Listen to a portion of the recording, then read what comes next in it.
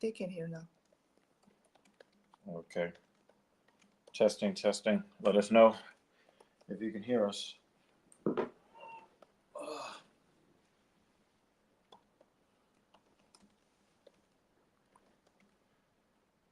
didn't get the banners up. That's okay. I can do that. All right. There we go. There goes me just misspelling hour. That's fun. Because, I'm me. Yeah, that's a lot of fun. Hello, welcome to the show. Here goes the forehead. Do we have sound, folks? Do we have sound? Dan said sounds okay. Yay, Jeremy's here. Yeah, Hi, guys. Dan, we're in your time zone-ish. Almost. You said we're an hour off. Kind of, sort of. We are closer to your time zone. Thank you for confirming us. It was a little difficult to there start. we go. And we're here. I swear you will see more than just my forehead in a moment.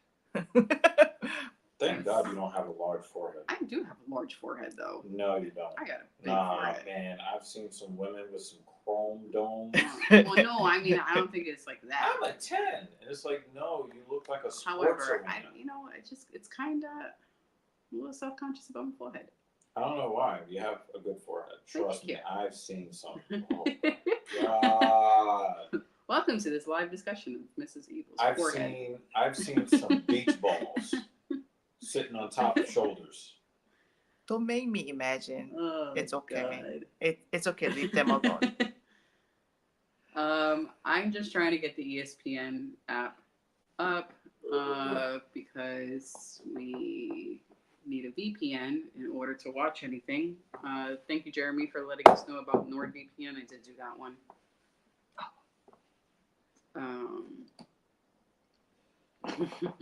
I don't know who's announcing because we're not even logged in yet. Yeah, we're still trying to.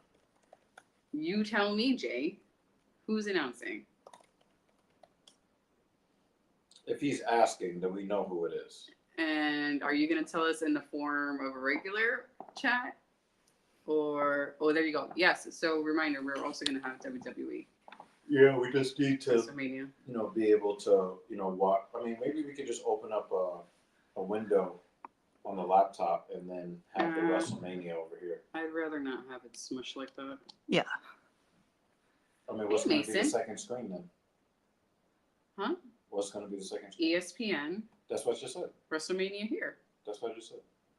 Yeah, that's it. Yeah, it's literally what I just said. No, but you're asking the question that the answer is like right here. Yeah, I was wondering if we were just going to have the window for ESPN open over there, and then the iPad has WrestleMania. Yeah, that's what I'm doing right now. I gotcha. All right. I'll probably take little sneak peeks at the Mets game on the mobile phone. They're probably going to kick us out of this hotel for using up all of their Wi-Fi. Mason DeMaio is in here. Can't see what he said just yet. He said, hello, everyone. All these events going on. NXT, Stand and Deliver, WrestleMania, UFC. I think Otis ENT was doing a live stream earlier. Jeremy was in there. I did peek that real quick and then took a nap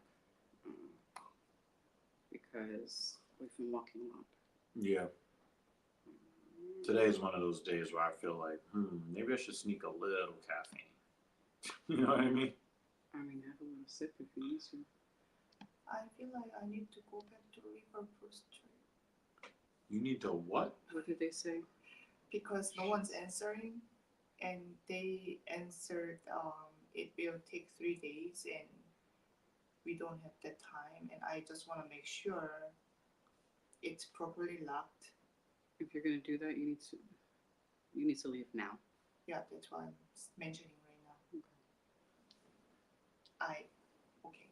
Long story short, I tried to rent out bike, mountain bike, and then we realized that it's too heavy and too bulky, and we don't really have that luxury to ride around.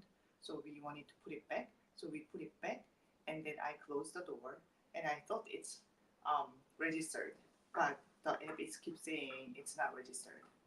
The app So is they're still claiming charging you. the app is claiming that it hasn't been returned, Right. but we won't be in the country by the time they actually resolve it. So I don't want further trouble. So Oh, okay. Yeah, that makes sense. Yeah. What am I? Oh, because I don't have Nord on this one. Shit.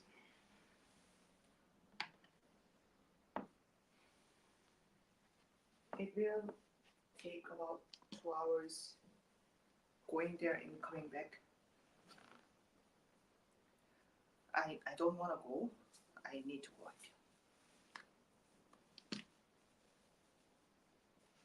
I might just need your fingerprint before I leave, Me? so I can download this NordVPN. Okay. I'll just search. Yeah, we've all had a long few days, guys. So we haven't like we're kind of like losing energy.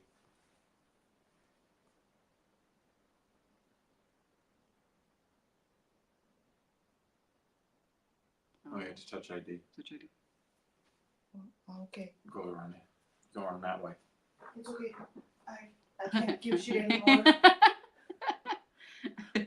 I'm sorry. If anybody was looking at the screen, you just got thing too. Okay, there's hi. Oh man. No, I'm falling on the floor. Sorry. Wait, you got it? No, I'm not sure. Okay, got All it. right, you got it. In the free. Sit down. Do you We had know- to come to the UK in order to get her on the screen officially. Look Okay, at that's that. that. Next one is In Germany. Germany. yeah. So you have to wait until September for her to show up on the screen again. The debut of Thing 2.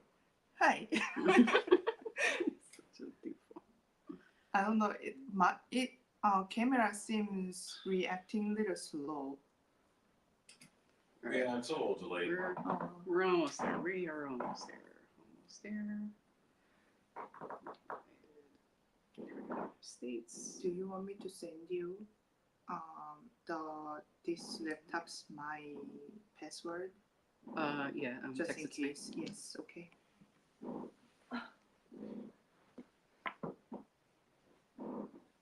Yeah, so sorry for the delay, y'all. We have this stupid thing where, you know, if you pay for a service but you travel somewhere in the world, they say, no, you can't use it. So yeah, it's gotten quite stupid. Ugh.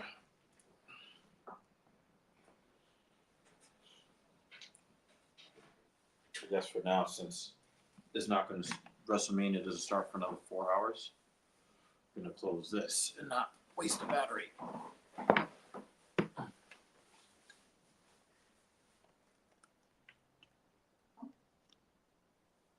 Are you going to Brighton right now? No, Liverpool Street.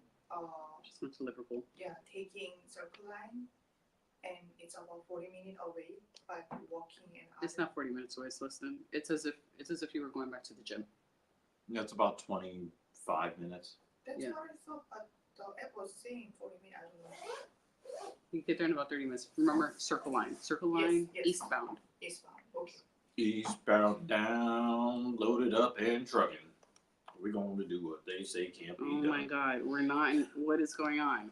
I don't know. Wrong I- country, wrong We state. got a long way to go I wanna. and a short time to get there. I wanna run away. Run away. Haters, that's what y'all are.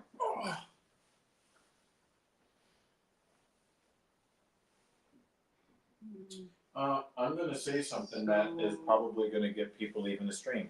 What? I think that Krispy Kreme donuts are highly overrated. They're donuts. I mean, you like this one. I mean, I actually like the calorie here's Krispy Kreme better than New York one. Probably, yeah. I just don't know It's what way can, softer. I just don't know what can make a donut actually special. You know what I mean? I mean, you could put breast milk in there.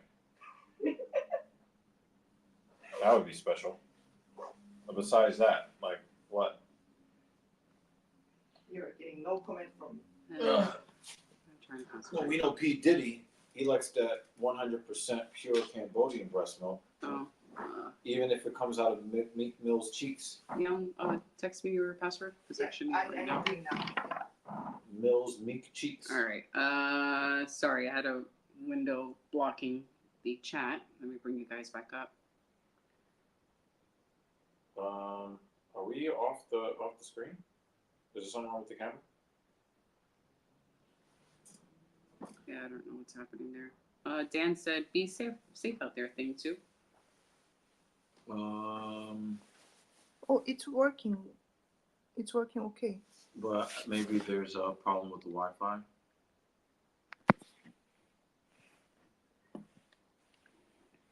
Oh, something went wrong with our connection. Come on, don't do this to us. No internet. Really? Yeah. Can you? Since the Wi-Fi is on. Well, I'm trying to do the north. Can you stop that for a moment? Can you give me your password? Oh, come on. It's probably because I'm still trying to set this up, so it probably interrupted.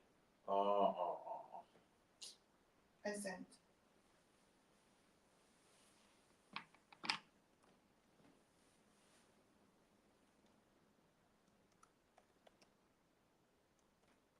Thank God you're going to type in. That would have taken me like 3 minutes to put that in there.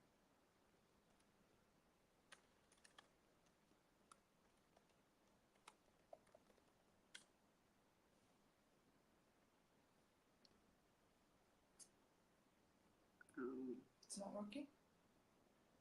Just log in. Oh, that's not what I want. Let's use your phone. I don't want to do that.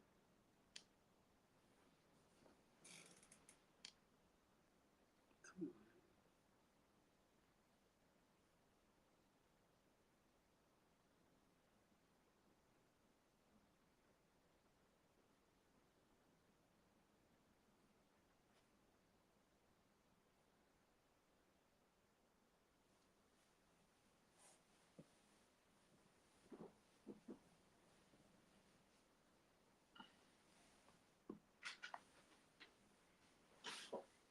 Oh, wow. They just basically wrecked our show with weird shit.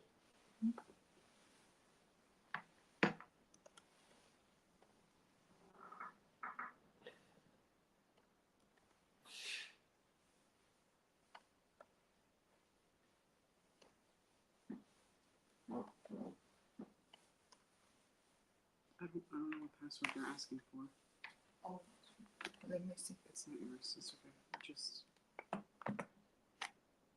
Is it the NordVPN password I asked for? I tried that already. Click the background again. I'm trying to shut this down. Can we force shut down on Word? Because it doesn't even allow me to deny it.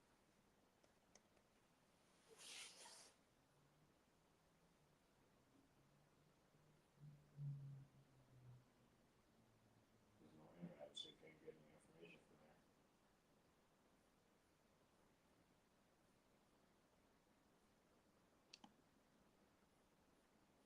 What is this? When you hit the question button, that popped up.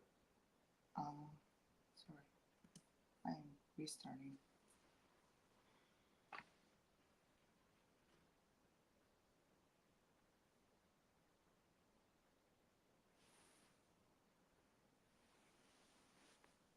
So I guess we can try to run the show here on the iPad for right now. Yeah.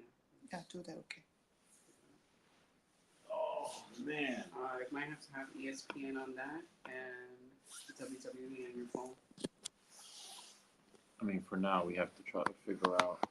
Because if not, it's going to try to interrupt the stream like that. I think they force you to use, what's that?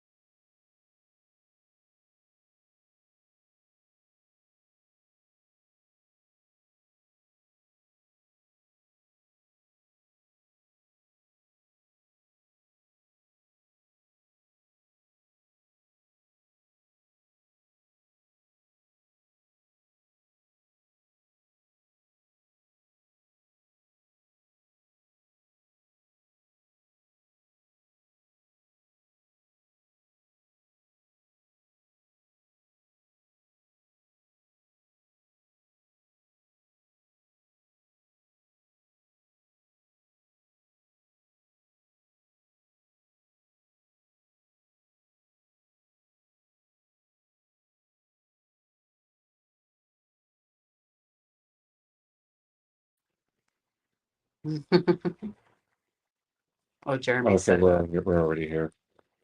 Oh my god. Jeremy said hello. Thanks to it. Sorry, Jay. We are not trying to ignore your comment. Just really going nuts Joseph right now. looks dashing. This today, my day is great. Okay, Oh, we're definitely not using the Queen's English. how about we? Guess we can Yeah. angle a little bit Yeah. like this. That's Side. And there we go. Yep. Oh man. Sorry guys. Lots of issues with having to use VPNs to log into services already paid for. we are learning. I mean, we got thing too. Yeah. I mean, leaving. Howdy. Okay, Oh so my god. back to what we were doing. Well, there you go. It's like I didn't agree to all of that. Otis. Otis, hey, Look at we Jay. mentioned you earlier. How are you, sir? Oh man, like really trying to like ruin our live stream with like. I mean, JL, can't you just use like a VPN or something to force it? I mean, I watched the Rangers game last night. But MSG didn't want to let me watch the game. But I was able to watch the game off of ESPN. And SNY did not prevent me from watching the Met game. They're like, listen, you paid for the privilege. We're not going to stop you. Yeah. See ya. All right, later.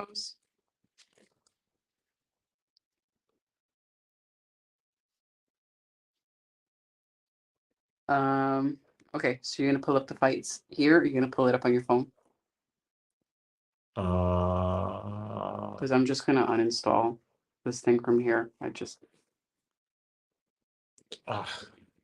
Ish. I mean, I guess we can share the phone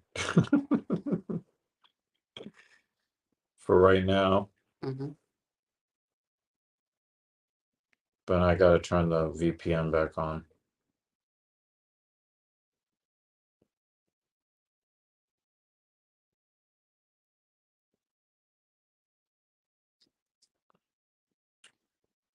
Oh, guys.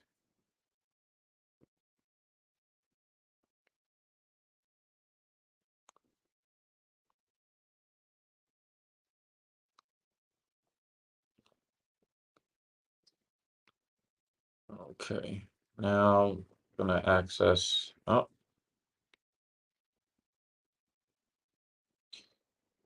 Pittsburgh has beaten Tampa Bay in the third period.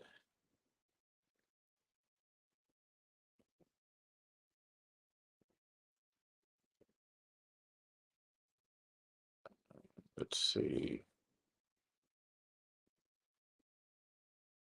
Oh, see. Don't screw me. Let me watch it.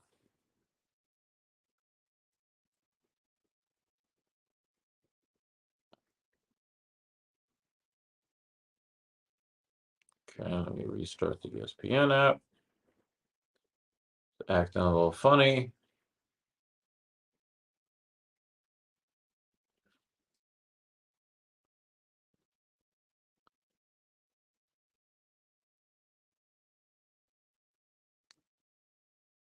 There's a little bit of a lag here already.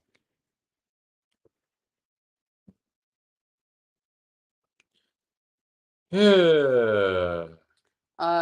Yeah, so we put the VPN on the MacBook, and as soon as I go to connect to one of the New York servers, it's asking the laptop for our login keychain password. So all the password variations that we tried are not working. So I'm just gonna uninstall this from the laptop. It's working everywhere else with no problem. Or less problems. Less problems, but just not. So I'd really just like to uninstall. As a matter of fact, we don't even need this right now. I'm just gonna close this because we're not using it. Which is unfortunate. I mean, couldn't we just like run the stream off of there and just use the shitty camera? Yeah. You have ESPN. Are any fights going on? I mean, I've got this circle that's going round and round. Okay. That counts for something, right? Okay, for something. And I figure if you can get access to this here, and then we can trade out one login for another, open up ESPN here, and at least start there, right? Yeah, something like that. Versus the logo.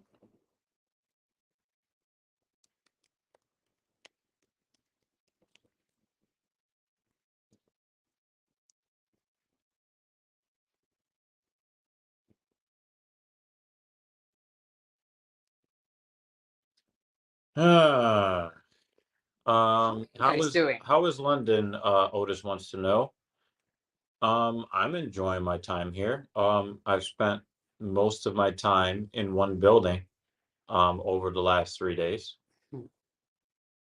And that was the gym. Shout out to Muscle Works Gym, here in London.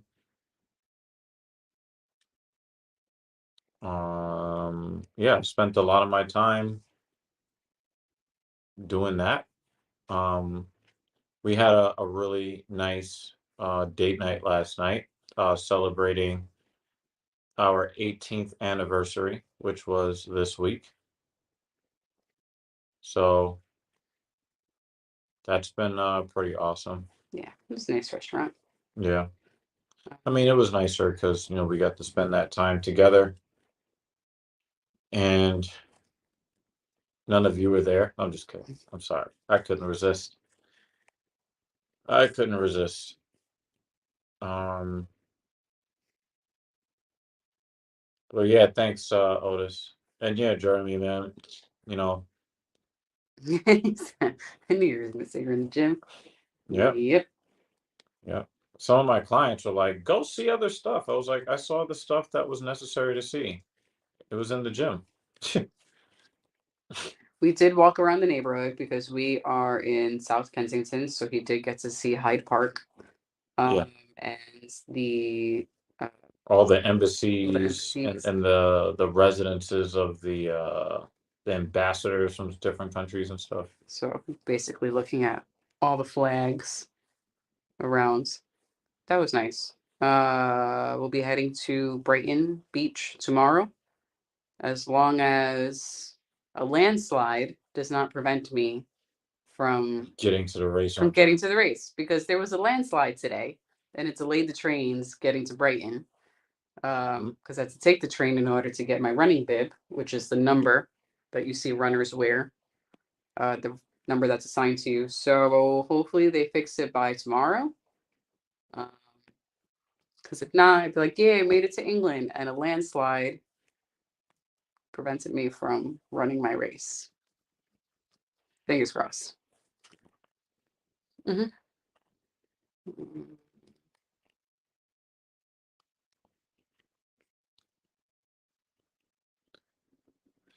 All right, so I'm going to mute us for one moment, guys, just because I'm going to switch to the other laptop, and I don't want to cause Yep. um, Reverb.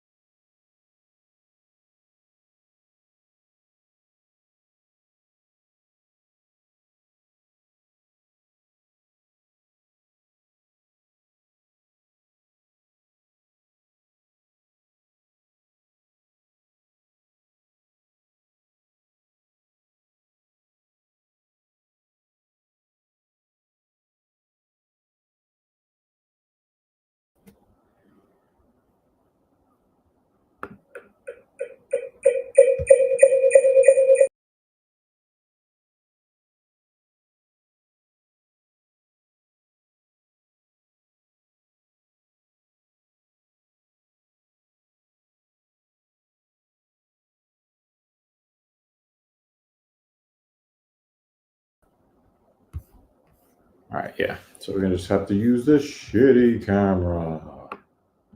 Actually, that camera is much better on the iPad than on the MacBook. I know. That's crazy. Can you just take that off? And just leave studio.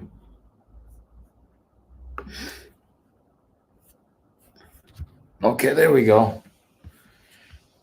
All right. Yeah.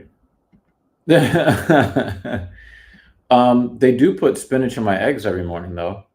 So you're not that far off, Vex. There we go. Okay. Sound okay?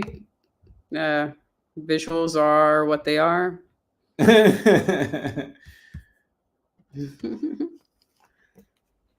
Yeah, the ultimate plan is to get something better, but thank you for Yeah. being patient as we struggle through this. Yeah, this has definitely been a struggle. Kind of like when Meek Mill struggled in that hotel room with P. Diddy. All right, now we're going to try to access ESPN app here and hope that it actually fucking works this time.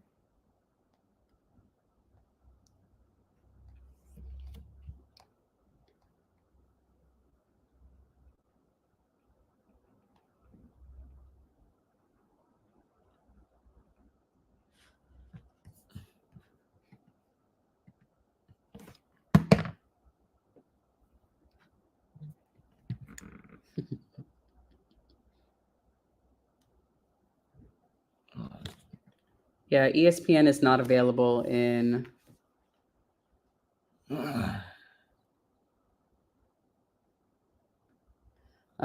it's not available here. So we have to use the VPN for it. But even that is not really working the way that we thought that it would.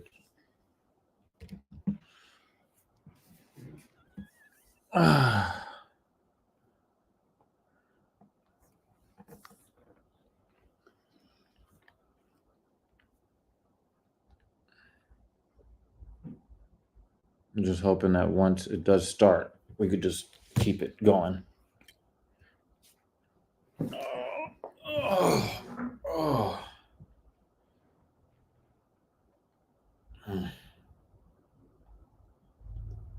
Alrighty. Waiting for your ESPN to start. So, our UK adventures. It's been fun so far. Yeah. I've been trying to be as much of a tourist as possible because it's my first time here. So why not attempt to see as much as possible? Thing 2 and I saw some of the famous bridges, London Bridge, Tower Bridge. We went over to one of the palaces and I was honestly underwhelmed. I think because I had an image in my head of something more grand. That's probably my fault. What else do we see? We've hung out a lot in Kensington. That's just because where we are. Yeah. Did a whole lot of walking. Food has actually been better than I expected. I came with the expectation that the food was going to be not so great. It's pretty good. I rode the I liked subway a few times, and it was just like riding the subway in New York, except that no one was stabbed, shot, or shoved in front of a train. Excellent. There were a couple of panhandlers. Yeah. People have been nice for the most part. Yeah, I would have to say that. I think the biggest adjustment for me that I'm still not really adjusted is crossing the street. Oh, I adjusted very quickly to that. Like, I'm getting the fuck out the way. Yeah. Pedestrian crossing in New York, or the States at least. I'm used to that because that's what I know. But crossing here is weird. Not show the fucking fight. Show the fight. The issue with the NYC subways is, yes, there's always been, the risk of you getting shot, stabbed, or pushed in front of the train. But it seems like there's been an increase of that recently. So, just pay attention around you. Yay, we got ESPN working. Oh my god, thank God. So is this the Dylan Butka fight? Guys, let me know if we're on time here. Dylan Butka coming to the cage.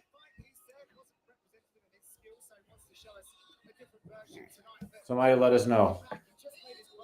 Now we cannot touch this machine for the rest of the night. Yeah, I know. All right, Dan says yes. Okay. Good. All right. So we're on time with that. Like once I actually got to watch the hockey game. Once I was able to actually do that, it played. It's only taken 33 minutes. Goodness. But it's working. That is the important part. All right, so we are UFC Vegas. Which UFC Vegas is this again? He's extremely strong. He's extremely technical. The takedowns are fast and powerful. Yeah, that's what he's going to do. If you did provide your picks for this evening, we will go back and look at them. So we're not ignoring. Oh, talk to you below. We're not ignoring your comments. We're gonna go back and check them. Yeah. If we missed anything. Yeah. A lot of technical difficulties, y'all. But let us get our bearings. UFC Vegas 90. That's where we're up to. Such I was like, what would that look like? Oh my God. He looks like a politician. I don't like this. Hey, JL, what were you talking about, man? I don't like his get up today. He looks like a politician. I don't like it.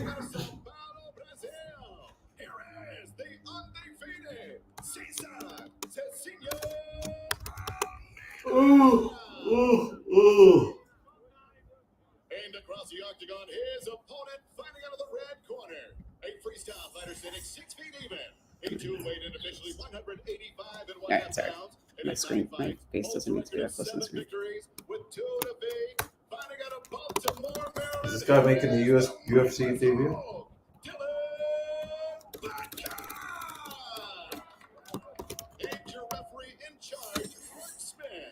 Oh, I hate the way he says Mark Smith's name. I hate the way he says Herb Dean's name. Checking per usual is warning me. Careful back there. We disagree with you, Jay. It's not quite snazzy. Nah. He looks like a politician. The last 2 times we saw that announcer, I actually did like the way he was set up. He even wore a green suit that I liked that she didn't like. But I don't like the politician's uniform today. I just don't like it. Quick question for you. If you're familiar with what's going on, thoughts on the Jones drama? Wait, what kind of Jones? Is it Roy Jones? Is it John Jones? Is John Jones in trouble again? Maybe we should get our John Jones news from Dan Jensen.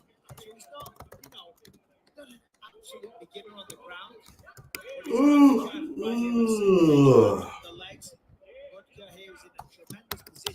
What he needs to do is turn Almeida away from the fence. He can take his left forearm and kind of smash Butker got really good position. and kind of turn him away from the fence. Almeida has the fewest reps in professional MMA on the card tonight. He's just 4-0 professionally, but of course, such an expensive record in combat sports. With his kickboxing, has a win over Alex Pereira as well. That's impressive. That tells you the pedigree. Facets of MMA is the word I was searching for earlier. Facets. There you go. Assets. Well, you know, assets are... You searching John Jones? Sound like it. Nope. Oh, Wikipedia. Got it. You can search John Jones. All right, so let's. I'm assuming he's talking about John Jones, right? Do you want to check to make sure that that's what he was talking I'm about? just working on banners, hence my face so close up. Did you say facial? Babe. I mean, I didn't say that. You said that shit. Jones threatened to kill a drug tester for wanting him to test at his home. Well, looks like I'm going to Google. We're checking it. We're checking it. But here's the problem I run into, JL. If I go and I search for actual verified information, Dan Jensen is going to say that I'm just a hater. So if I just say the things that John Jones actually does and says out loud, it makes me the bad guy. But we love Dan Jensen. The Albuquerque Police Department responded to a call after a person working for a drug testing agency was trying to obtain a drug test from UFC fighter John Jones. The UFC partners with a drug testing program called Drug Free Sport International, and it is in charge of the collection process. For several years, the UFC partnered with USADA. However, last year, the UFC cut ties with them and started contracting with Drug Free Sport International instead. Sources who are not authorized to speak to the media said the drug tester noticed Jones appeared extremely intoxicated and threatened to kill the tester. At one point, Jones at one point even snagged the drug tester's cell phone.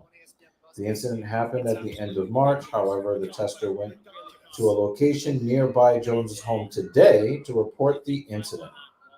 A court record search did not produce any criminal summons or charges related to this incident as of today.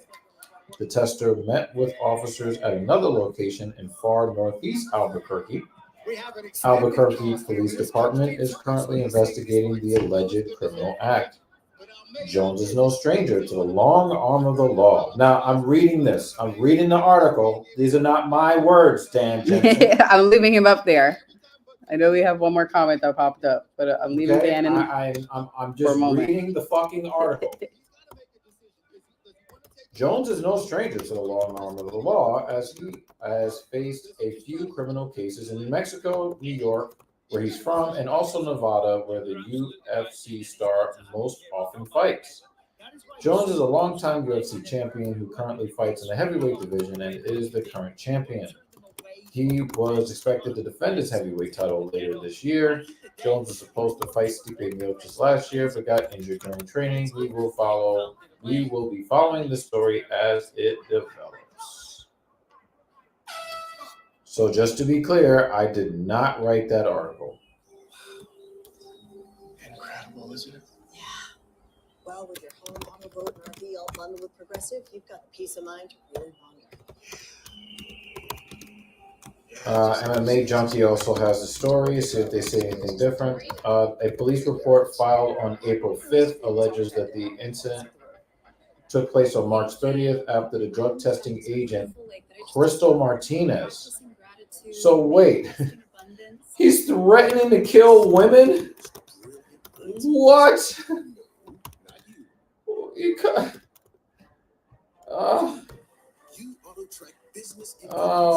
Crystal Martinez arrived at Jones's home to collect a sample as part of the UFC's anti-doping program. According to the police report, Martinez told authorities that she and a coworker arrived at Jones's home at approximately 4 p.m. to retrieve a urine sample. Martinez reported that Jones was cooperative at first after she laid down her equipment on the table, which included her personal cell phone. Martinez claimed that Jones and her coworker went around the corner so he could give them a urine sample. When they returned, Martinez stated that her coworker appeared nervous and said that Jones wasn't able to urinate. Martinez stated that she offered to take a blood sample instead.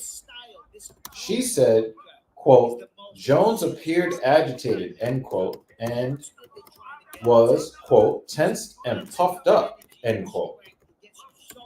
She told police that Jones began asking them questions, quote, if they had money, end quote, because he was going to sue them. And that's when she alleges the UFC fighter picked up her phone and started recording them. Oh my God. What the hell is this? That's a drunk move. That's definitely a drunk move. Police stated that the responding officer viewed the video wherein Jones stated something to the effect of, here's fucking Jerome and his girlfriend in my garage, and the video cut off. Martinez alleged that Jones then put her phone into his pocket and got into her face stating, why you fucking people come so early? Do you know what happens to people who come to my house? They end up dead. End quote.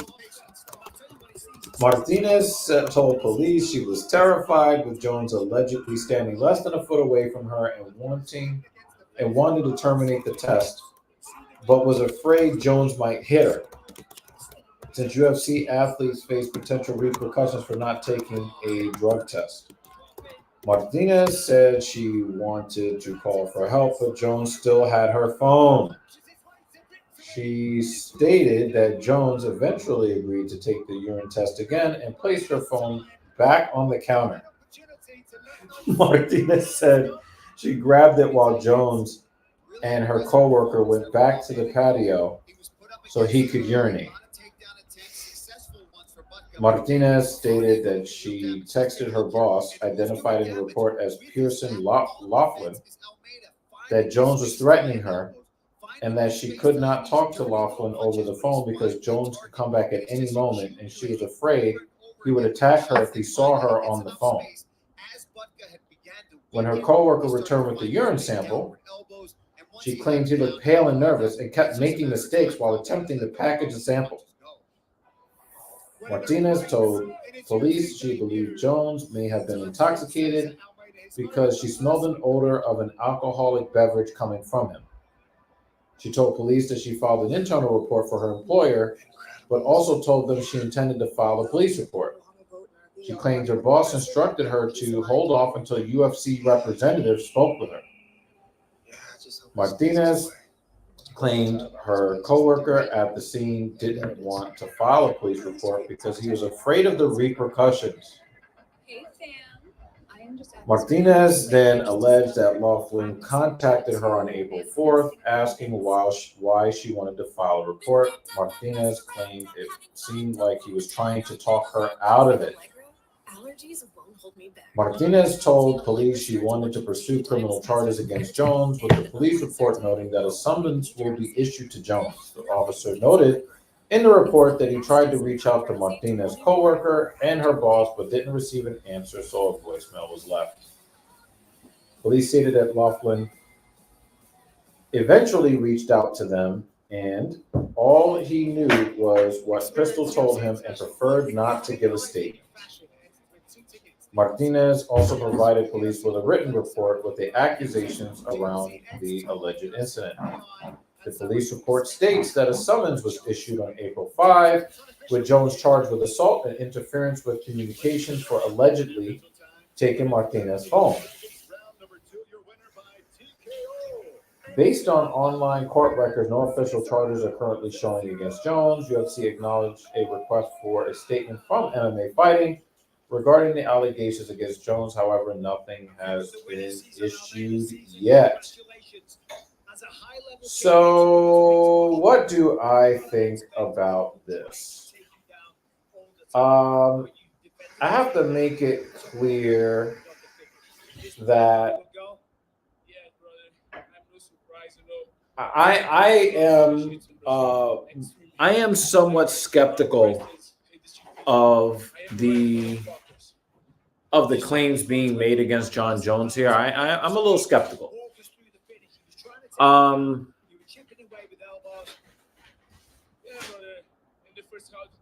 If he did what is claimed, oh wow, he elbowed him into the. Oh wow. I think dudes are going to avoid doing that dumb shit where they just kind of go crotch sniffing up against the cage, because dudes are hitting them with elbows on the ears. Yeah, I hope that we get away from guys just leaning up against their opponents up against the side of the cage.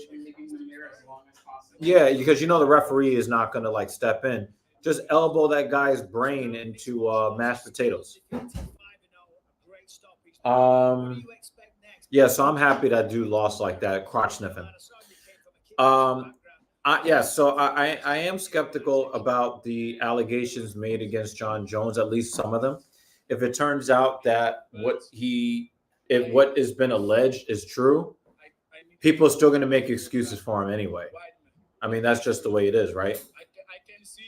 But one thing that I'm very skeptical about is I don't think that you can criminalize someone for what someone else fears. So there's a lot of conjecture in the report. I didn't do this because I was afraid he was going to do that. He didn't actually do that. So you can't criminalize what you thought he could do. You can only criminalize what he actually did. And if he said something that was criminal, what he actually said. And it does not look like, wow, Minty, look, she's looking minty. She's looking fresh. Mm-hmm. If Jeremy is there, he did say his opinion on that. And he's going up against the undefeated prospect John. Oh yeah. Yeah, so my I'm really not I'm really not seeing where there's anything that is provable. But I will say that if she did go there with a partner, will the partner corroborate hearing John say what she said he said? If they can't get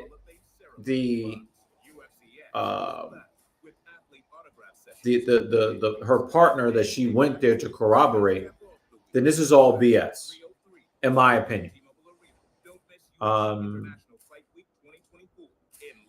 Yeah, that's just kind of my perspective right now. Obviously, if you are a person who is honest with yourself, you're going to be very suspicious of John Jones because of his history.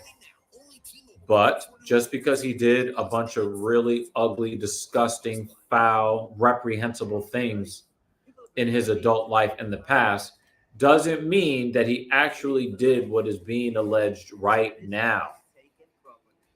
So just like with all of these accusations that you see in our modern day society, let's wait until all the actual facts come out. And if there is proof that if there is proof and or witnesses to the threatening words, him grabbing the phone or whatever, then you handle it. And I really wish that a lot of these celebrities would get the same law book thrown at them as you and I would. But that's not the way it works. One thing that I'm willing to, on one part of what he did with the cell phone, I'm willing to give him somewhat of the benefit of the doubt, because it seemed like he grabbed the phone as if it was his own phone. That's a drunk move. So I don't think that he intended to interfere with communications, aka stealing the cell phone. I don't believe that that's what he intended to do. But then you have to look at the letter of the law as well, right? Oh, wow. Black women hate Chris Curtis. It's official. Yeah, he has a white girlfriend and or wife. Yep. Well, black women are going to destroy him for that. Another successful black man with a white woman. I'm going to sit here just so I can be our hot prospect is Did you already see the top part? John Matsumoto, 14 and 0. Can you just scroll up a bit? John, Jay, I would read that because that's really funny, but it has the name in it with no super chat. Let's scroll up some more. Okay. Scroll. Just Scroll your boat gently down the stream. Okay. looking for any comments we missed. Yeah. I want to make sure that we honor all the comments and make sure. Did you save the? Did you save? Oh wait, there's one prediction that you didn't save. WrestleMania. Here we go. Jay, I got your WrestleMania prediction. Let me take this banner away. I'm glad the crotch sniffer got beat. By the way, guys, I only got one pick. Brendan Allen by sub. Star that one. Dan Jensen. You just scrolled over it. There you go. Oh yeah, because I was reading Mason's. Yep. Joseph looks dashing this today. My day is great.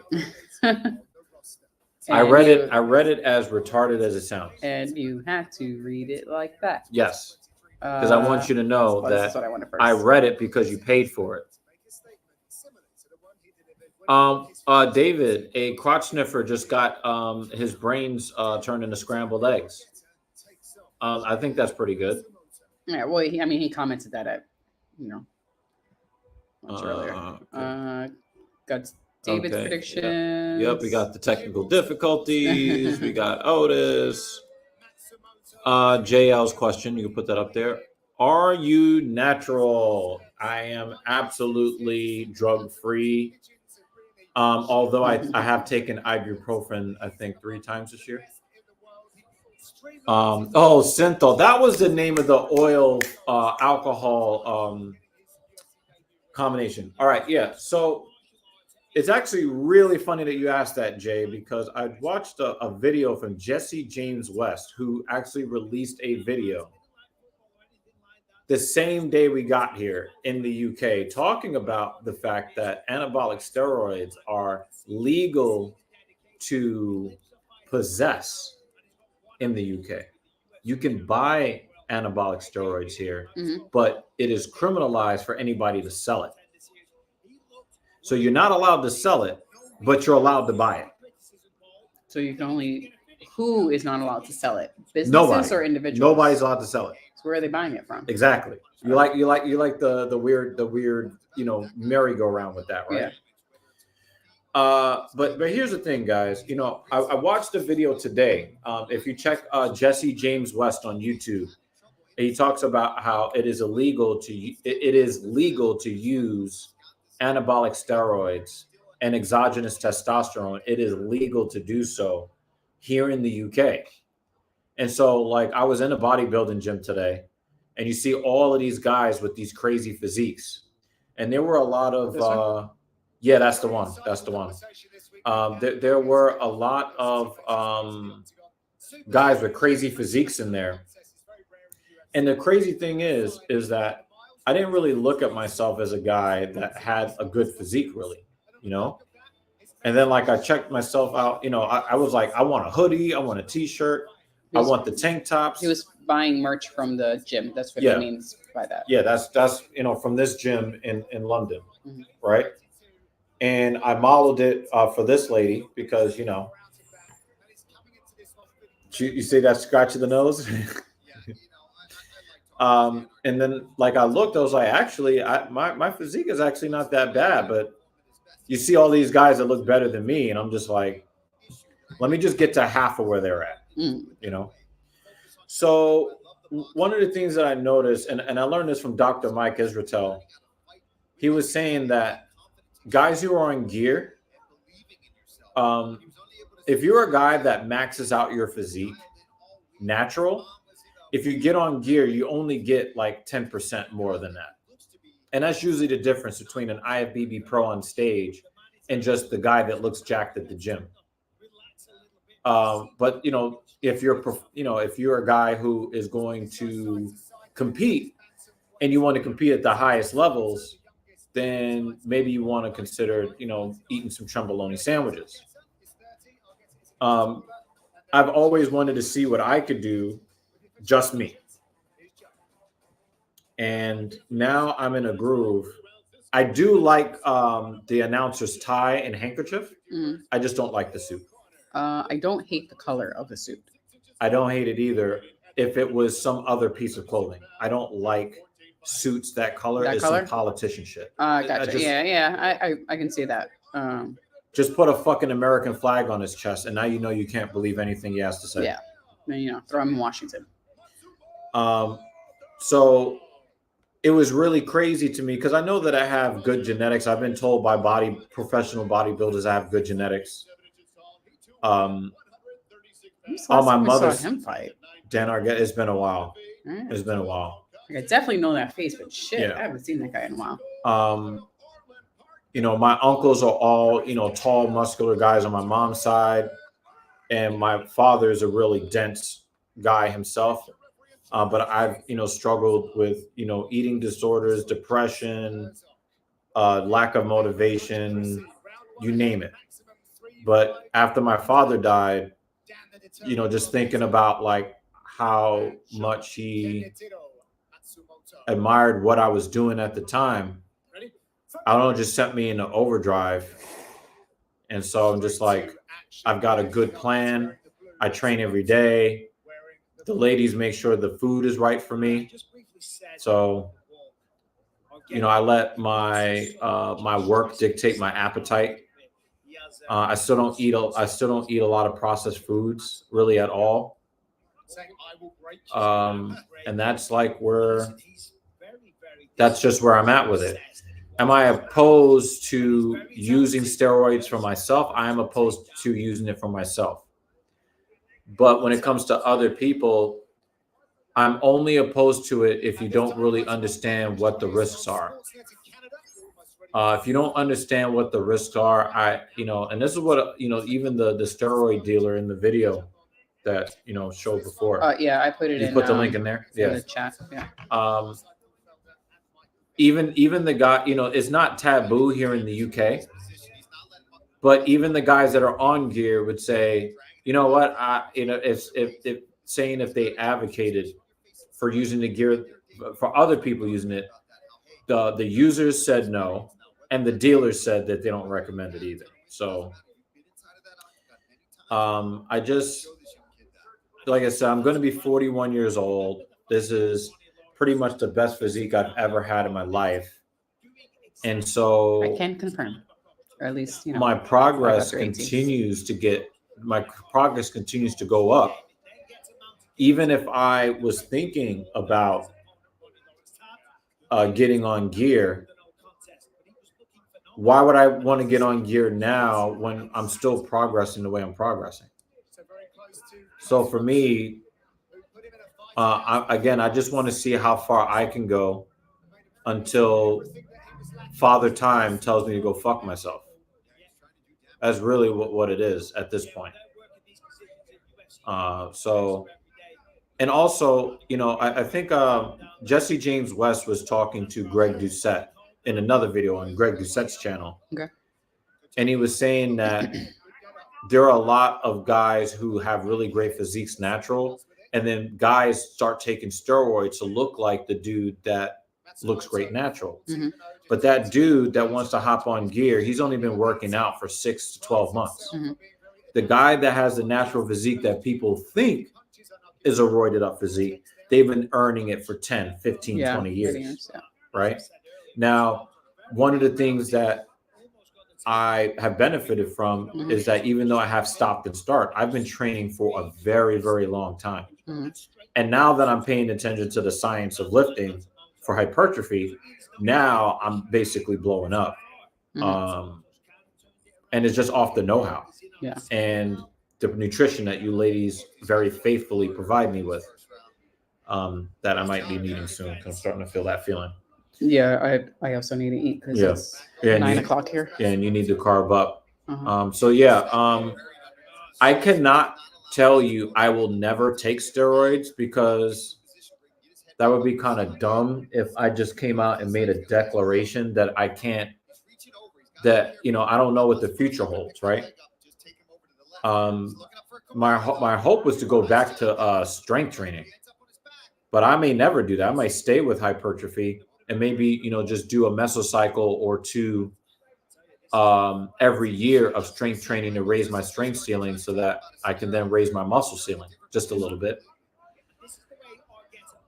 I hope that answers the question. But as I currently am, I am opposed to it now for myself. I am not opposed to it if guys are okay with shrunken testicles and fucked up hair and crazy back knee and psychotic thoughts and all of that other stuff. If you guys are okay with those risks, or you can find somebody who really knows how to dose you properly, and that's what you want to do, and you're not going to lie about it. Don't lie and say, oh, I did this all natural, and you've got needle holes in your butt, right? Like, I don't like that. If you are going to get on gear, actually tell the people that you're on gear, right? And the way that I also look at it too, and I think I've said this to you in the past. Okay. When I see the geared up, when the guys that are like roided up, and it's obvious that they're roided up, I always tell myself, if I can just get 30% of their physique, I'll be happy. Right? Because I know that I'll never attain that physique. Right? Some of the top natural guys, I'll never attain that physique. Ever. But I've learned to just, even though I'm a little impatient because I see the makings of a really, really good physique. Like, my physique is okay right now. Oh my God, that was a crazy commercial. Like I'm happy where I'm at because I know that I have a top 3% physique in the world right now. So at least top 3% right now. So I know that I'm head and shoulders above most people to start with. So I already have something that feeds my ego, in that kind of way, right? And I know that I'm going to get better because I keep getting stronger, and my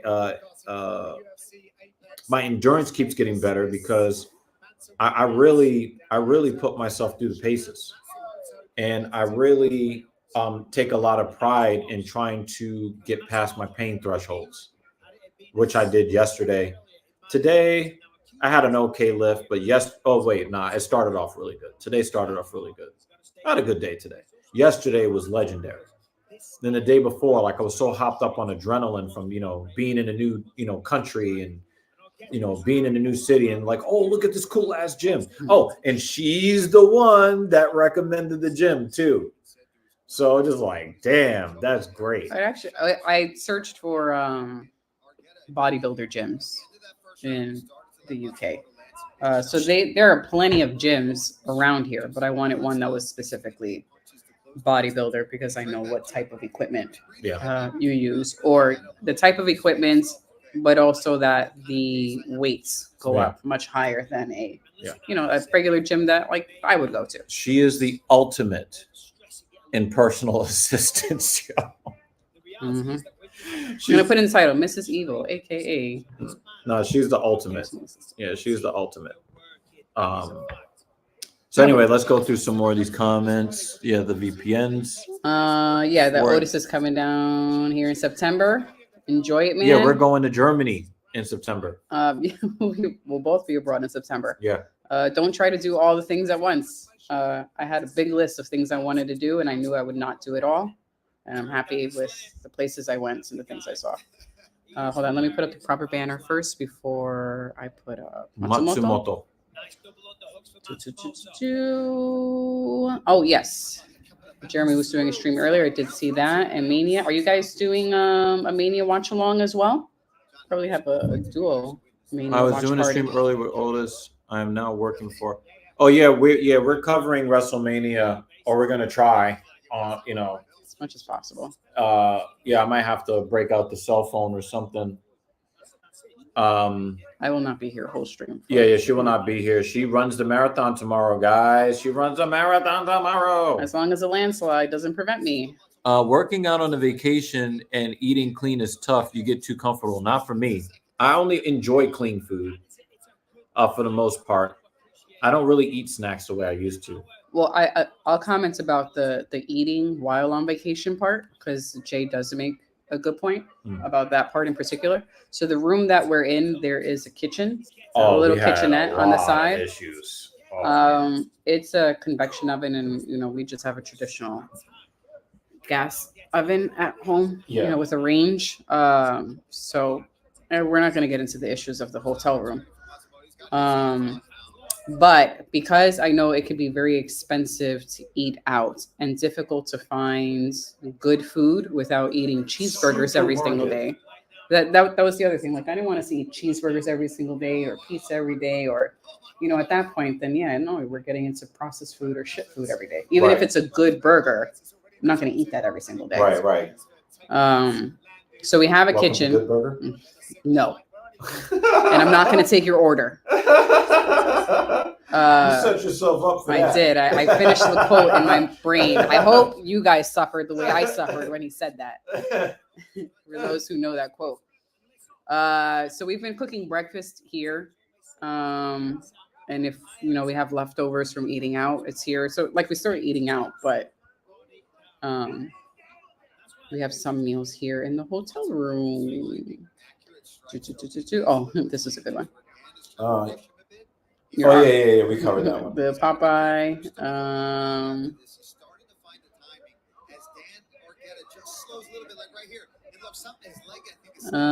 Is there a channel I can watch you run on?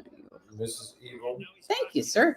No, so it's not a televised race, but I'll put up photos in the well, if they take any photos in the Discord. In the Discord.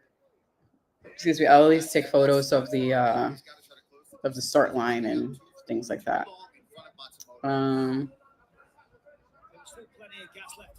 This is a good one. In the UK, you don't hear gunshots; you hear swords clashing. Oh man, I like that. Heard some sirens, fairly often. We got a guillotine attempt, and he's gonna tap, and he went to sleep, and then he woke up. Look at his face! Look at his face! He's still asleep.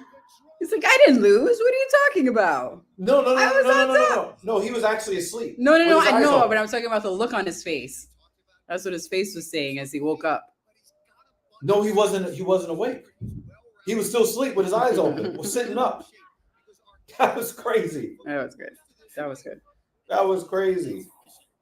Look, jump guillotine like Dustin Poirier, but actually finishes it, unlike Dustin Poirier. Oh, okay. This was the very first fight that we missed due to technical difficulties. Both the girls missed weight, so I guess we didn't really miss anything. Look at his eyes. Oh yeah, I see what you mean. Look, he's on autopilot. Yeah, that was just instinct. Yeah, look. Oh my God, that was crazy. Let's just go to. We saw those. All I saw was Jones tried to avoid a drug test, but there was no octagon to hide under. Show that. No, I showed that earlier. Oh, that's great.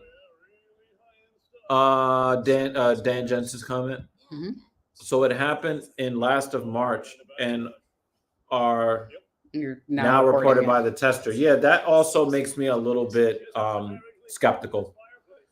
But she claims that she immediately reported it to her superiors, and the claim is that somebody at the UFC or the testing facility was trying to persuade her not to make the police report, which delayed her. So if she has evidence or recordings or whatever that shows that happened, other than that, how is she going to prove it? Was the tester Tom Aspinall in disguise? Did Jones call the officer nerd again? We will find out on the next episode of Jones being a drunk loser outside the octagon. Could not imagine how Jones was when his fiance and kids live with him. They don't live with him anymore? Whoa. I thought that they made up. I thought they kissed and made up. JL's like, Jones is a mess. And people defend Jones. If Jones was a bum, he wouldn't be defended. I mean, he is kind of a bum because he's a cheater too. Jones is lucky the other Martinez wasn't there to put a whooping on Jones. A member chat. Kratos member for 2 months. Thank you, sir. We need color in both main events tonight. How's London? Enjoying it, and it's some culture shock. Some stuff feels. Some stuff.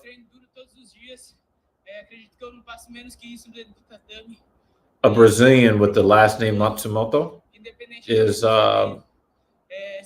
interesting.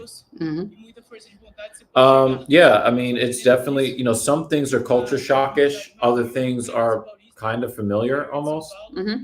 So some of the neighborhoods remind us of neighborhoods in New York City. Yeah. A lot of observing what other people are doing or how they're behaving. So I kind of, how to maneuver around the city. And it's nothing really big. Like, it's not like I must do this thing. Otherwise, I'm going to be a jerk. But just, observing what, I'm not in New York. How other people moving about. I think it's funny how everyone dashes around like we do in New York, like zip, zip, zip, zip. Get out of my way, get out of my way. Like when they're walking, they're trying to get to their destination quickly. Yep, with horse blinders on. Yep. But then the service is good as far as like going out, but then they chill out and they're like, we're not gonna, right. It's not the end of the world. You're gonna get your stuff. As I said on my live stream earlier on the Dr. Evil Genius channel, cars get the right of way over pedestrians here. Yeah, that's a culture shock for me because I was like, yo, you almost ran me over, and the guy's like, yeah, I only made that mistake twice, and then I was just like, okay. And you could tell other people are foreigners because they expect pedestrians to get the right of way, and the drivers are like, how dare you cross the street? Yeah, crazy. That's a weird one. And the membership message. Oh, we need blood in both main events. That's what you meant to say. Yeah. In super chats. Yeah, so in super chats, you're not allowed to say certain words that you can say in a regular comment, which is absolutely because the super chat is like it's so stupid. Sorry, Kratos. Jake Mel. Jake. Yeah. I think no doubt Jones threatened to kill her and snapped. The drug tester likely gave attitude since she wants to finish her job and go home. I think that's too many assumptions, Jake. What does Kratos have to say? I have a few words for Drew Gulak regarding Ronda's accusations. Who sets up a handshake below somebody's waist to begin with? I don't know what you're talking about there. Curtis has a son who's 17, apparently. Not sure the race since he's not in contact with him. Probably black. And mother turned him against his father. Oh, shit. He said, hey, yo.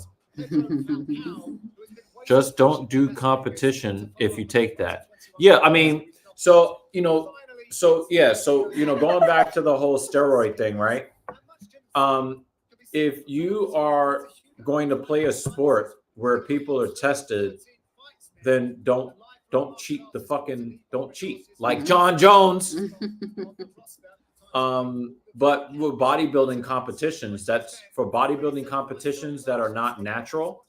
Like, if you wanted to like get a pro card, like being on gear, you practically need to be on gear to get a pro card. Like and they don't test. They don't test for compounds. So as far as they're concerned, taking compounds are not illegal in professional bodybuilding. at the top levels. So if it's not cheating, do that competition if you are going to take if you're going to take PEDs. But if you are supposed to be in a natural bodybuilding federation, or if you're going to play a sport where people are tested, don't cheat. Don't be a dick. Be a dude.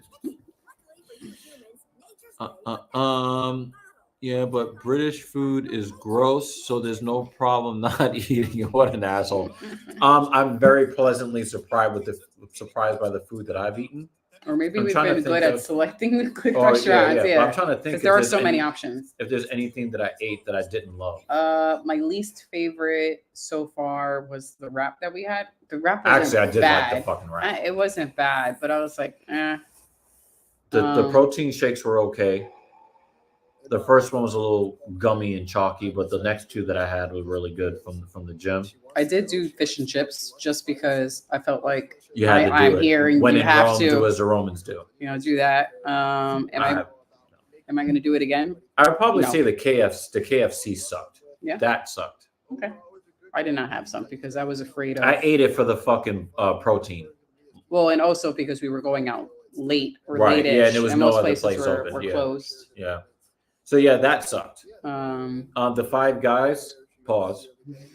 That was pretty good. Those burgers were good. The restaurant we ate at was good. You and I on our date. What about Vector? Baked beans are good. Vector sour. I don't even know what that is. And the breakfast, we cooked our own breakfast. Actually, we haven't had breakfast outside. Yeah, they made my 5 eggs and spinach, and you guys put we put mushrooms and cheese. Yeah, mushroom, but spinach, no sausage cheese. in it. Pause. JL's next comment. Like my workouts suffer on vacation. I just do calisthenics. I don't enjoy running like I used to. I was using improper shoes, bad running techniques, and on pavement, my knees and I'll let her talk about. Well, the workout part is for me. When I travel, we travel with the understanding that a great gym is a priority for me. So it's not hard because I'm looking forward to seeing what the gym life is like. Yeah, or at least a gym is a priority. We can't guarantee that you're going to get a great gym. Right, but it is still the priority. But a gym is a priority, yes. Right. I'll let you talk about the running part before. Oh, yeah. So improper shoes, bad running techniques, and pavement on my knees and ankles. I'm going to eat another donut because I'm dying right now. Oh, go ahead. And I'm about to do my own nutrition because I'm pushing it right now. Yeah. Any discomfort you are feeling on your knees and ankles more than likely is more caused by the improper shoes and the bad running techniques. So even if you were running on a trail or a softer pavement that is more forgiving to the joints, if you have improper shoes and or bad running techniques, then my knees and my ankles. So it's more of your technique and your gear versus the terrain. The terrain does. So by steroids? The terrain is a factor more when if it's hilly, and not so much pavement. I mean, pavement is a thing, but pavement is not as much of a factor, I think, as people think. It is. It's not you're running on pavement, so that means your knees are going to be, jacked up. No, not necessarily. It's your motor recruitment. Right. But the way the surface is, how even the surface is, that's going to play into any pain you're feeling in your joints. For example, I went when I did the 50K in Lake Canandaigua, the issues that I'm having with my heel and my ankle and my calf, that more than likely was due to me running on the side of the road, and the side of the road is kind of curved. Right. So I'm doing 7 hours of my foot landing more to the side, and not necessarily that I'm running on the road. So look at where you're running. If it's very rocky, you have to possibility of rolling an ankle. I've rolled an ankle a few times. So Sandy. I would just Anything that's like unstable. right. I would consider that more than just the improper shoes and bad running technique. If you ever felt like getting back into running, I'm more than happy to chat about that. And yeah. Oh wait, hold on. Before I go to the next comments, let me update this banner. Shoot, where was I up to? Did you eat this half? The filled one, yeah, I ate the half. So if I ate this half, You, is she gonna be pissed? you could eat the half. I think it should be fine.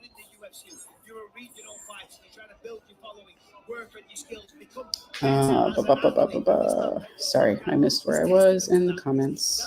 Oh, next from in English. Next one from Jay. So, is Cody finishing his story? Unfortunately, yes. Wait, no. And there's a part 2. And what do you want to talk about? Oh no. Oh boy. But yeah, you wanna. I just want to say, let me get into the camera. Oh. Cody Rhodes. Fuck your story. Okay, I'm done. All right. Oh boy. You know what? If he does, I want to see him not finish his story just for the drama. Yeah, I want to see him cry like a little bitch. Again. That's usually how I end up doing my picks. Which pick is going to cause the most amount of drama? Right. That's the one I want. You know, I've been saying that shit. Oh, hold on. Can you take over? Because things was calling me. Yep.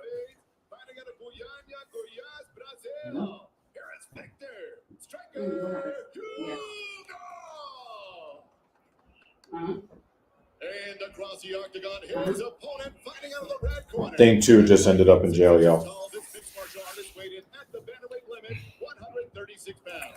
In 19 fights. Look at that rapist ass mustache that Pedro Falcao has.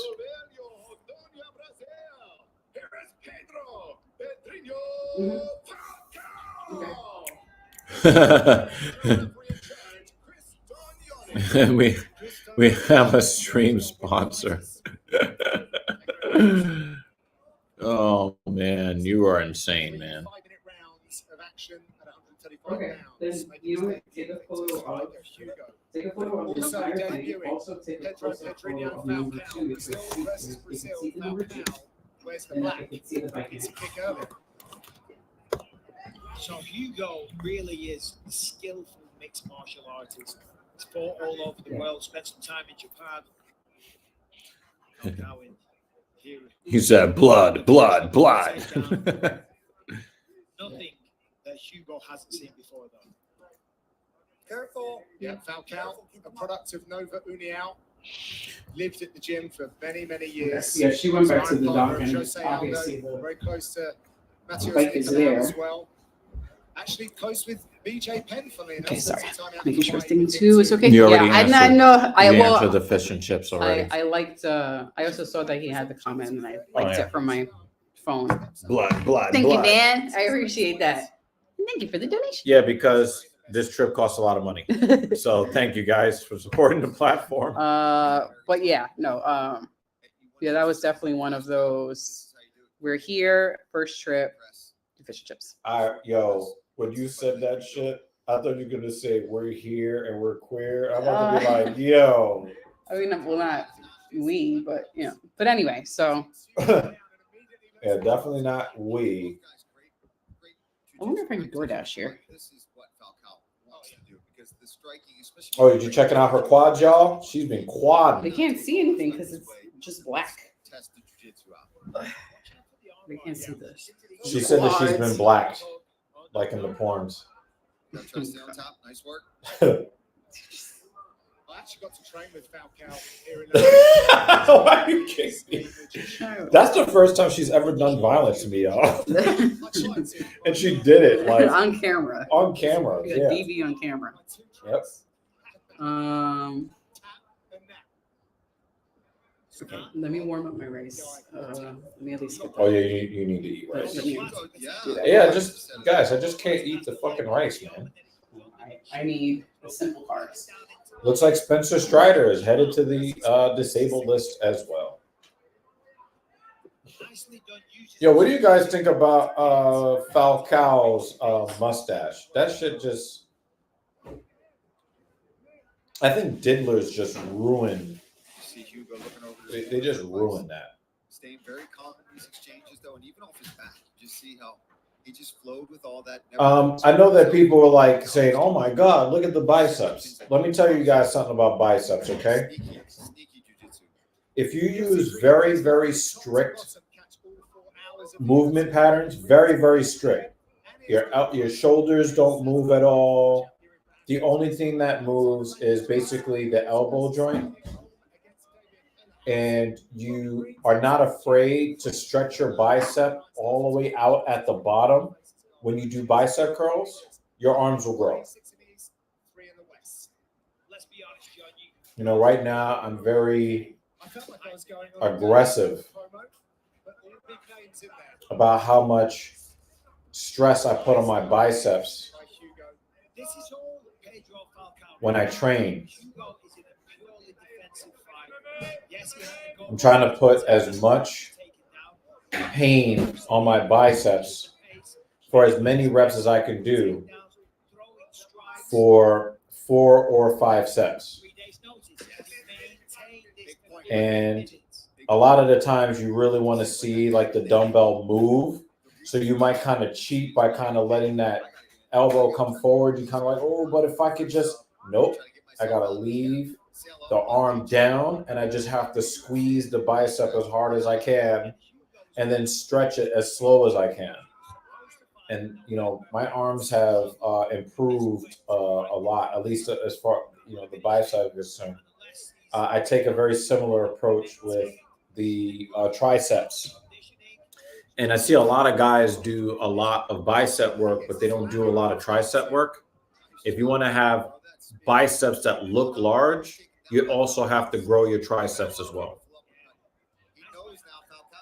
I guess that'll be my fitness tips for the stream.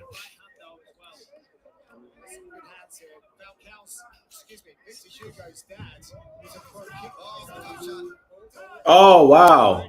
It was all dick and balls, man.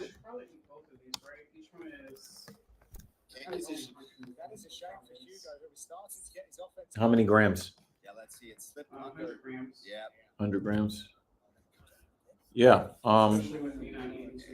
Really exposed. Yeah. Especially with 50, you're like. Oh, I okay. figured I'll do this and a protein shake. And I can do a protein shake with milk. Very careful. Good. Stay right there. Okay. Yeah, that wouldn't be too bad. What about the DoorDash situation?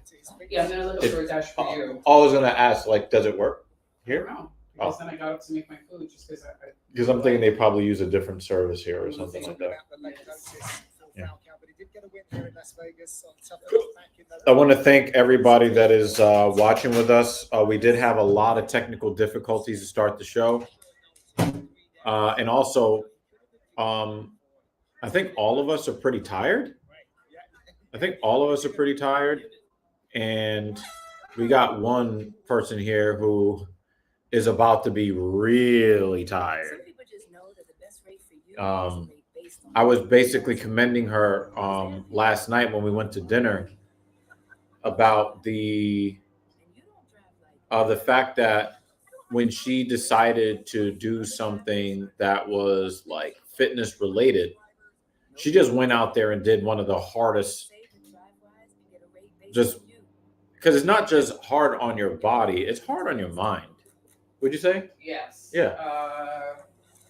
Racing, especially endurance, anything is very, very much mental. Yeah. At some point during the race, when the body is giving out, it all just becomes mental. I'm glad that he got a fitness commercial because Who was the guy?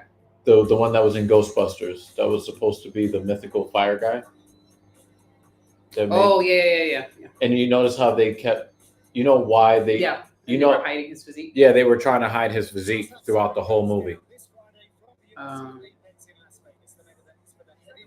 Yeah. The stuff you think about while running is just bizarre. It's an emotional roller coaster during the race, because as you're running, you're like, this is great. I'm so awesome. Only 25 miles left. And you get to 13. You're like, only, I'm halfway through. Yeah. You have to mind fuck yourself. And then you get to like 15. You're like, this is the worst thing I've ever done in the world. I hate this. Why do I do this? And you get to 16. You're like, you know what? This actually wasn't so bad. 2 minutes later, oh my God, I think I'm going to die. Yeah. 3 minutes later, you might actually have like, a mental breakdown and start crying mid-race. This has happened to me many times. So like mile 18. I'm like, wait, are you speaking from experience? I've cried so many times. As I'm running, I'm like, this fucking sucks. I fucking hate it. And then, you cross the finish line and you're like, man, when's the next race? It's fucking bizarre. I swear to God. It's happened many times. You get frustrated. You're like, why the fuck do I do this? My shoes, and then everything hurts, and it's chafing. Ugh. I mean, I wouldn't say that the emotional roller coaster is that extreme, but there are parallels when you do bodybuilding training because it is endurance training, right? It's endurance lifting. The, strength training, you're doing a maximum of 35 total reps for that movement. Total. In bodybuilding, 35 reps is like, okay, now go on to the next thing that you have to do for this movement because you've got 100, 150 more reps to go for that muscle group, And so, like, for instance, when I do the heavy leg press and I get started on the working weight, I'm miserable. And I told you guys, like, that first, after 2 reps on the first set, I'm like, I could just like go home right now. But then I look at it as, oh, I'm supposed to do 7 reps today. All right, I got through the 4th rep. I've already done more than half the work. I can definitely finish it because I don't have as much left to do as what I've just done. And then I get another wind of that when I get past the 3rd set if I'm doing 5, right? Or if I get past the 2nd set if I'm supposed to do 4 sets, right? And I'm like, oh, I only have two sets left. And then, I get to the halfway mark of the set. And I'm just like, well, my muscles can still move. I should just continue to keep trying. And then, I get to, the end of the 3rd or the 4th set if I'm doing 4 or 5 sets. And then I'm like, okay, I'm going to survive this. And it's like, oh, shit, I got to now do that movement. So. Yeah,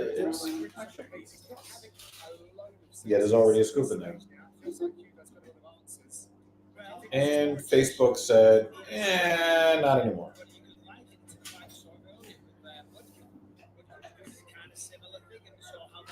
Did you see the Frauds in Florida's latest video? I'm going to be putting up a video on TSP. I'm going to record that video maybe tomorrow and give you my take on it. But for you, Dan, I will give you a preview of the point that I'm going to make. I think that, again, they are the frauds in Florida, and they continue to keep proving why they're frauds. That's number one. Number two, the attorney that they had on the live stream was a guy that I respect. I respect him a lot less now from the way that he carried on in his behavior. And I know that his job is to protect his client and to try to play up his client as being a victim or whatever. But I thought it was rather unprofessional the way that he carried on the live stream. Although he did give good information and, he introduced doubt into the woman's story, but he did not offer enough doubt. Here's the problem. Walter already said what needed to be said. I should not have gone raw dog in that woman, meaning that he did. Also meaning that he does not follow the advice that he tries to give to other men. You don't live the lifestyle that you're telling other men to live. And that's just wrong. Period. It's wrong. He's a fraud. He's a fake and a phony. But we already knew that. When they sat up there, when they first got popular and they were getting towards 100,000 subscribers, Walter talking about he had sex with more than 1,000 women. Fuck out of here. Not all internet providers are the same. Don't settle.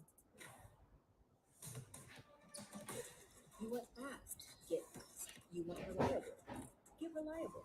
You want powerful. You know, the whether you're a religious guy or you're a secular guy or whatever it is that you think that you whatever you think that you want to put out there, as far as your message to men, having dick discipline is the most important message. And Walter doesn't have it. And now they're talking about he said, oh, I got to check to see if 4 other women. I got to check to see if there are 4 other women. You're telling these guys, and I remember they used to do these live streams during the day where they would bring in tax professionals, they were bringing in accountants, they were bringing in divorce attorneys and the whole bit, right? And they would talk about all of the problems that you could have if you get involved with the wrong girl, if you get the wrong girl pregnant. What happens if you don't sign a prenup and get it ironclad? If you don't do this, this, and this, all of these bad things can happen to you. And this fucking simp Walter is out here raw dogging 304s. After talking all of that mess, what happened?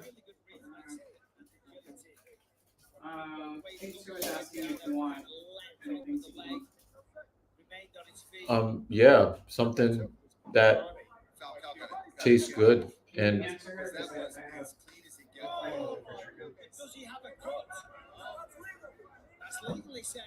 oh wow, they said it's legal. They hit his dick and balls, and the refs. Tyone said it was legal.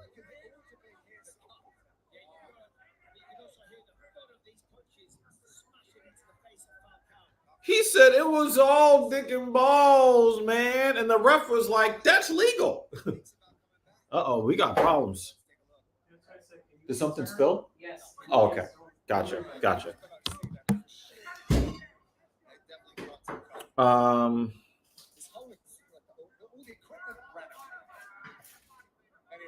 tough as old boots, Falcao doesn't want this opportunity to be taken from him. Not at all. I slowed it. There's no pressure along the fence. The only problem is he's just not able to get anything really mounted. No offense mounted. Once he gets you up against the fence, you go throwing dangerously right now. I love watching this guy strike. It's so clean. I typed hungry wrong. I typed hungry.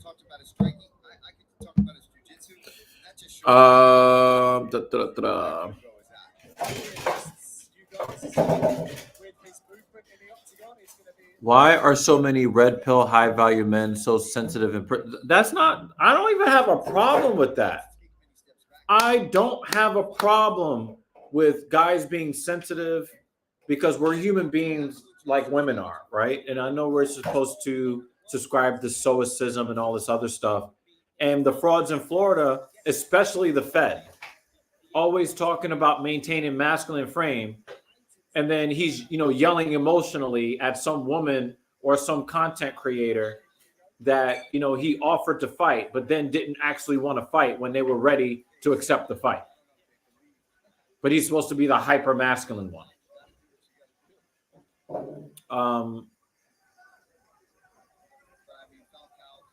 My only issue is if you are going to be an advice channel, live by the standards that you prescribe that others should live.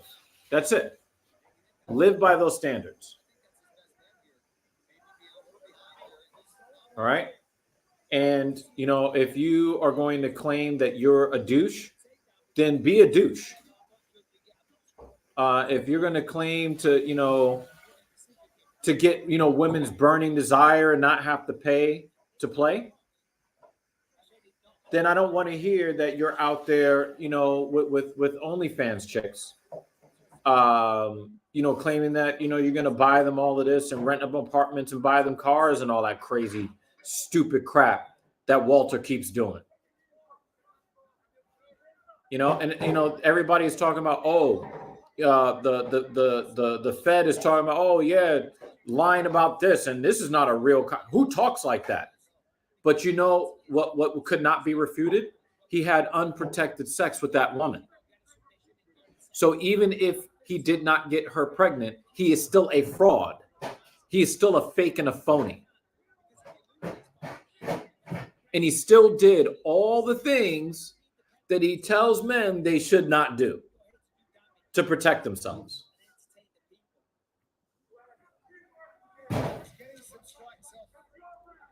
The Fed always talks about that you should control your emotions as a man, but he surely didn't do that in that stream. He doesn't do it in any stream. He's always hyper emotional.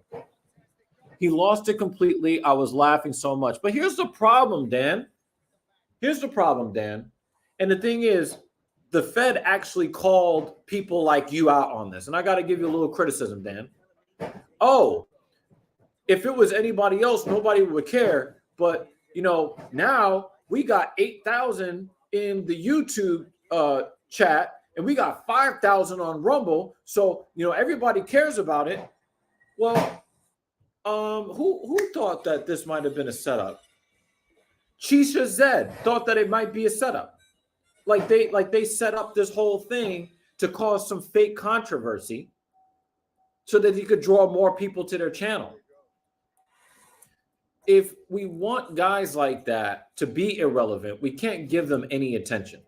I don't say their names. I don't want people to go over to their platform because of something they heard on TSP.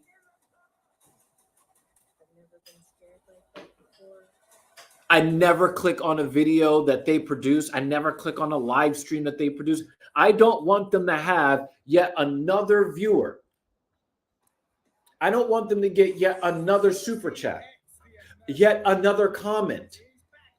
I'm doing my part to make them irrelevant by not giving them any clicks. When you keep giving them clicks, you keep the ridiculous BS going. Jake Miller says, to add a correction, Jones had this incident with the tester allegedly at the end of March, so there is a reason charges have not been filed yet either way. Yeah, we mentioned that. This was not a 2023 event. It was last week or so. Yeah, we covered that, Jake. I read the whole article. How is it a flex to bang 1,000 women? That seems like the high schooler bragging about smashing an adult like it's a badge of honor.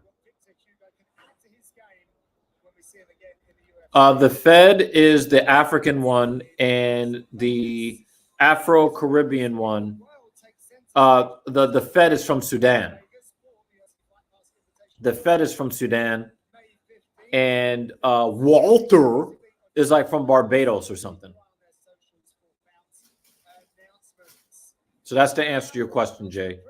I just don't want to put their names up on the screen. I don't want their names up on my stream. Question, is the Fed or Adam 22 more? Yo, that's a great question, Jake. That's a great question, Jake. I'll let you, the viewer, determine that for yourselves. But yeah, you know, TSP has not been as successful as we would like to be at this juncture. Obviously, we're not giving up, but we are not willing to do just anything for clicks and views. We're not willing to just do anything. Because if we were, we would be doing certain kind of content on the stream, right? You better continue doing that stream right now. Oh, man. Oh, man.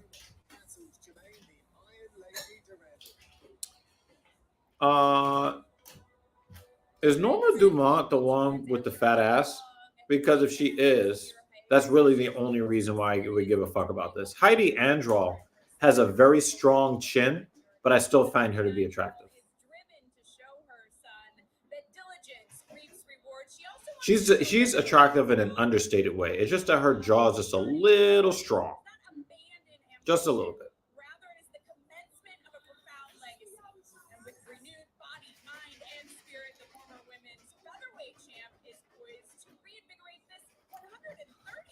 All right.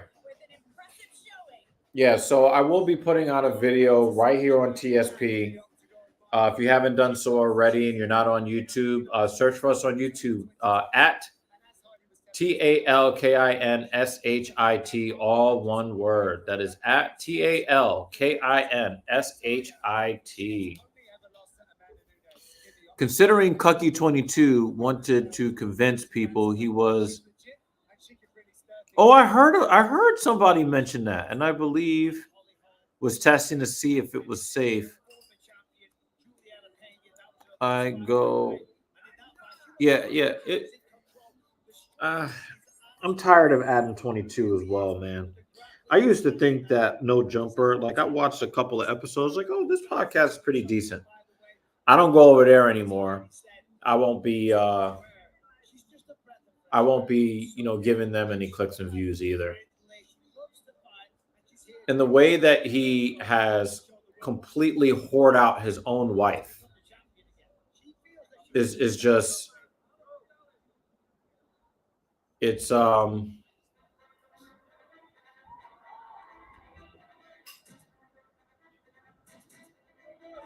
she seemed to be a low value woman to begin with. So it's not like he took a good girl and ruined her.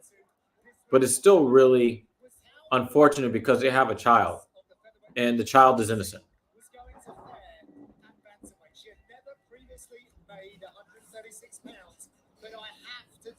That was an adventure.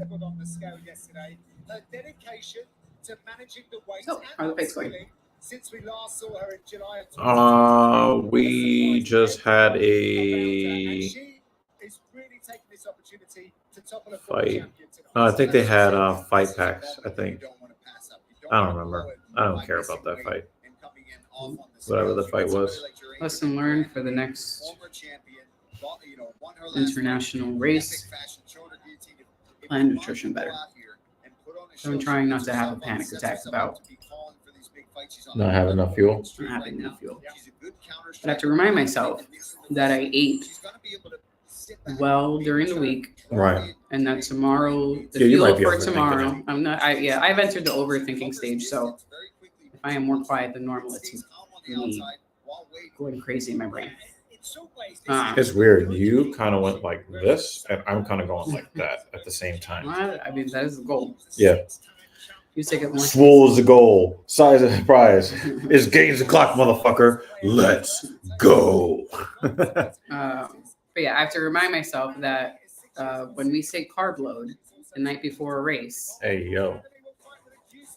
carb loading actually begins days before the race, not 24 hours before the race necessarily. So you can't go the entire week eating like shit and then go, oh, I'm going to eat wonderful and all of these carbs 24 hours before the race. Yeah. That's really not how it works. Yeah. You still have to eat well the night before the race, but that is not. It's not going to fill up your glycogen stores the way that they're supposed to. Right. So I mean, tons of French fries or chips. I saw Jamari talk about it, and it was weird. Cuck wanted to offend people, but it was so on brand. So many people assumed. Yeah, I mean, it's like I would love to be successful here on YouTube. And of course, you guys can help us do that by, sharing our content and watching our videos. You're just being here interacting. Yeah. It helps with the algorithm. Yeah, you guys watching right now, you guys, again, you guys do make it worth me continuing to do this week after week after week. You guys do make it worth it.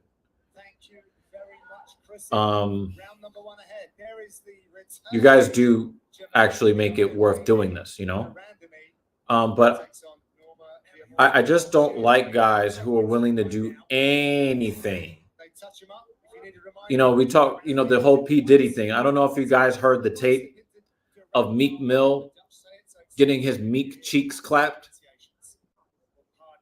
Apparently, he really aggressively was giving up his bunghole.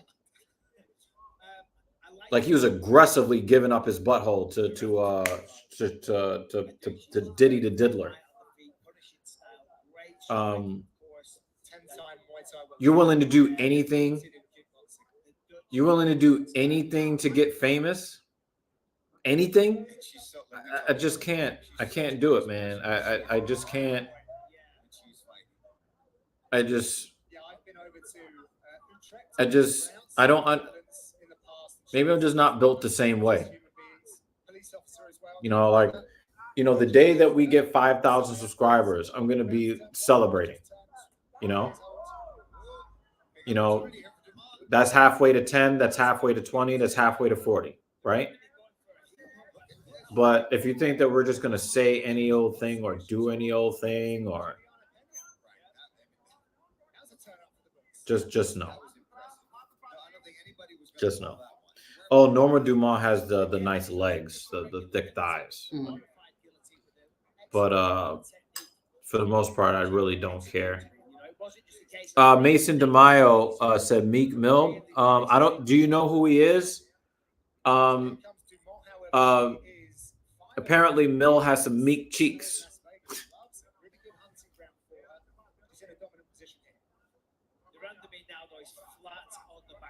I heard that fucking clip, and I'm like scarred for life. Somebody heard Meek Mill getting bent over by Sean Combs, and he was just like, nobody's gonna believe me, because he had his ear up to the door. He took out his phone and just recorded the sound. And I was like, damn, son. Yes, he is going to be at WrestleMania, and they gave him a hype package. I know who else gave him a hype package, right up his ass. She got full guard back. I know it's been a long time away for Duranda Me as well, but her last 3 fights were over 5 minutes. She works for 3 rounds tonight, so her pacing as well as the break might be something she's had to consider coming in. We've talked to fighters about that before. Where I really wish I could scrub my brain.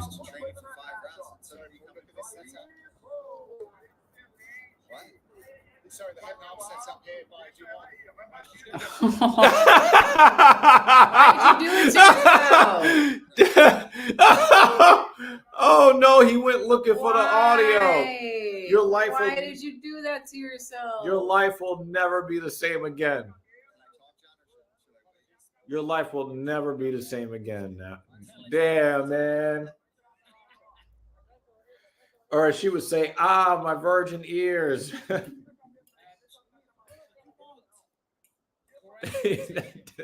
The dude that did the recording, he was like, yo, I heard them cheeks clapping.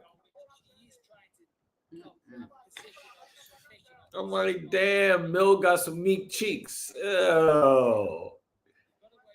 And then, like, you can't come out with gangster rap and talk about all the bitches you fucking and all of that. You can't talk about that shit anymore. Like, fuck out of here with, like, that's over. That's over. Nobody want to hear about how many drugs you sold, how many niggas you shot, or bitches you fucked. When you out, when there's audio tape of P. Diddy didding your meek cheeks.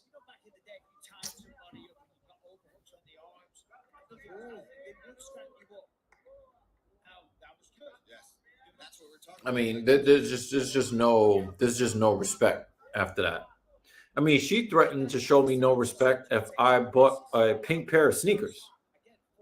You should have seen the pink. It wasn't just any pink. I'm pink. okay with some pinks. Pink is really like one of my least favorite colors.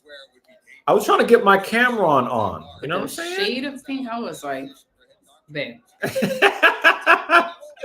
Hey, I was trying to get my camera on. No. Like I have a Mercedes-Benz polo shirt that I have with a pair of sneakers. I also have I have that Death Clock shirt. Yeah, the Dr. Rock show. That's different. That's I different. can't wait to wear that shirt this summer. The Dr. Roxo shirt is different. If they were Dr. Roxo sneakers, fine. Oh, they probably have. If they're old enough. My dad had a lot of problems in his life. Having a man in his butt aggressively in his ass, nah. That wasn't one of them. So I'm glad that I don't have that to think about. Mhm. When it's like, I remember my dad, dad getting his cheeks, nah. I don't have that in the back of my mind, you know. Mhm. My kids won't have that in the back of their mind either, because that just It's actually opening. The deep freezer. Just- For a limited time, we're niggas are willing to do anything for money and clout and fame, anything. Haven't humans already proven that to be the case? Oh, I don't understand though. Like, there's a nigga in your ass. Like, This is I'm sorry, I just can't. I can't. The concept, like, So after a pretty dominant round, no, it happened. It's reality. That's what they chose. Yeah, I mean, listen, clear. like if somebody asked me, a 55-year-old woman would be like, "Yo, like, I'll be your sugar mom if you hit that." I could see why somebody would do that for some money. Well, I mean, whatever that dude chooses to do with his own tush. That's his business. He got his tush pushed. That's what happened. I mean, that's your business too. Damn, son. I don't need Damn. details or sounds. You don't want I that. don't need any You of don't. that. You know. I will continue on with my life. Yeah. I'm just thankful he didn't say take that, because that would have ruined all the Bad Boy songs for me forever. No, well, you ruined it for yourself just by saying that. So you're gonna Oh no, because I know he didn't say that. So, No, well, it just wasn't on camera. or it would have recorded. actually, it would have been really funny if he would have been like, "Can't stop, won't stop." That would have been hilarious. You know what? I cannot wait for Dave Chappelle's next special, because the roasting is about to be on some other shit. Dave Hopefully it's Chappelle a is going special to of wreck it. roasting. Huh? So hopefully it's a special of roasting. Yeah. And not like political commentary. It's not the political commentary that I don't mind. I find that with some comedians, when they get into a later stage in their Mm-hmm. They don't try as hard. You don't think? they're not going up there with the intention of making people laugh. It's more of like it's a different type of production, different type of show, and they're telling these stories, and it's like these stories are nice. It's like an open mic or a spoken word more than it is. Yeah, I was like, however, I paid for a comedy show, so please make me laugh. You know, like if you want to have that sort of show, then make a different sort of special. But I paid for comedy. You don't think that was a nightmare for Meek Mill too? That he probably has that audio fucking ringing between his ears when he tries to sleep at night. Oh man, that's just crazy, man.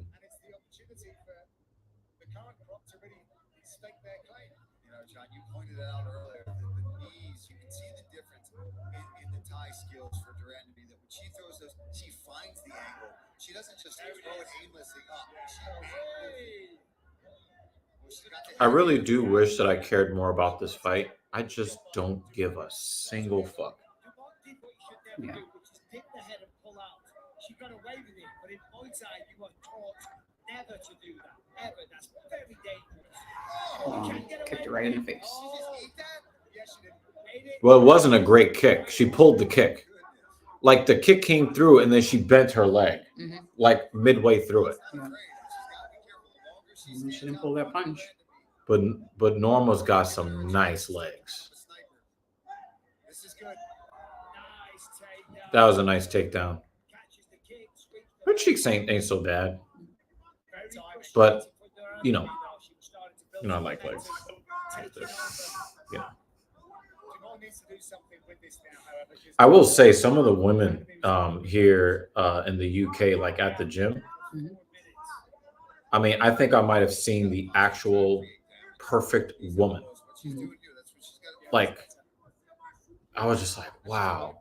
And then like she and then Mhm. she pulled out a camera and a tripod and all of that. And I was just like, What if she has a fitness channel? nah, Are you supposed to record for the nah. If you really care about like teaching people fitness, you don't need the shorts. Like literally, Mm. her shorts were way up where P. Diddy tries to go. There's a chick like that on Dr. Mike's channel. Yeah, but those are those chicks. But those are those types of chicks that do that. Mm. I think he actually had an OnlyFans chick on the channel Mm. and then ran her into the ground because she was weak. You know, also like, you know, the professional bodybuilders, their job is to try to get as sexy muscular as possible. Mhm. That's their job, you know. And, you know, Greg Doucette, you know, had like this mini scandal because he was he was kind of reviewing the women's Olympia. Mhm. And, you know, kind of talking about how he was like, yo, like I would smash. Mhm. And everybody called him a sexist and he's a this and he's a that. And it's like, do you guys not also understand that I was a judge? And part of the judging criteria when you're looking at women's physique and women's wellness and all this other stuff and bikini and all that other stuff is the point is part of the judging criteria is, would you want to have sex with this woman? Mm. Is she sexy to you? Mm. That's part of the judging criteria. I didn't know that until he said that. Mhm. But he's like, we know that that's the judging criteria, but when I say it, it's a problem. Mhm. Oh, because, you know, we're in this wokeified, you know, environment in society right now, you know? So, you know, like when you see the professional bodybuilders, the females, know that their job, because they compete, I put those women in separate categories. Unfortunately, a lot of those women are also in the other category where they're OnlyFans chicks and they're trying to position the camera to see if a guy is looking in their direction or some stupid shit like that. Mhm. You know, there's a lot of that, right? But for the chicks that are actually competing, Yeah. I give them a different level of respect because they lift just as hard as the men do. Mm. And they have to be like they have to be super strict with their diets. You know, they go through a lot of hormonal problems. You already know what that's like. Imagine if you tried to cut down to I don't know what it's 12%, like. 13% body fat. Anorexia, something like that. Anorexia? No, there's a technical term for when you lose your menstrual cycle. Oh. Yeah, like it can be really, really bad. Actually, it pops up on my YouTube feed now a lot since a lot of the content that I watch has to do with running. So right. There are many videos about runners who oh yeah, and the women are super lean and all of that. Yeah. Who have eating disorders and lose their periods, but that's really one of the first times I actually saw the term for it. It begins with an A. Do you think some of them are doing that so they can run faster? Or do you think that they're doing all of this crazy running as part of like their body dysmorphia? I think it's more part of it. Okay. I think it's once they start getting into the eating disorder realm, I think it has to do with the body dysmorphia. Right. Mm-hmm. Yeah, I've seen women that look like Skeletor without the muscles. Yeah. That are like, I'm fat. I'm like, oh my God. Yeah, I think it has to do with that. And then, you know, we understand, you know, or as I'm understanding more and more, of just as you get more fit and lean, the number on the scale may not, the number that you would like to see on the scale won't show up on the scale. Won't show up on the scale. And it may not actually be the number that is the most healthy or optimal for you for the performance that you want. Right. Yeah. You know? Yeah. Like I would love the number on the scale to be 10 pounds lighter, less than what it is. So if I change my diet now in the middle of training in order to achieve that, You could fuck up your performance. I would fuck up my performance. Yeah. So right now, the goal for me is performance, and my weight will be whatever is most appropriate or whatever it lands on, based on Right. the work that I'm doing. You know, it's really interesting that you say that because I told you that when I went from 170 to 197 last year, that I didn't like how thick my skin got. Like, you know, a lot of guys will get like a little bit of belly fat. Mhm. I didn't quite have belly fat, but I can feel when I pinch the skin, Mhm. you know, over my transverse abdominis, Mhm. that I just didn't like how thick the skin was. Mhm. Because to me, that was too close to then developing belly fat. Mhm. And I didn't want that because I don't think it's a good look. Yeah. And I've never had that look in my life, so I'm a little afraid of it, you know? And so, like, I kind of cut my calories down. I'm still comfortable. Mhm. But when I do have to start putting on more weight so that I can get to the next level in muscle size, I'm going to have to deal with skin that's a little bit too thick for my liking. And I'm going to have to be okay with that. Yeah. So that I can perform better and I can put on more muscle without losing so much. Mhm. You know, when you, yes, I've gained muscle, but I have not gained as much muscle as I could have if I weighed heavier and had more weight, more fat to kind of, you know, burn off. Right. You know, there's a reason why guys go through bulking phases and cutting phases, right? Yeah. And, you know, the research says that, you know, main gaining, meaning, you know, staying at the same calorie level, but trying to build muscle on top of that, it's really not the most effective way to, you know, build a big muscular physique. Yeah. But also, like, as I'm looking at myself, Mhm. obviously I would like to be bigger, but I still want to be lean. Mhm. So if I get bigger slower than everybody else, but I like the shape of my body, is it worth it? Yeah. I would probably say it's worth it for me. Yeah, but mine is going in the opposite direction. What do you mean? As like you're saying, you'd like to get bigger, but that's going to happen slower. But for me, it's, you know, in the opposite direction. You want to get smaller. I want to get smaller, and I would like to lose weight, but that is going to be slower for Right. me than I would because from a nutrition standpoint, it's not that I want to increase my calories, or actually, no, some days I might need to increase my calories because if I am running 18 miles in one day, Right. I need calories. Right. And not just calories the day that I run the 18 miles. The I day need, before, you know, that. 24 to 48 hours. Yep. I need more calories in order to be able to. Right. And sometimes when I'm in the middle of a run, I realize I did not eat enough food, which is, you know, why I'm having semi-panic And attack. it could end up costing you in the long run. Mhm. All the performance and the size. You could end up gaining bad weight because you did not gain the good weight. Right. So, You know, let's say, you know, your goal, let's say you're not at this weight, but I'm just doing this to kind of protect your privacy, right? Let's say you were 150 pounds. She's not 150 pounds, guys. Let's say you were 150 pounds and you wanted to lose 10 to go to 140, right? If you try to, and I've already talked to people about the fact that starvation diets don't work. Mhm. I've already been through all of this, right? When you don't eat enough food and you try to perform, your body will start breaking down some of the lean mass. When your lean mass breaks down, your ability to burn calories at rest is impaired. Mm-hmm. So when you go to eat your regular ass food,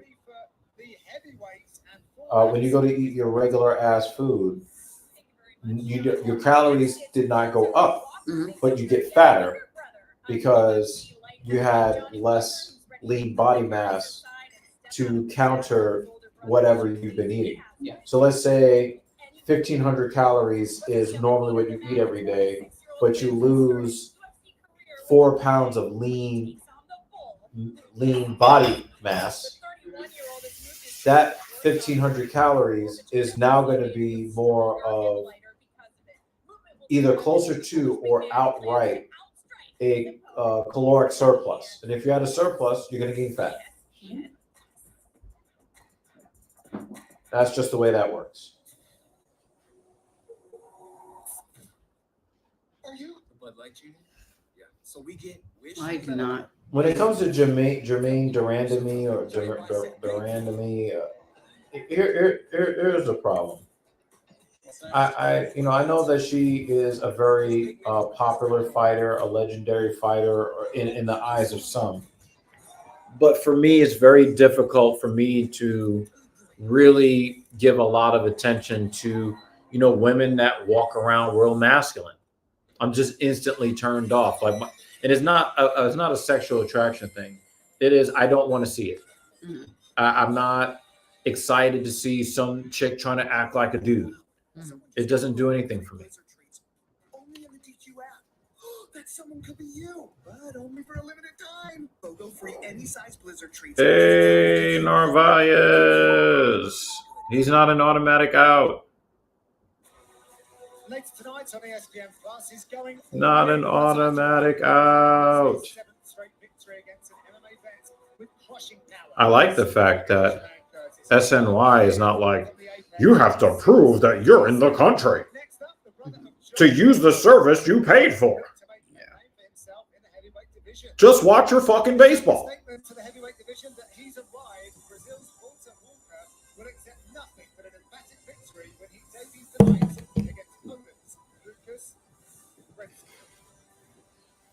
They should just call him Breasty. His brother Johnny on the UFC roster. Walter Walker comes to the UFC with an intimidating frame and an even more. So is it Walter Volter? Or is it pronounced the way that it's, because if he's like German, it'll be Walter I think I Volter. jacked that up. No, I think I jacked it up.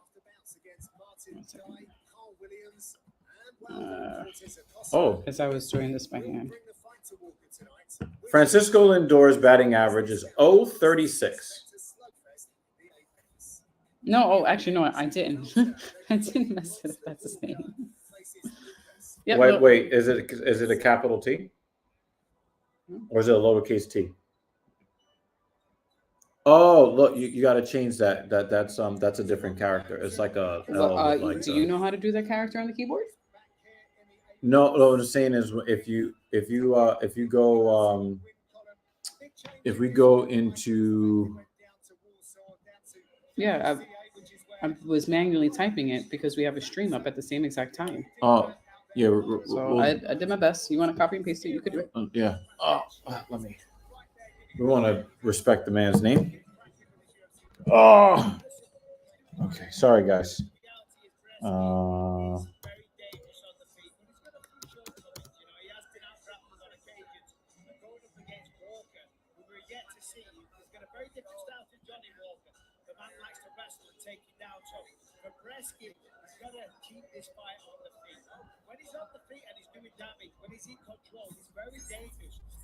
See a big ass bicep on the screen. Sorry about that.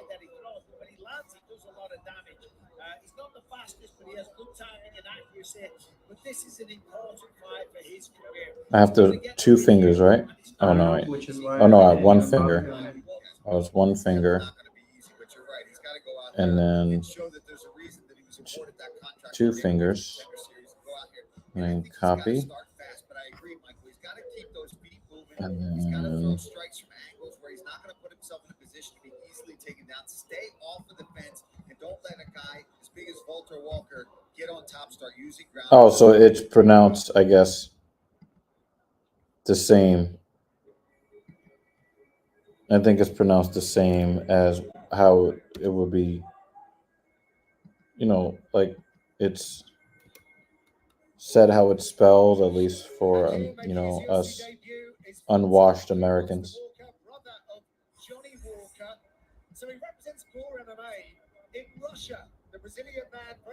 Is he really Johnny Walker's brother? What?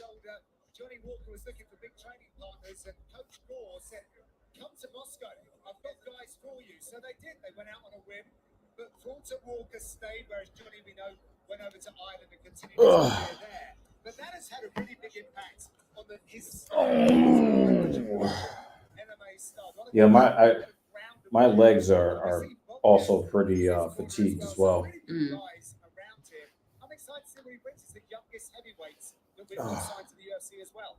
And he's so early in his career for a heavyweight. He knows that too. When we talk to him, he's in no rush. He wants to go out there and take his time. We want to just respect the man's name. And just learn on the Yeah, job here in the UFC. There's really no. You said what? Quick copy. Russia with Johnny, and just was like, no, I know you don't like this. This is for me. And he's. So is this our first time seeing this dude fight? Johnny Walker's brother? Yeah. But his life, he has a wife and child in Russia as well. Let's see what he can do. But it seems like he's gone to Russia, I guess. He's almost a 2.5 to 1 favorite. He's undefeated, 6'6", just like his brother. With the official introductions, here's John. And now, ladies and gentlemen, here we go. 3 Wow. rounds in the UFC heavyweight. That's interesting. Introducing to you first, fighting out of the blue corner. But I'm proud of you. You know, I know it's gonna. You know, I think it's also one of those things for you where it's like you're going into like all of this craziness and stuff, and then you're like, oh, and then you get there and you're like, okay, I'm here now. Mile 1, mile 3, mile 6, mile 9, 12, 16. You know, like you're like, oh, I've done this before. Oh, look at that cow. There's a sheep over there. That looks cool. You know? Yeah. You know, you got everything charged up, right? Ready. Yeah. You know? I'm just thinking about what time I should leave because of that. Yeah. Because, you know, I mean, you'll know, like, when you wake up, you know that, to, like, check, you know, the area news. Yeah, we'll probably have to wake up even. 3-minute rounds of action if needed. Yeah, I'm going to, Whereas Lucas, the you know, as long as I'm able to taking on the newcomer, Walter Walker, looking to step eat out of the shadow. earlier, I can get to the gym early and leave early. Obviously, I'm only doing shoulders and triceps tomorrow, so it's not like I'm going to, you know, be there for a really long time anyway. You have to remember to leave you your ticket. So the way the tickets work on this streamline, it's not the tap. It's okay. It's I don't know if You have to feed it in. you have to feed it in. Yeah. Yeah, when you told me you bought the tickets, I kind of figured that's what it was going to be. Right. So you have to feed it in to get on the train and to enter the station to get on the train. And Is then that you have Jeremy? and then you have to feed it in order to exit the train. Right. So He said fish and chips? I I think we were talking about the fish and chips earlier, it right? did have fish and chips. I checked that off on my London travel bingo card. She did not do tea time, though. I didn't do tea. Tea time's expensive. Yeah. I looked it up. I Like how much? considered doing it. I don't remember, but I was just like, I want to spend my money doing other things, and tea time was not high priority for that. Go to Nando's. Let me look that up. Walker looking strong and heavy in this position. Because tomorrow's basically the last day to do anything. Well, post race. Right. Because basically we have to get up dumb early just to get the off up out of here. Yeah, we come back on Monday. But I have to see what that is.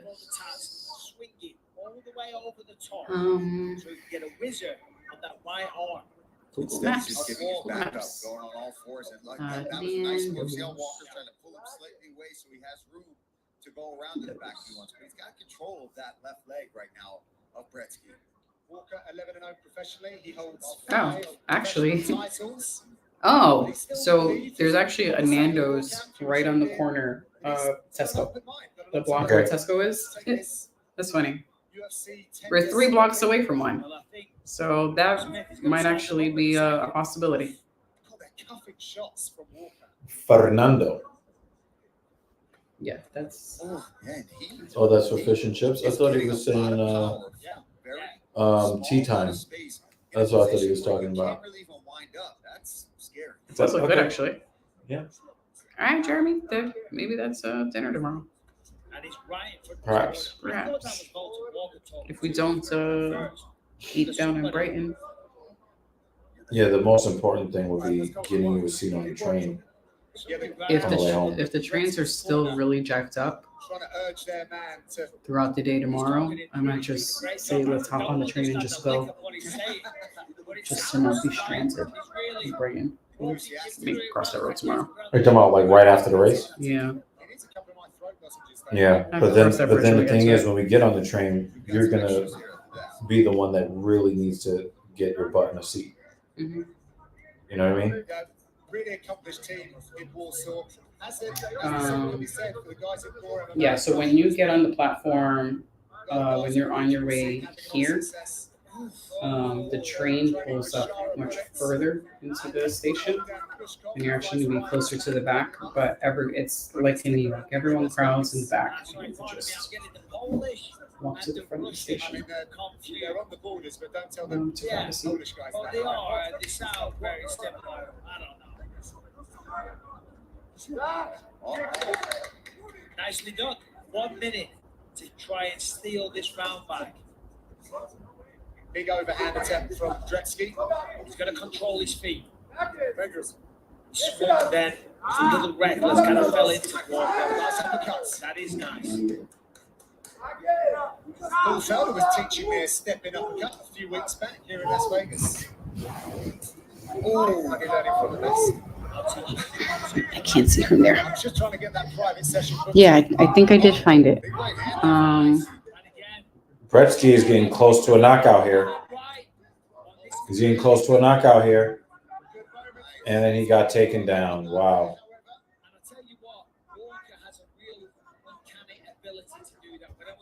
David says, this has been a decent scrap for a heavyweight fight. Yeah, I have to agree, Banner. He's a huge human being, isn't he? 6'6". He's a big guy. He's got a very unorthodox takedown style, but it's really effective. Last few seconds in this opening stanza. We'll be back for the second round.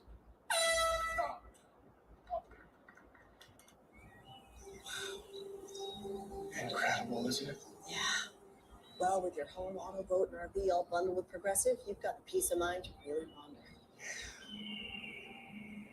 Yeah, I just hope it stays this way. Once word gets out about these places, they tend Are you to. done? And there it is. So it's not quite a bar fight, but the technique is disappearing Hey, Sam. with every heavy breath these guys have. Yeah, and Walter is getting pieced up too, where it looked like he was in danger of being on the wrong end of a fighting sequence. It is not for asthma. Tell your doctor if you have a heart condition or high blood pressure before taking it. Don't take Breztri more than prescribed. Breztri may increase your risk of thrush, pneumonia, and osteoporosis. Call your doctor if worsened breathing, chest pain, mouth or tongue swelling, problems urinating, vision changes, or eye pain occur. Ask your doctor about Breztri. Ask your doctor about Breztri, and then you go back in there. That's Bresky.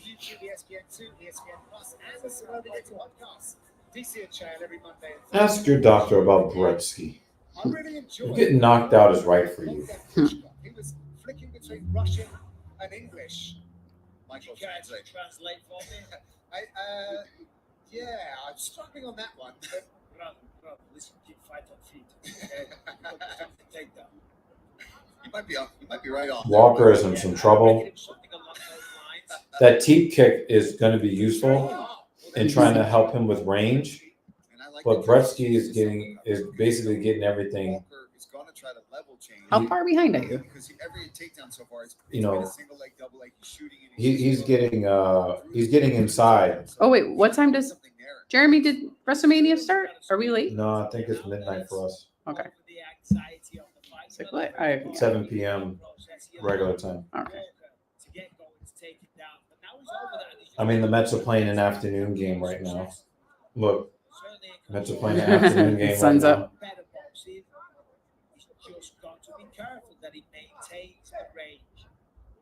I also told you too, and I think I told you this in the wintertime, that I was looking at this trip as one of the time markers of me trying to get my physique really pushing forward. Mhm. And then, Oh, damn. and then like, you know, also maybe, Glad you're back.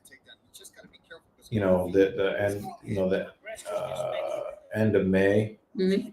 another one, because I'm really trying to get as. Now let's see, guys. Right. Because Yeah. earlier in the round, in the first round, excuse me, Gretzky wasted a lot of time with little pop shots to the body instead of worrying about trying to get that separation, get himself back up the feet. He's always going to try to start, like you talked about, Michael, finding a way to get to that wizard so that he can get position on Walker. And he's going to keep that left arm. That wizard, he lets it go. He keeps doing it too. He keeps doing that and exposes the back. That is your lifeline. The wizard, when you're reaching over, it stops you from exposing your back. It gives you ability to get back to your feet. And if nothing else, you're kind of at the stalemate. You're not really getting dominated, damaged, or anything. Nice switch, though. Really nice. Now watch his neck here. Right, the hands.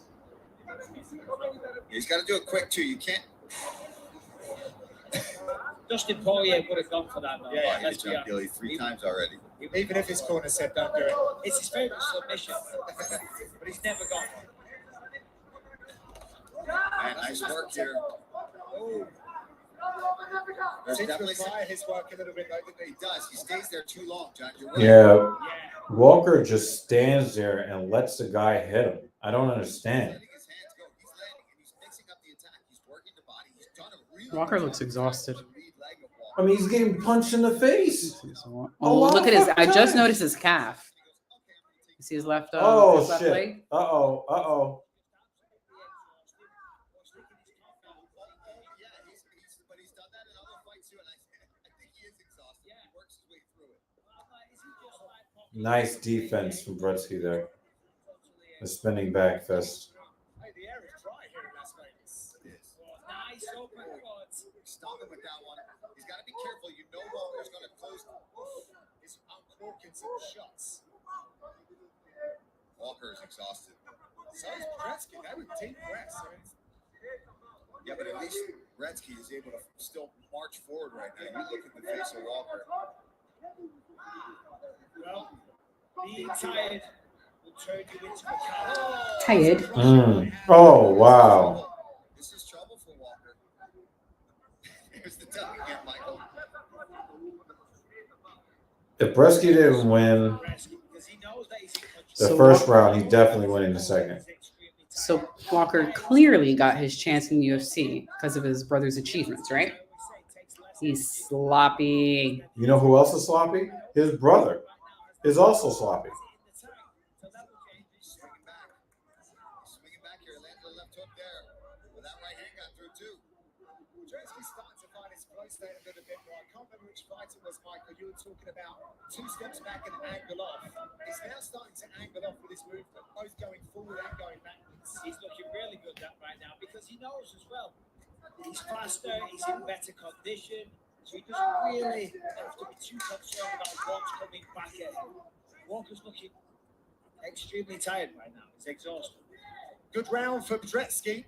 This could be 1-1.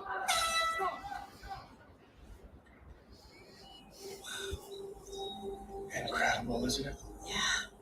Well, with your home, auto, boat, and RV all bundled with Progressive, you've got the peace of mind to really wander. Yeah, I just hope it stays this way. Word gets out about these places. They tend to. I got caught up in a phone call with Hooli after your stream started and came back to you talking about food. Oh, okay. Yeah, we're having a pretty good conversation about nutrition and athletics and, you know, the mental cost, the mental toll of like trying to reach lofty goals. I mean, these are lofty goals for us, you know. You know, I'm trying to get larger legs, larger everything, really.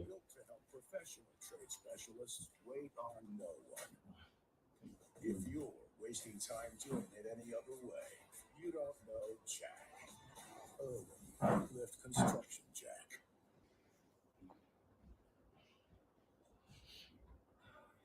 Welcome back to the UFC Apex third and final round, all to play for between the 2 heavyweights. Walter Walker in the black. Gretzky Walter Walker. So, no, go ahead, Mike. I was just going to say for Bresky, it's this first minute here he has to be careful. He's got to be a little bit more cautious. I still think about breasts every time they say breasty. Breasty. Bresky took over, had a I just think about titties. Boobs. He just had 60 seconds. In that 60 seconds rest, he's going to be recovering enough time for at least one good takedown attempted. Exactly. He's going to try to do it early on, but I love that Brent's going through the body. And something to note too is Walker weighed in about 28 pounds, I think, heavier. And we don't know, he weighed in about 264. We don't know if that was a weight cut to 264, if he actually walks around heavier. He is a massive heavyweight. And with that comes advantages. Also comes disadvantages. Bretsky's a much smaller, much leaner heavyweight, and it's showing here in the third round. He's still much more mobile, even though he was the first one we noticed that he looks gassed. But he's working through it. Yeah, it's not always about being as big as you can be. You've got to be able to operate optimal athletic performance. I like this comment. Like, yes, you have to be a large individual. However, you still got to be athletic. Yes, you can have arms and legs, but you still don't need to know how to fight Mhm. in order to be a fighter. About to be taken down, and now you give Walker a And he's chance mounted right in almost. the mount. Yep. And this is a problem. Walker establishes this full mount, which he basically has. And again, Bresky turning his back. He's not even able to because his bottom half of his hips are planted on the ground. So he's just squirming. He's just trying to do everything he can to get up, which I respect. Do it. And if he's going to turn right, what he needs to do is get that right forearm Just a right in the little. face of Walker. Frame. Oh, some Get your, yeah. one of these hips out, like Michael was talking about. Energy. Get to a hip, get a whistle. NRG. But he's done well. He's actually up there. Find the hands. That's a great. You're going to step over here. Problem. That was a problem. He should just sat him in his back take. You're not going anywhere right now, buddy. That's fun stuff for. When I give you a big old Brazilian Russian bear hug. Thing 2 has sent a photo of a food item if you'd like to try it. What's up?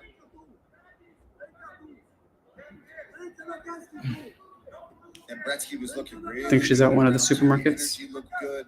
He was mixing up his attack, good calf kick. Did you see if the delivery service worked? He just makes No, because she said she's going to the supermarket. Oh, okay. So Bresky here, he's going to try and get his shoulders flat on the canvas. He's got to shimmy. There it is. There it is. No He's pork. oh, he messed up. Oh boy. What does he do wrong there? Well, it's one of those. You can't go off to your side, but you've also got to be careful that your opponent doesn't. So is Walker just going to take a nap on top of this dude right now? You take one of your arms and you block the knee. So in that case, he doesn't require that. Walker, well done to him. There we go. We have a heavyweight in full mount. Take his feet.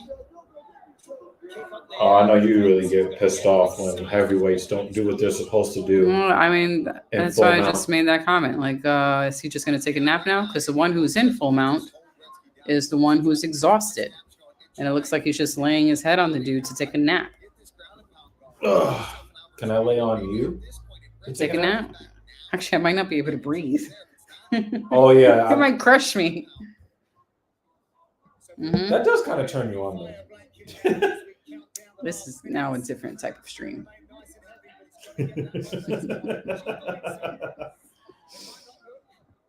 She wanted a man big enough to engulf. Guys. Anyway. Look at her face. And we're shutting down now. And I close the laptop. Agreed, though, David. Back to MMA. It's a turn for the worse. All right. After this fight, I'll get my stuff ready for the morning.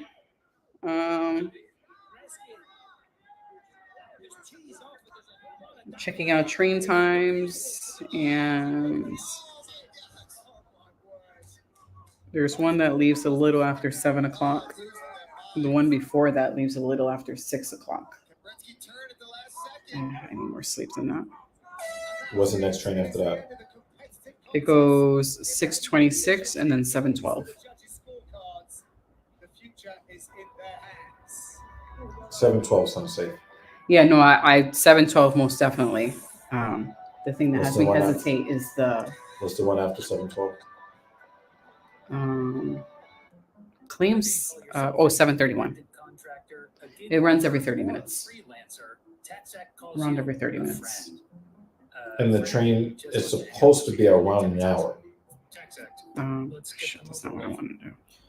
So, So at this time, because it's so early, I think later in the day it skips stops. So this ride is actually 2 hours long. so it's supposed to be 2 hours long. Yeah, fucking, I lost it.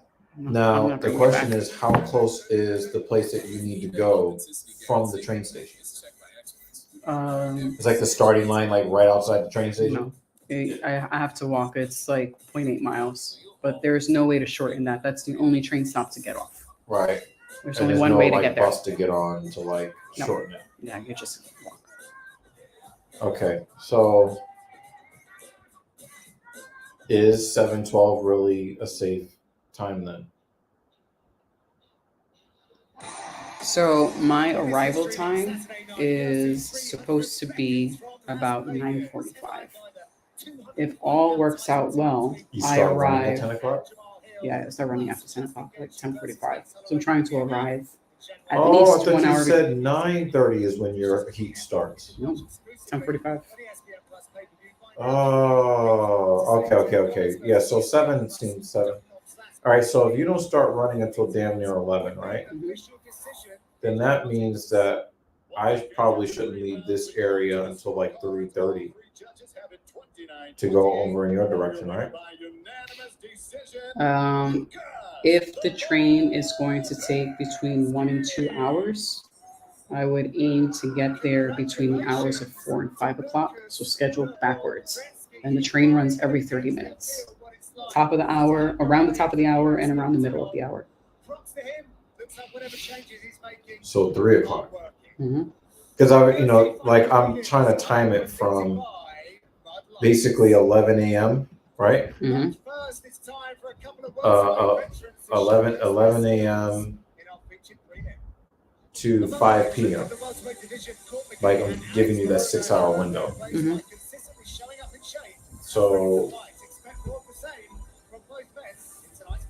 So what if I went from the gym towards you?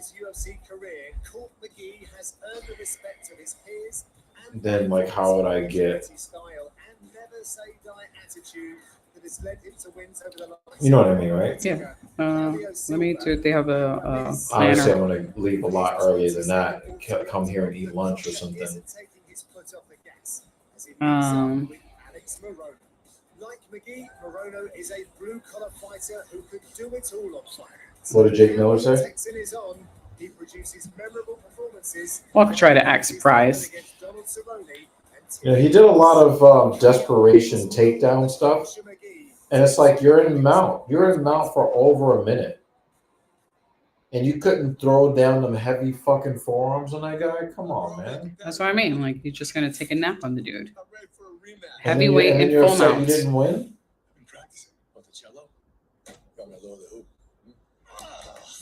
What are you telling me again? Oh, whoa. Take a free shot. Seriously? Get all state, save money, and be protected from mayhem, like me. Love you, Mom. Wait till your father gets home. Oh my God. But her medication caused They're going crazy with these Allstate commercials. So the trains around that time when you'll be coming, the train ride is an hour and 20 minutes. About an hour and 20 minutes. So if I go to get on a 3:30 train or somewhere in that neighborhood, So 3:30 would get you there at 16:52. which would be, I mean, you might have finished the race by then, but maybe you might have time to rest. What if I left at 3 p.m. or tried to get on the 3 p.m. train? You would get there at 16:24.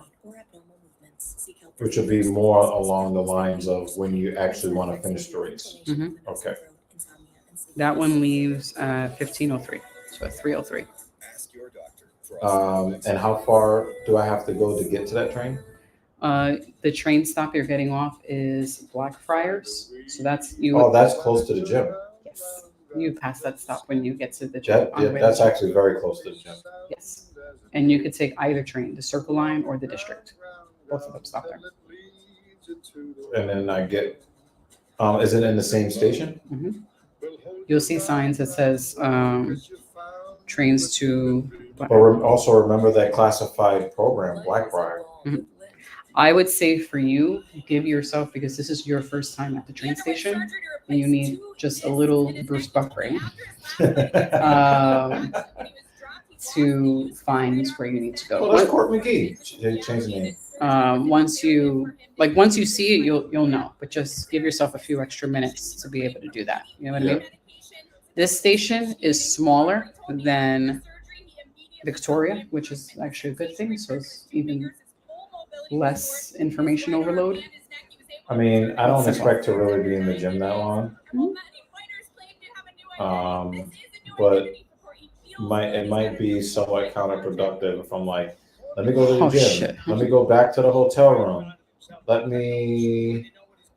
Walker was doing too much meat. I mean, but no, he was the one that was on top of the guy. He wasn't the one getting bent over. He was getting fucked. He was getting lumped up though. Head snapping back in the whole nine. So yeah, that wasn't very good. Yeah, I do expect Alex Morono to win this fight, but Court McGee is not just going to lay down.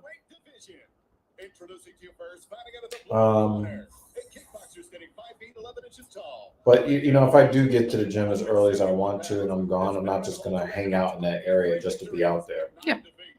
I'll probably get another protein drink, come back around here. Mm-hmm.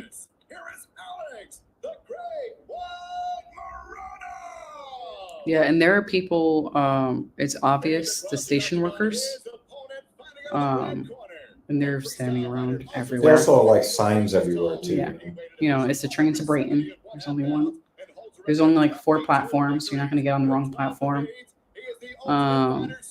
When we used the ticket to exit the train, the machine actually didn't take the ticket. It was obviously the ticket, but the machine didn't take it. So I had to try one until it finally worked, and then it didn't work for thing 2.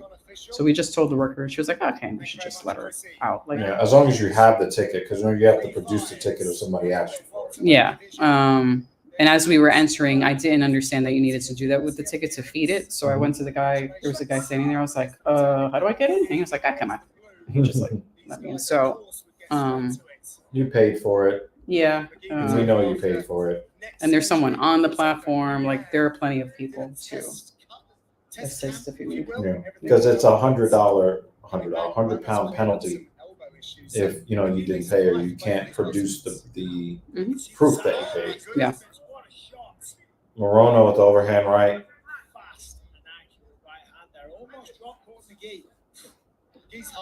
This is David's pick for fight of the night.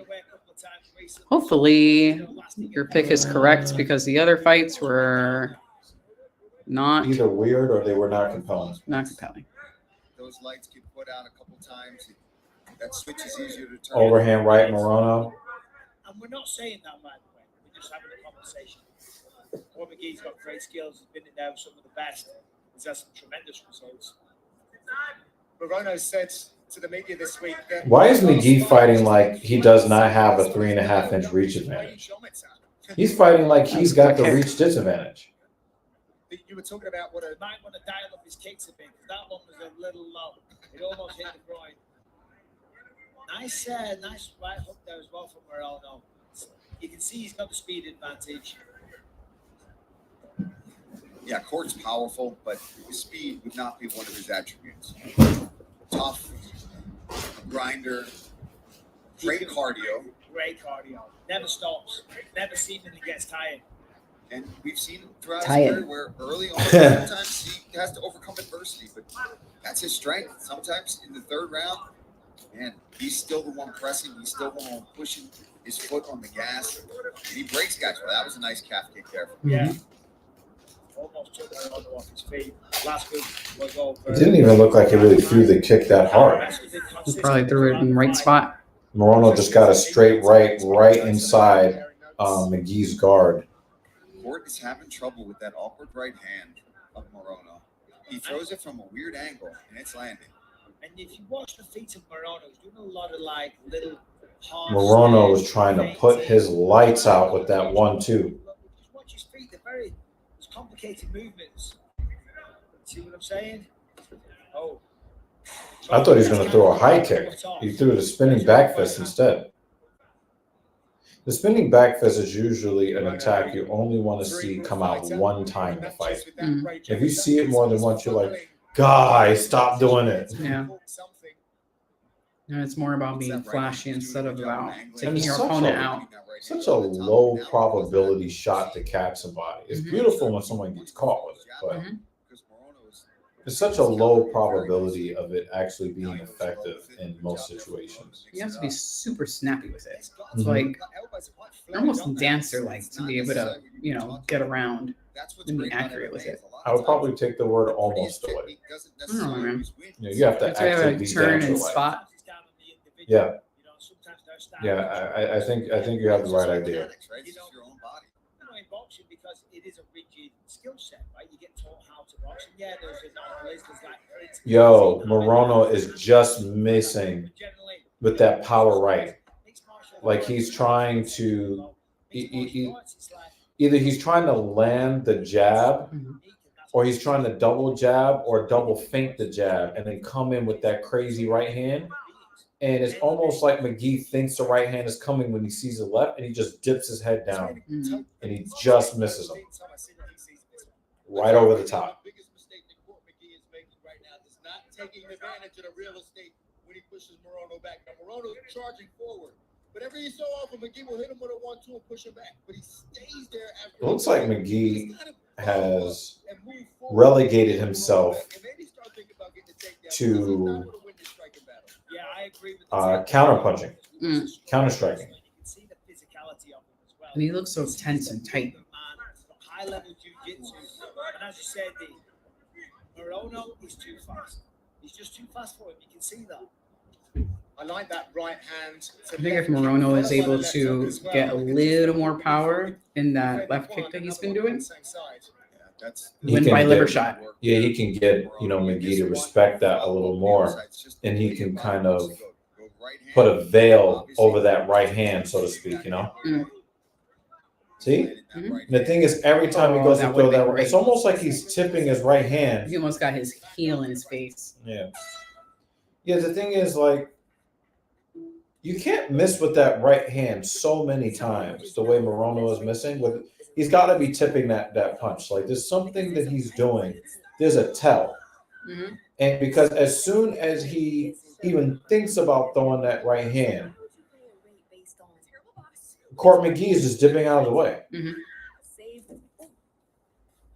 Save with DriveWise and get a rate based on you. You're in good hands with Allstate. Ooh, this looks romantic. Welcome. I'm your host. Check out.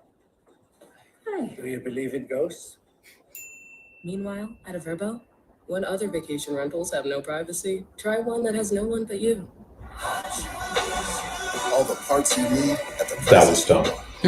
guaranteed to fit every time. So you can keep your ride or die alive.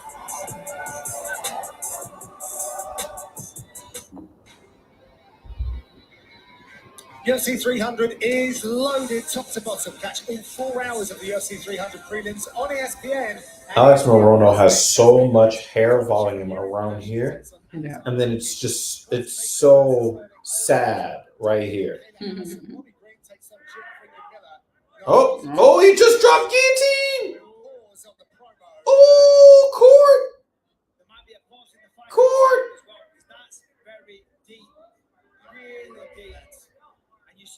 He's trying to push. Doesn't matter. The one hand that it does have allows him to try and break the grip. But the high legs of Morono is trying to accentuate. I think Morono's gonna have to let it go. Could potentially be opening for McGee. Tight squeeze from the black belts. Morono, I think he just got his 3rd degree was in jiu-jitsu as well. He's sneaking his arm in there. Oh, did you see the ooze? Oh, dead blood! Dead blood! Did you see the ooze? There's blood! Yo, the It way just that dripped blood. down the side. No, you missed it. You missed the splurt. I did You miss missed the the splurt. splurt. I did miss the splurt. I just sort of like. You. The blood was just like. Uh-oh. Uh-oh. Oh. Wow, Morono. I like Morono's moves from one submission attempt to another. I like it. In that guillotine, had that tight. There was a little fence grab there by Court McGee. Let's not look past that as well. Guillotine was tight, but it was unsuccessful. Armbar was good, but it was unsuccessful. What I'm saying is, Court McGee right now, this is the best case scenario for him. Hold it down, land elbow, chip away, bloody him up. And this is exactly what his corner wanted. In between rounds, they're like, hey, we came here to wrestle. Yes, yeah, exactly. He has to stay concentrated though because Morono has an aggressive guard game.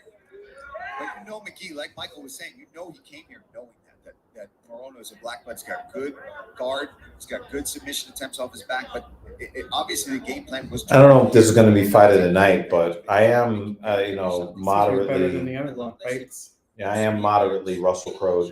Entertained. When you're standing on the feet and you're getting knocked out.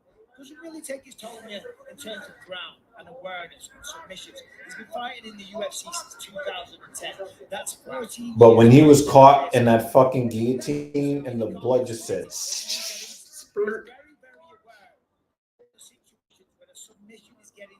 that was kind of crazy.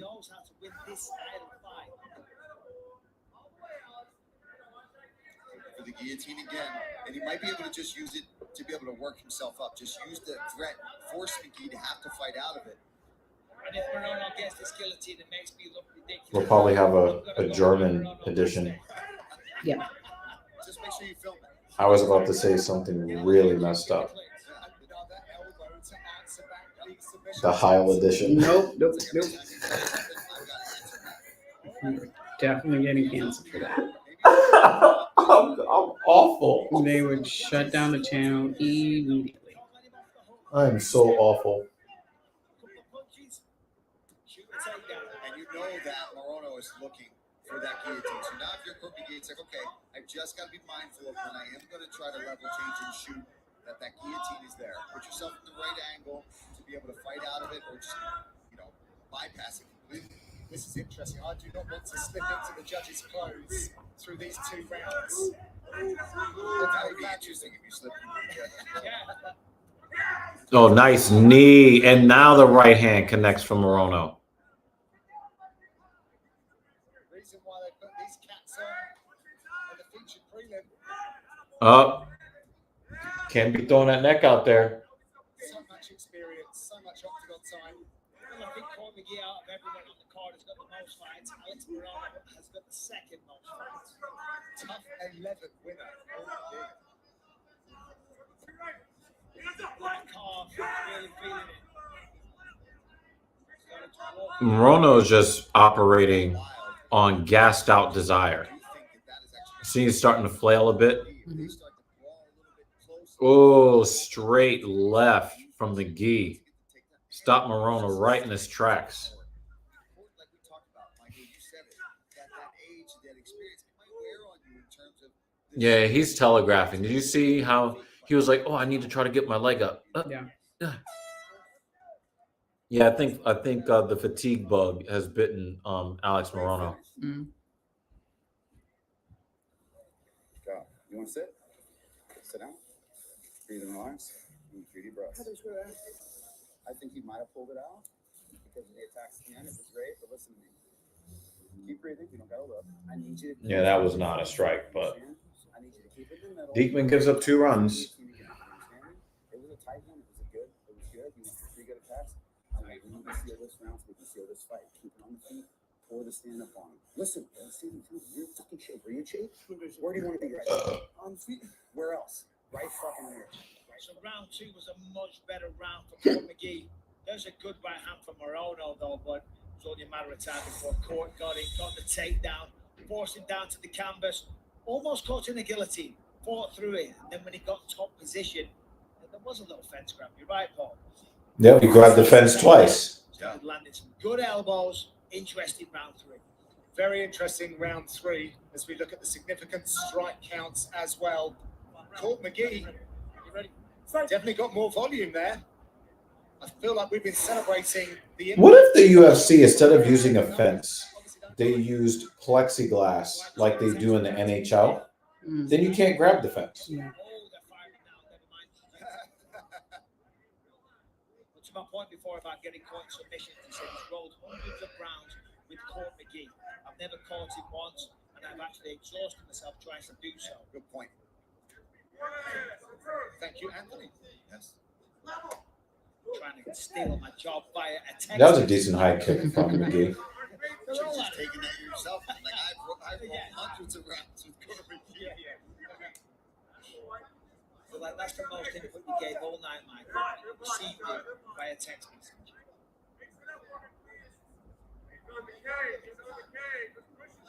Save Saud in the corner. Oh, nice straight right.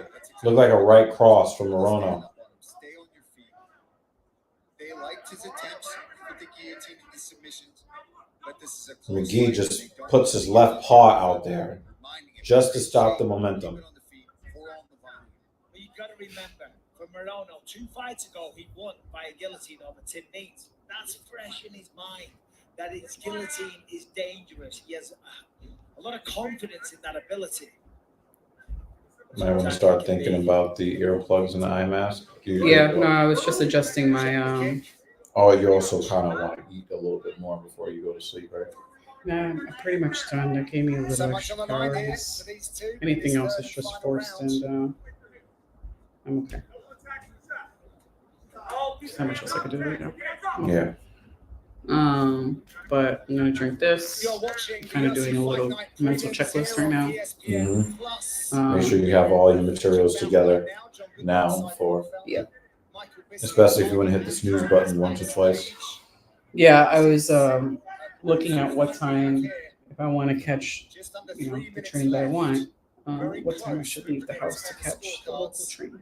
So I think I got it. If I leave by 6:30, I'm good. A lot of outgoing, a lot of output, should I say, from Morono. So far, nothing really. Because the train ride there is only 12 which minutes. is lucky for Court McGee because Morono's trying To Blackbriar? That one got through. The corner of Court McGee saying, listen, you know where we want this fight to take place. That's what City Mapper says. On the campus. Hasn't felt the time. That's like halfway to the gym, right? Yeah, about. And again, I always say that's because of the movement and the feints, etc. from Morono. So if I do it for, you could also set the McGee working the body and the head. So if I want to get there tomorrow at 7, best weapon. because my train leaves at like 7:12. So far, round 3. 19 minutes. It's 19 minutes, right? So there's a 6:42. A lot of damage on the outside, but he's been busier. Yeah, and it just seems to be that he's dictating the So I'm pace. not going to leave at 6:37. That's cutting it And close. where the fight is taking place. Court there tried to mix it up a little bit, but I think he backtracked because Morono grabbed the neck. So even though the corner of Morono have said, don't do the guillotine. Yeah. Court McGee doesn't know that. Oh, that was a nice spinning back kick from Morono. And then he follows it with a back. Dude, we just saw you spin He around. got confident with the kick. He's like, I landed the kick. Now let's go with the spinning back fist. Nice defense on the takedown attempt. Both men on a treasure hunt now to find the key to unlock victory here in the Apex. yeah, pretty crucial last minute here for these guys. I mean, if somebody lands something huge right here, you can take this round back. Yeah. A significant count strike for Court McGee. He just keeps on climbing. But Alex Morono definitely coming back with a lot of offense. Kind of stuff that looks a bit more sparkling as well. Yeah, but Court just hard-nosed, moving forward. Landing to the body frequency. Consistent, isn't it? Oh, just missed. Morono is swinging. He's looking for the knockout. Paul McGee's got to be careful here. He's pressuring. The corner of Morono right next to him is screaming their heads off. That is a good right hand. Oh, They're going for it. oh, he's got to be careful. Nice takedown there. I saw you shake your head. I was like, you did it again. And then he got caught Valentina style. To the judges' scorecards, and we will have to wait for those to be collated. Really fun fight, back and forth. There's the right-handed round 3 for Morono. Court takes it well. Nice body kick. Oh, Court didn't like that body kick he took from Morono. Yeah, he should have did more of those body kicks. Because he was landing in the perfect spot each time. Court fires back there, gets a bit of respect. A spin kick. Let's see what Dan. Oh wait, yeah, we covered that. 3 rounds. Okay. Let's see who gets the decision. Yeah, look at the numbers. Significant head strikes to Morono, significant body strikes to McGee, and same again for the leg kicks. Let's see how it adds up. Here is the judge's decision for Joe Martinez. Ladies and gentlemen, after 3 rounds, we go to the scorecards. All 3 judges scored 29-28. Your winner by unanimous decision, Alex the Great White Morono! Yeah, that was not fight of the night. Alex Morono, he did enough on the scorecard. Yeah, that was not fight of the night, in my opinion. In the featured prelim here at the Apex. All right, stay with us right here on ESPN Plus. We have wrapped the prelims, but there's much more from Las Vegas. We get ready to open up our main card. Don't go anywhere.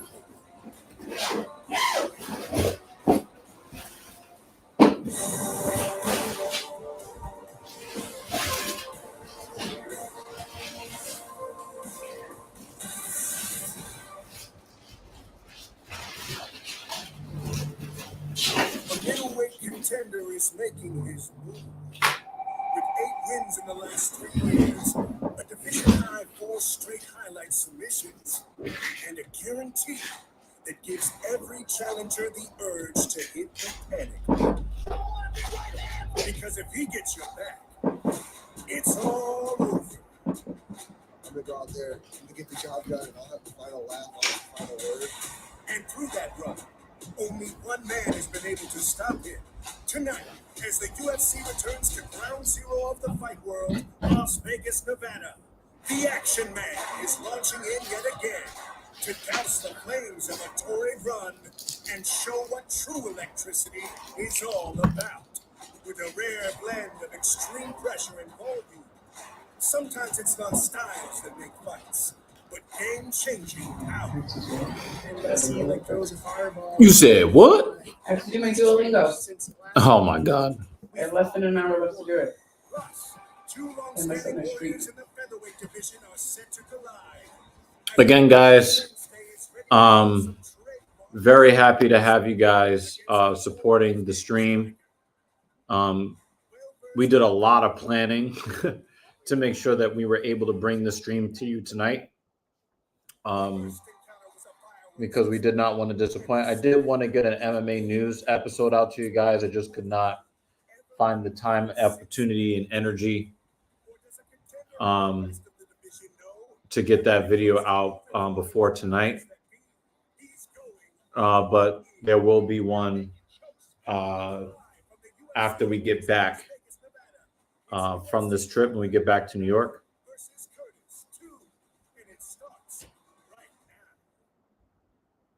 121 Day Street.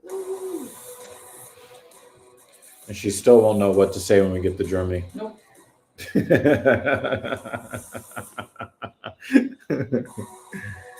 is officially springtime, and the world-famous Octagon is at home in Las Vegas for the next couple of weeks. And as the season changes, we have a bunch of apex predators that have stormed into town looking for glory. At the very tip of the card, we will witness a middleweight rematch with significance on the title landscape. We are live from the UFC Apex 4, UFC Fight Night. Alan versus Curtis 2. UFC Fight Night is presented by Bud Lights. And closed captioning is available for tonight's telecast. If you'd like to watch the broadcast in Spanish, that option is also available on E+. So, you still have your Good evening, fight fans, and welcome to the Ultimate Fighting Championship. My name's John Good and delighted to be joined by A jubilant juice drink. Paul Felder and Michael Bisping. Gentlemen, both of It actually says that on the bottle. record number of knockouts on that card. I'm hoping that you brought a little bit of that sparkle back with you to it. Whatever you do, just don't ask Alan Joban about it. I think we'll be good to go. We know that's a problem. But listen, these fights in the prelims are delivering, but I think it's just going to step up now that we're getting to this main card. And then obviously the middleweight main event, I cannot wait. I love rematches, and I love them even more when there's something significant on the line. Yeah, let's not kid ourselves. This main event has real title fight implications on the side of Brendan Allen, the man that's only lost to Chris Curtis, who he gets revenge against tonight, and also former champion Sean Strickland. The prelims have been fantastic. The main card will be better. Well, Michael, staying with you on Brendan Allen then, and he was a bit of a dark horse at 185 pounds, but he's been winning and winning and winning, and now you've got to look at him as a potential UFC gold. Yeah, absolutely. If he can get the job done tonight, if he can get revenge over Chris Curtis, because the man's on a roll. He's finished 6 people. Sorry, he's won 6, finished 5 out of 6, and it's all the same way with the rear naked choke. The striking is beautiful. The wrestling is on point as well. But if this man gets on top of you, you are in a world of trouble. And as I said, he lost to Chris Curtis. So What does David Banner have to say? What an opportunity for Chris Curtis, because since then, Brendan Allen has gone on just on Christ Curtis. He's a Christ Curtis. Is the definition of a gatekeeper. He has legit wins over contenders, but he stays in second gear instead of really taking the fight to people when the real adversity happens. Yeah, he doesn't really win the big one. But then again, you can only get one champion, right? You know, there's only one champion. You know, Chris Curtis actually is an overachiever. You know, Chris Curtis was not supposed to beat the fighters he beat. So he's an overachiever. I think that he has done way more in the UFC than he really has any business. You know, he's definitely more successful than he should be. Oh, man. Look at Minty.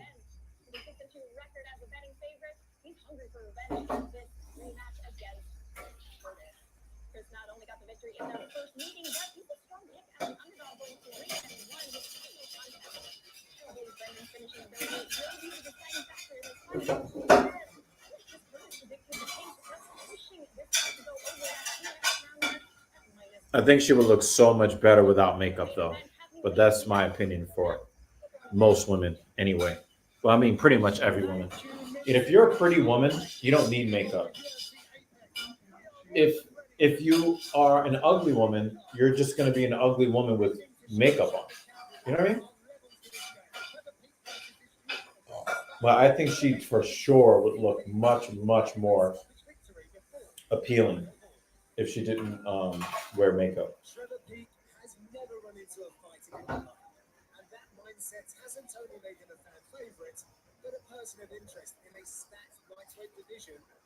I'm mad that David Banner called him Christ Curtis. He ain't that holy. I think he meant Christ, Curtis. An exclamation. Christ.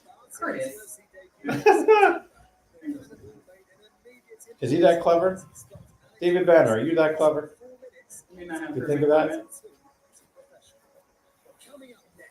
He just added a T to Curtis, to Chris.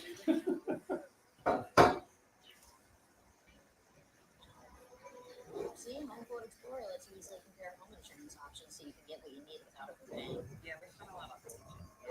really high-end stuff. Sorry, that's our ghost. David said his game has holes in it. There's mold behind the backslide. Yep, it's mold. Well then, let's see if we can save you some Chappelle said Rosie O'Donnell looked like she wears underwear with dick holes in it. Oh man, that was so crazy. But here I healthcare provider about the #1 prescribed HIV treatment, Biktarvy. Biktarvy is a complete one-pill, once-a-day treatment used for HIV in many people, whether you're 18 or older.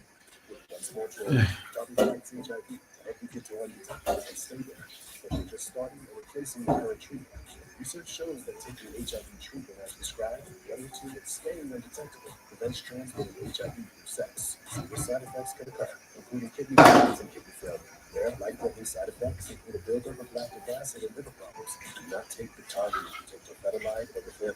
Tell your healthcare provider about all the medicines and supplements you take if you are pregnant or breastfeeding, or if you have kidney or liver problems, including hepatitis. If you have hepatitis B, do not stop taking Biktarvy without talking to your healthcare provider. Common side effects are diarrhea, nausea, and headache. No matter where life takes you, Biktarvy can go with you. Talk to your healthcare provider today. Incredible, isn't it? Well, with your home, auto, boat, and RV all bundled with Progressive, you've got peace of mind to really find it. Yeah, I just hope it stays this way. Most word gets out about this place is they can't. And there it is. Yeah, this story. Hey fam, I am just at this beautiful lake that I just discovered, practicing gratitude, manifesting abundance. Remember the things you The John Jones story. before your asthma got in the way. But I think people like it that he's like that, you know? So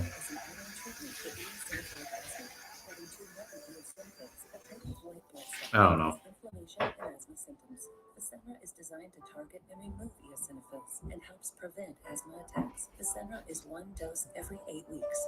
Fasenra can help patients to breathe better. Most patients did not have an asthma attack in the first year. And Fasenra helps lower the use of oral steroids. Fasenra is not for sudden breathing problems or other eosinophilic conditions. Allergic reactions may occur. Don't stop your asthma treatments without talking with your doctor. Tell your doctor if your asthma worsens. Headache and sore throat may occur. Tell your doctor if you have a parasitic infection. Okay. Get back to Close. better breathing and get Here. back to your life. Ask Stuff your is doctor charging. about Fasenra. If you can't afford Water your than medication, good morning. AstraZeneca may be able to help. Oatmeal fruit. Brilliant minds in business. No, not you. Or you. Yeah. You auto-track business income and expenses with QuickBooks. Okay. You pay all your employees easily and accurately. Just making sure. And you have a business bank account with market-leading APY. Do you know where your disembodied hand is? Now with expert help when you need it. That's how your business. Welcome back to the UFC Apex, where we get our first main card fight underway. Here is the tail of the tape. Pink is 29, Campbell 28. Long Island's Campbell is 3 inches taller. That helps him to a 2.5 inch reach advantage. With the official introductions, here's Joe. Peak, Trevor Peak, Hill on that hillbilly shit. Yep. Here we go. We welcome you to UFC Fight Night. Allen versus Curtis 2. And we are set to go with this bout 3 rounds in the UFC lightweight division. Introducing to you first, fighting out of the blue corner, a mixed martial artist hitting 6 feet even. He weighed in officially 155 pounds and in 10 fights holds a record of 8 victories with 2 defeats. Fighting out of Long Island, New York, here is Charlie, the Cannibal Campbell. I don't think I would like to have my nickname be the Cannibal. Fighting out of the red corner, a striker sitting 5 feet 9 inches tall. He weighed in officially 155 and 1/2 pounds and holds a record of 9 victories. Just 1 defeat, 1 no contest out of Chattanooga, Tennessee. Here is Trevor Peak. And your referee in charge of the action, Keith Peterson. Keith Peterson will eventually get to it, but the security need to clear the way first. This one is a fan favourite fight, an absolute barn burner ahead. Charlie the Cannibal Campbell against Trevor Peak. You can't take your eyes off Trevor Peak. He's always up to something. He won't take his eyes off you. And he won't blink. Fight. Here they go. Campbell in the yellow, Peak in the whites. This fight is brought by Bud Light, official beer sponsor of the UFC. This is tremendous matchmaking because both men, they have the exact same MO, right? They're both knockout artists. They both hardly take a backward step. They both believe in their power. They both want to entertain people. Trevor P just wants to find an opportunity to start swinging like a maniac. I think Charlie Campbell's a bit more of a technician. And he spoke to that in our fighter meeting, said he's going to be a bit more patient, manage that distance, be more evolved, try to be the chess player against the barroom brawler. What we saw on the Contender, he was looking really good, Charlie Campbell, when he fought Chris Duncan. Sadly, I think it was a big uppercut or one shot dropped him, but he was looking fantastic until that moment. Yeah, he had him hurt bad. Yeah, it's like that Pete Sells, Scott Smith, wasn't it? Crazy turn of events. Yeah, from getting your liver destroyed to then getting... Those kicks are nice, though, for Charlie Campbell. Very fast, accurate, fluid. So far, Trevor P having a tough time. JL is back. How you doing, buddy? Mania is, I don't know, 40 minutes. Working hard with Dwayne Ludwig, which is a new addition. The bottom of his feet were bleeding in fight camp, he told us.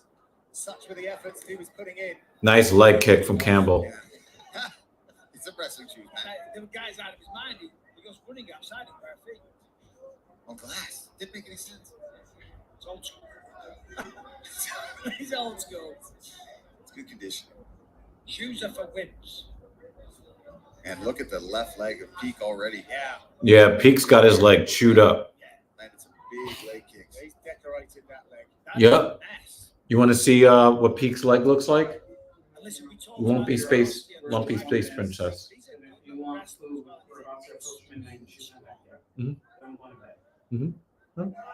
I'm just saying his leg looks like Lumpy Space Princess since this fight just started.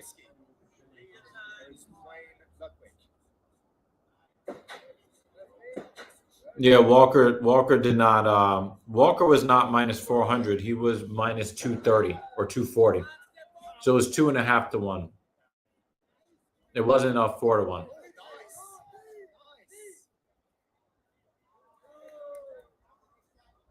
Nice moment there for Trevor P. Campbell got back to his feet, however, and right back to work on that leg. Teammates Aljamain Sterling and Murad Radishvili in the building cheering on Campbell. It's Pete closes the distance once again. Campbell's got pretty decent footwork. Just gotta just try to find the openings when Peak tries to rush. Did she text you back? Reckless sometimes. He wants to hurt you so bad he leaves himself open, like right there. But you also have to be mindful that he is right in my back from you. So if you do sit down and try to counter, you still might get hit with something out of left field. No, you were found. Goes down this Friday for the UFC Apex in Vegas, the main event of the World Championship, as Damien DeBell faces Flash Brian Fitz. Plus Wolverine and Austin Turpin face over rematch for the light heavyweight titles.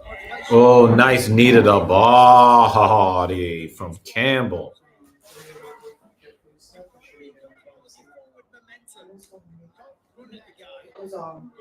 Everything's closed, and supermarket that you mentioned, it was closed too. So I went to another supermarket and got some meat. Nick has always spoken about how he's got to manage that aggression. It's nice to have it there. Didn't realize it's closed. Just lean on it the whole time. Nice kick to the body from Campbell. I love how he mixes up his shots. He's not just head hunting. He's not just hunting for the calf. He's really mixing it up. And I think that what he's doing right now is, Peak. He's a game fighter, right? He's not afraid of anybody. He'll never be afraid of anybody, even if he's losing. But I love how Campbell is just breaking him down.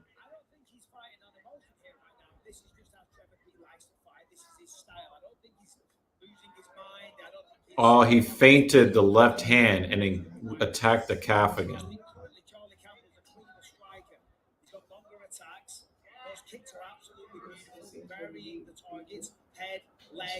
Oh, Pete moved his calf out the way, and he let him pull a right cross on him.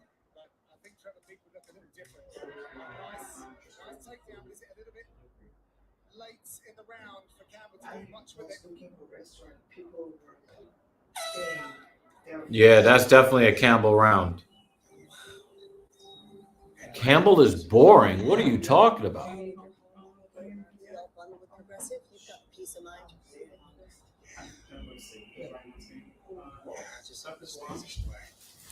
Thomas? What do you mean by Thomas? Hey Sam,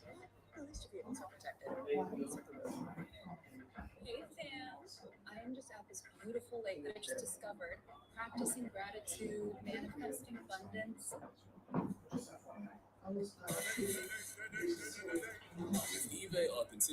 I like how oh wow, okay. Well, we'll see what happens. Second round is coming up right now. So we'll see if what you're saying is whether or not it's going to come to fruition.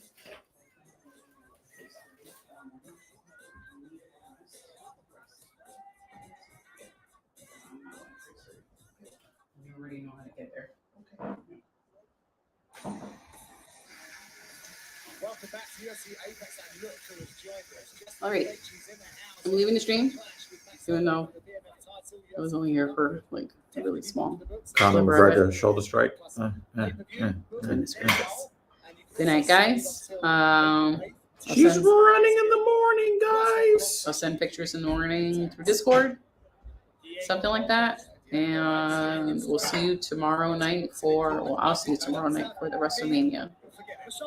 Night 2. I need your thingy.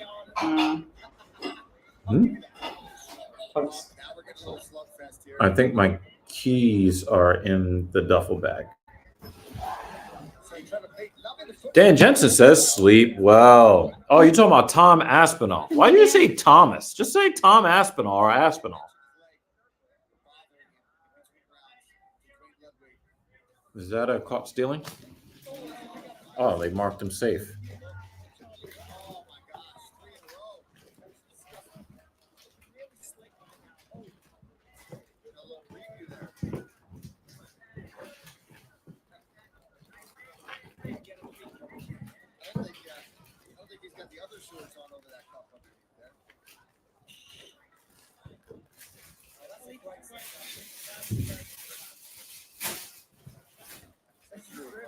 Oh, there you go.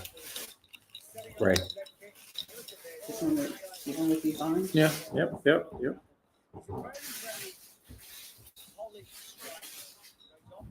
I'm asking.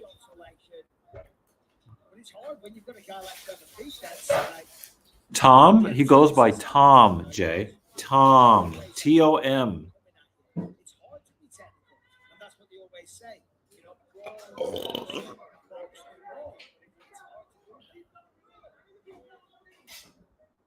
Charlie Campbell speaks about the influence of Ally Quinter, who put him in touch with Ray Longo. But his life was just going off the rails a little bit following an injury.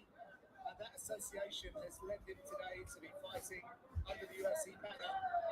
What a team he decided to pick. And there's a hammerfist. Yes! Nice takedown. Campbell is such a smart fighter.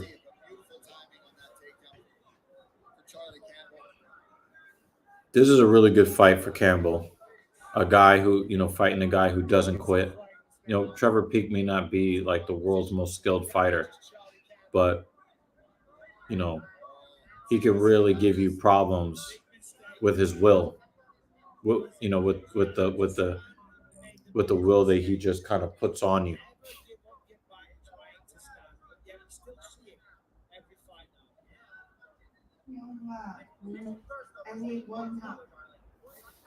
They were still showing his name as Bobby Green. So if they show his name different on the screen, then that's his legal name. That's his legal name. But you know what they put on the TV when Tom Aspinall's in the cage? They don't say Thomas. They say Tom. I don't know what your issue is with Campbell. The dude is super skilled, and he's very smart, and he's there's nothing boring about the guy. Oh, nice right hand from Campbell.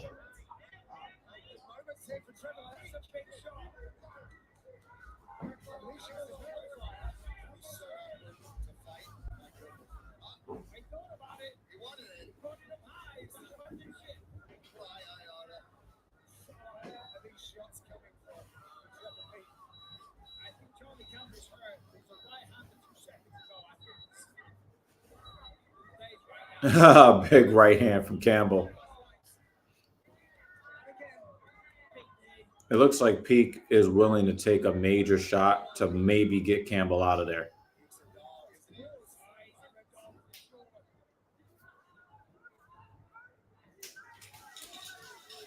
What about CM Punk?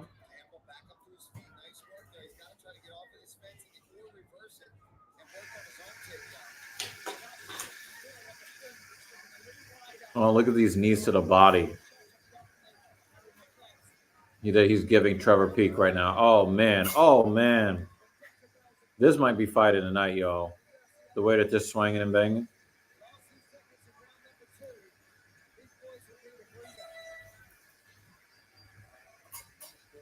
Yeah, they swinging and banging, y'all. Swinging and banging.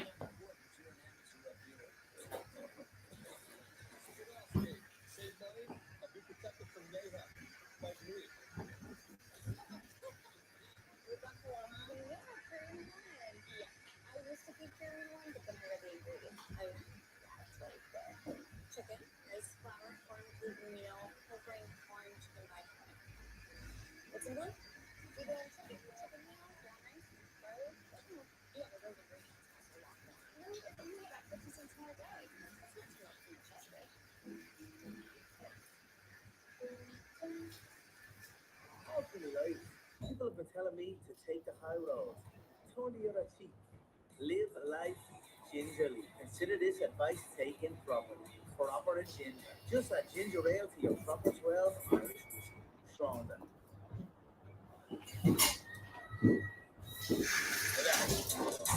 Experience UFC International Fight Week in VIP fashion. Enter to win 2 tickets to UFC 303 at UFC Fight Night ceremony. VIP access to UFC X Tour, the UFC PI, and more. Scan now for a chance to win. So the advice from the Peak Corner. Oh boy.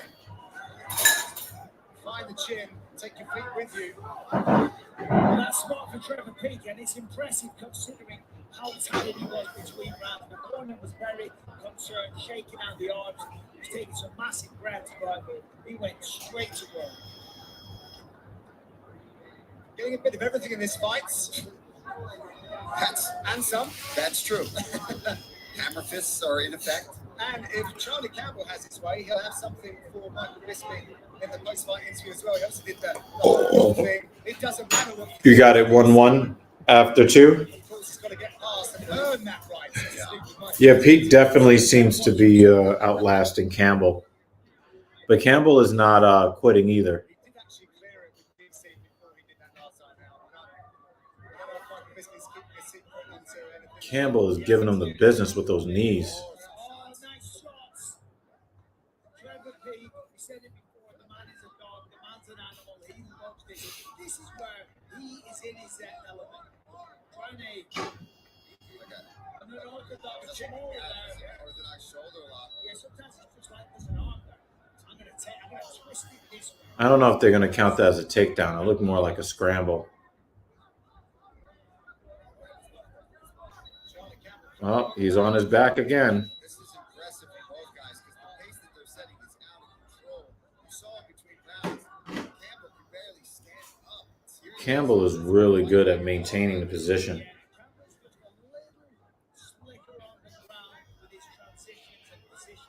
Oh, he's got a body triangle now. This is going to slow it down now. He's got 3 minutes. He's firmly in control. The body triangle is going to start Trevor from. He's almost lost the body triangle. The body triangle is key because Trevor's such a explosive. It looks like, yeah, Peak is going to need to try to put that body triangle on, yeah, on that side. Yeah, that's the side. Yeah, he's breaking the body triangle now. Peak has got to try to get his back on the mat to break that lock. Look like now it's broken. Nice shot from Campbell to realize that it just goes right in the middle. Oh, shit. Had an arm attempt.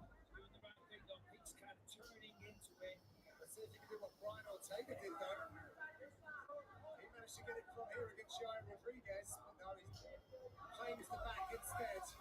Sensible, seasoned work.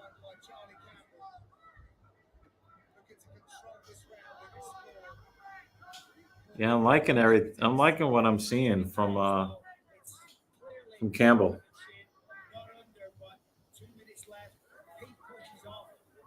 And we've seen that from Pete before, where he's been in some tight rear naked chokes. It looks like Pete grabbed the cage. Fought through it, got himself out. But he's got to do something here. Never been finished. And I tell you, that was impressive.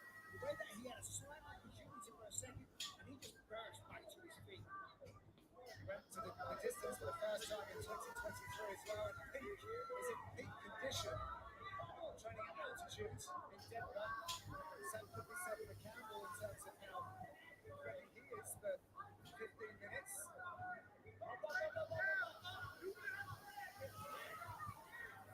Nicely done. Now, second Bobby Brown. Yeah, this is fight of the night, I think, guys. This is gonna end up being fight of the night. This is like the most exciting fight. Trevor Peak has a lot to do with it, but also having a really intelligent fighter be in the cage with a really, indomitable. The Peak's will is indomitable.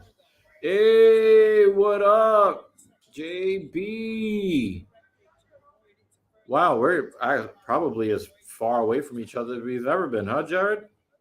You being out in California and me being in Europe. What's good, man? It is good to see you. Mrs. Evil has already left the stream because she's got to go to sleep and she's got to run her race tomorrow. So that's what we got going on over here.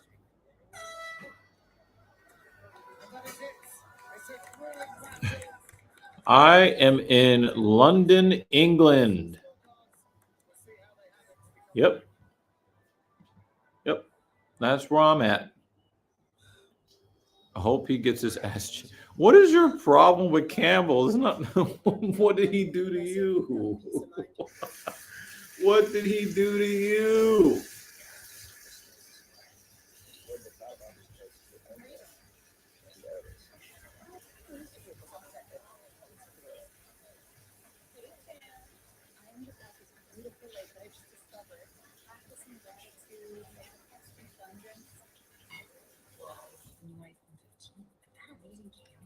Sharing pics from as well. You do not go and see yourself ski. You look like a marshmallow. Join now. Only T-Mobile give you 4 new iPhone 15s on us and 4 lines. What's wrong with you, Jay? What's wrong with you? Live life gingerly. Consider this advice taken properly. Proper ginger. Just a ginger ale to your proper 12 Irish whiskey. Stronger. Welcome back to Las Vegas. UFC Fight Night is presented by. Damn, JL be just hating, man. And in part by proper number 12. Can we skip this interview? Oh, wait, am I behind? Time now for the official reckoning. Here's Joe Martinez. What is wrong with Campbell? What did he do to you? Three judges see it. 30-27 for your winner.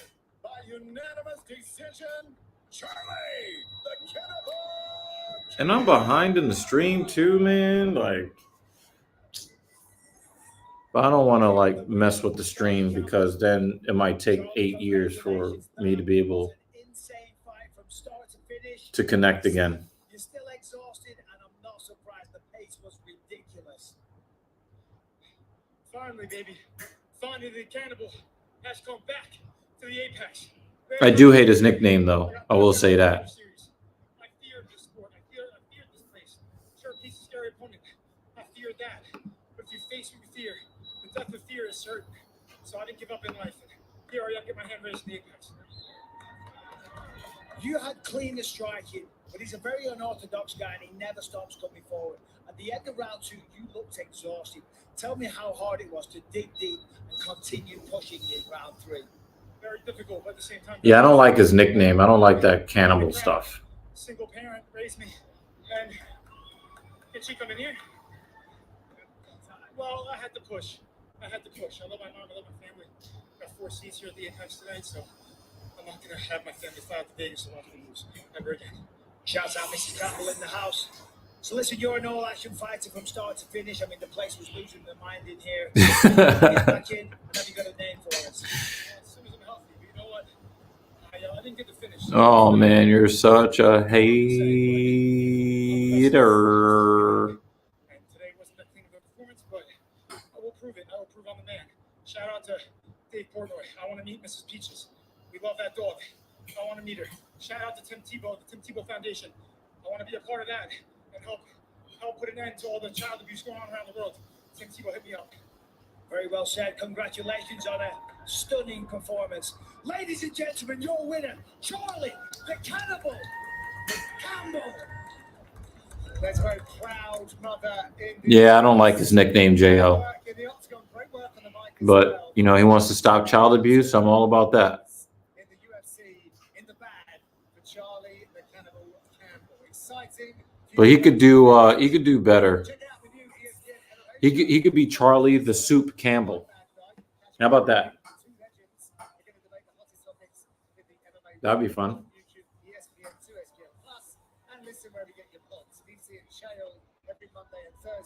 You said good message, pussy fight. Wow. No one wore a bigger smile at the weigh-ins yesterday than Muhammad is telling you everything. Yo, JL is mad right now, y'all. Training alongside Muhammad at Valley Flow, he has covered everything and believes his diversity of attack will be the decision maker.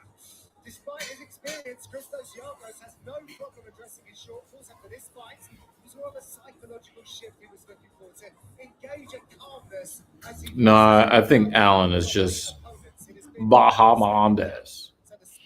I don't think that he's gonna knock out Brendan Allen, but a big weekend for the entire TKO family as across the United States in Philadelphia, the biggest event of the year on the WWE slate, Wrestlemania, is going down as we speak. In Wrestlemania history as Cody Rhodes and Seth Rollins battle Roman Reigns and none other than... I cannot believe I am watching a promotion for professional wrestling on a UFC fight card. But this is where we are with this TKO stuff. Just to remind you, taxes are due soon. But hey, once you're done, you don't have to think about taxes ever again. Until next year. And every year after that for the rest of your life. Tax Act. Let's get them over with. Maria and Khalil thought their life would never slow down. Then, one day, it finally did. You were made to find inner peace. We were made to transform places to paradise.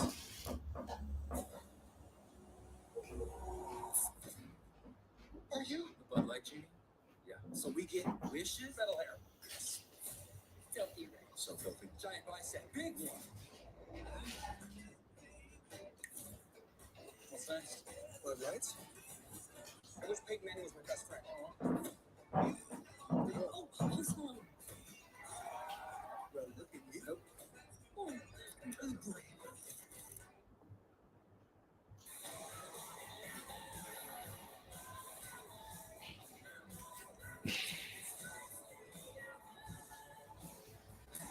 You moving to Birmingham, Alabama? Or Birmingham, England? Very rainy. Mrs. Evil said, here it rains. It rains for 5 minutes every 25 minutes. That's what she said. The UFC returns to So, RBC Arena in Perth, Western Australia. you know, the 18th of August locally for a pay-per-view event for UFC 305. That event will be things I've just been, you know, in these little tiny pockets of London for the most part. You know, it's been okay. It's been okay.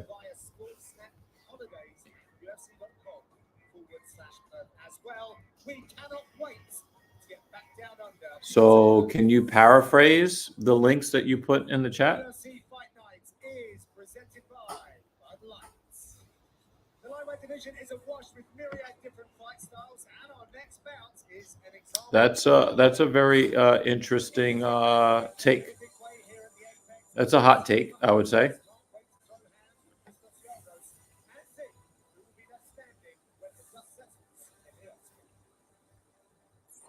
veteran of the 4th season of Dana White's Contender Series, Ignacio Bahamondes has grown up in the octagon after the last 3+ years, and at 26 years old, he's just approaching his fighting prime. Tonight, the Chilean prospect gets another test in Christos Giagos. He settled into his role as a veteran who is comfortable with anything he will see on Fight Night. Giagos has been in with the best of the lightweight division, including Charles Oliveira, Arman Faroukian, and Thiago Moises, proving that he is one of the most battle-tested 155-pounders in the game. Coming up next, Ignacio La Jaula Bahamondes meets Christos the Spartan Giagos. Want to upgrade but still paying off your locked phone? Break free from 3-year device contracts. Switch to T-Mobile and you'll pay off your phone and upgrade you to one of the latest 5G phones free. Well, after the Mets lose this game, I'm going to put Peacock on the phone, have WrestleMania right here, UFC right there. So we get wishes? Yes. Jones provided videos of the allegations, and someone said the only ones taking the women's side are racists.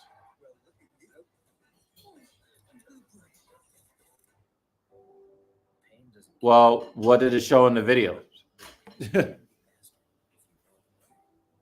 back with Tiger Balm's legendary herbal power. Trusted for over 100 years.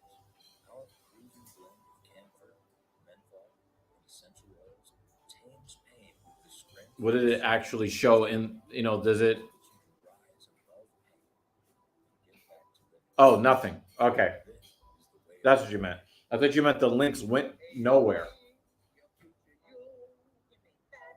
Well, John Jones would not release any videos that would incriminate himself. I'm pretty sure he has a lawyer that would tell him not to do that. But like I said, I am skeptical of the allegations.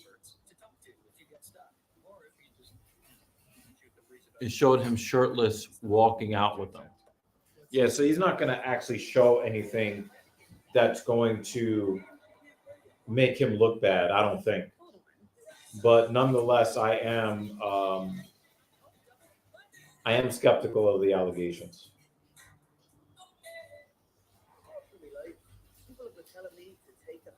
But I will say that, if this woman is like just doing this because she's tired of working a job and it's just like manufacturing that this stuff happened, she's an idiot if that's what she's doing. But to basically just put an allegation out there because it seems on brand. Oh yeah, I can get anybody to believe this because he's done all these other horrible things in the past. That's really scummy,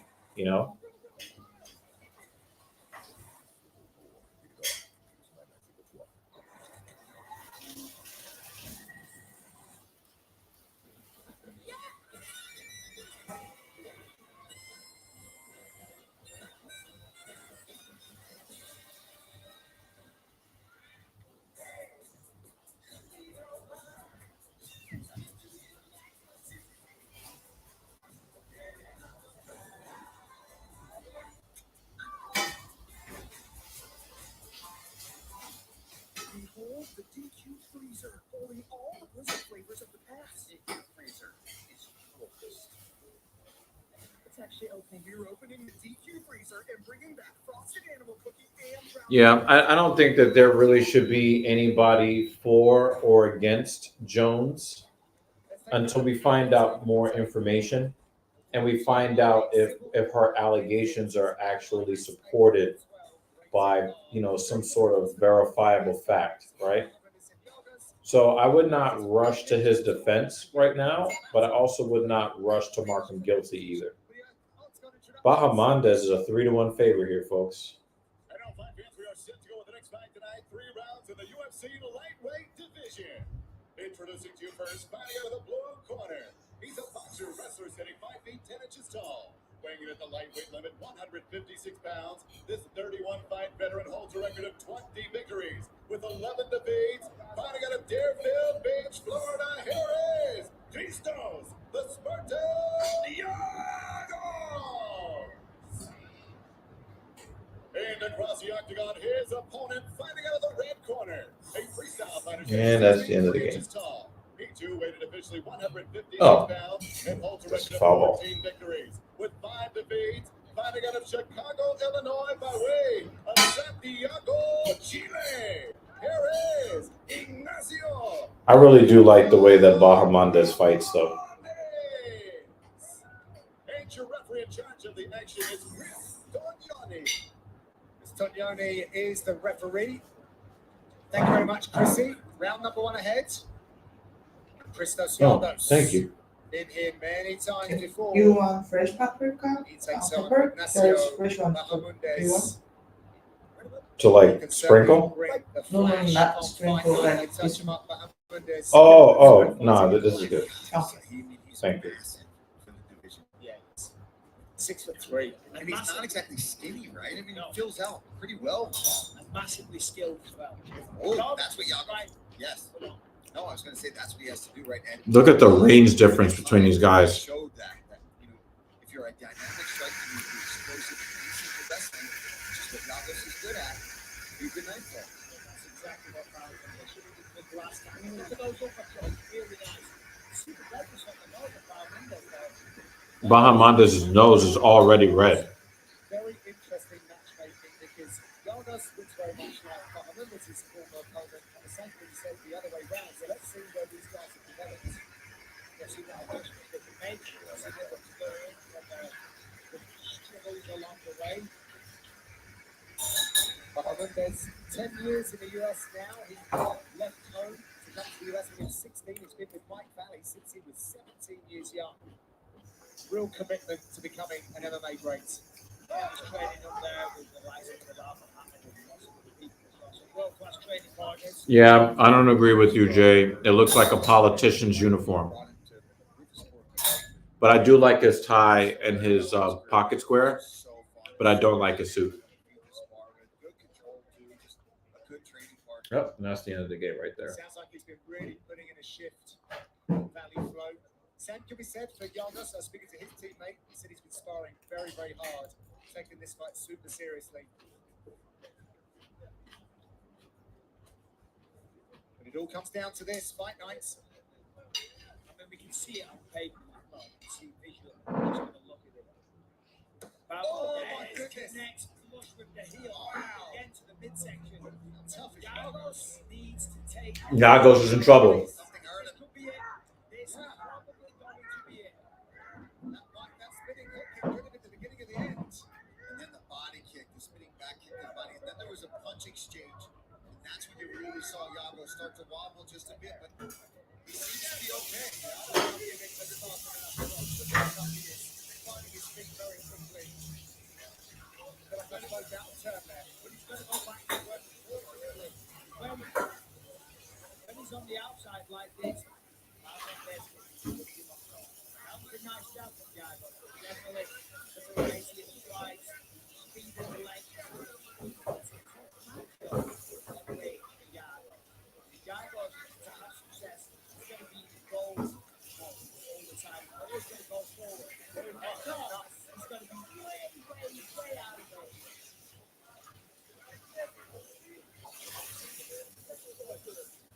Mixing up the attacks is the Spartan. Doubling up with the right hand. Nice work. That uppercut, that right uppercut, the lead uppercut, Ignacio Bahamondes. It is a beautiful shot. Look at that. Intercepted him with that straight left just as he was trying to come in. Interception. It even sounds painful. Oh. Sticking him with the jab, Yep. stopping him from closing. Oh. That's as clean as it gets.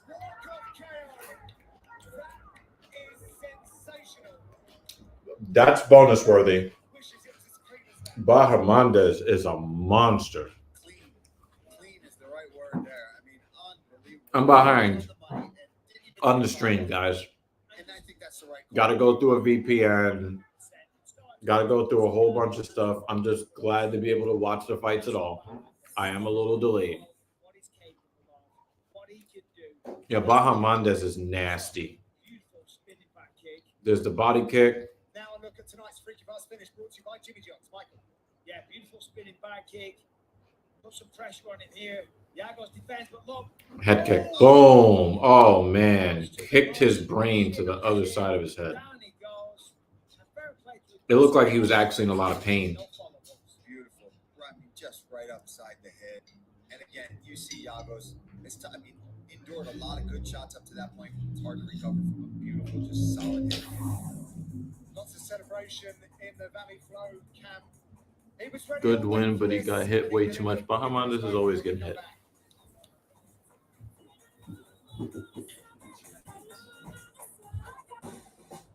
Sorry about missing calls. So beautiful. Yeah, Yeah. looking Are they uncomfortable? it blocks out that. Yeah, USAA. Oh. It's still a little too. Okay. You know, I can't ask you to go. It just. I'm in That's because reality. you think that'll finally get you in? Speaking as low as I can. No, I know. I'm saying it's just. USAA Yeah. for the military Yeah. community and their families. When you're ready for bed, let me know. I'm gonna sleep here. People just. Oh. This back. I'm gonna extend it out. People have been telling me to take the high road. Turn the other cheek. Live life gingerly. Consider this advice taken properly. Proper and ginger. Just like ginger ale to your proper 12 Irish whiskey. Stronger. Target Circle Week is almost here. I wouldn't say that Leon's was better. I would say that Leon's head kick was more important. On the things that make you, you. Target Circle Week coming April 7th to the 13th. It's a big deal. Witness history next Saturday night, UFC 300. Dan Jensen had the perfect response. Yeah, we know. Plus, Justin Gaethje versus Max Holloway for the BMF.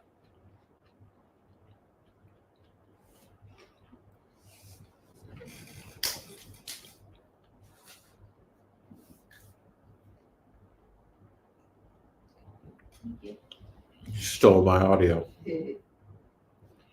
Oh no. Oh no, don't do this to me. Ladies and gentlemen, come to the official time. 3 minutes, 34 seconds, round number one. Your winner by TKO, Ignacio La Habla Bahamondes. I'm here with the winner, Ignacio Bahamondes. I see a big smile on your face. You're doing a victory dance, and I am not surprised. That was a beautiful performance. Appreciate it, man. Mouthpiece out. First of all, I just want to say thank you to my Almighty Jesus. He gave me peace in the storm. In the middle of the storm, He always gave me peace. More religious bullshit. Without Him, nothing of this can be possible. He made me a new man. He made me so much better. I want to say thank you to my team, my coach, my buyer, my teammate, Bilal Mohammed, my coach Islam, everybody in Chicago who always helping me. I have my family in Chile, mi papá, mi mamá, me están viendo ahora, los amo, mi madrastra, mis hermanos. I'm so happy, man. And I'm having a baby. 5 months, my wife is pregnant, everything is for him, I do everything for him. Well, congratulations to you and all of your family. Let's talk about this performance because that was one of your best. You've had some ups and downs, but you've always shown that you were world class. Talk us through this finish. Ooh, wow, I dream about this. Some of my friends, I told them, hey, I had a weird dream and it looks like real. I'm a righty, but I dream. You did not get that guard up high enough. It's here. I visualized it. Now it's here. It's happening. That's your dream. It could be somebody's nightmare. Tell me about this, though. You drop in with the head kick and you knew it was done. You didn't feel the need to follow up. Yeah, Jay. I saw it. I fought so many times in kickboxing. I got a lot of fights since I'm a little kid. It's like two fighters get into the cage, right? They both believe in Jesus, but only one of them wins. So what? The other one didn't believe in Jesus enough? It's so stupid.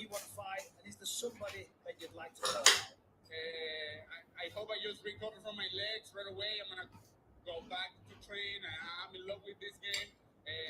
I saw a couple lightweights fighting today. I would like to match up with them. I would love to see it in September. You know, I know everybody want to get on the spur to fight there for the first time, but it's Noche Latina, so the Latinos got the first time, so I hope we can make it. If not, I'm just going to be ready for whoever, whenever, whatever. Well, UFC No Jay, I hope to see you in the sphere as well. Ladies and gentlemen, show your appreciation. Ignacio La Jaula Bahamondes. We're showing our appreciation from the booth. Ignacio Bahamondes is a problem. Surely that's a contender for some bonus money tonight. Lovely head kick knockout to add to his growing highlight reel. Now, UFC Fight Pass subscribers, you can catch that man next week on your screens. Yuri Prohashka taking on Alexander Rakic at UFC 300.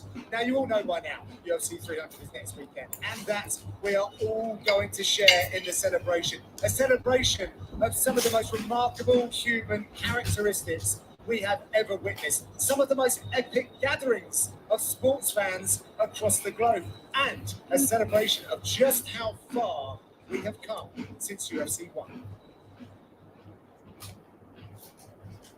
This is history in the making.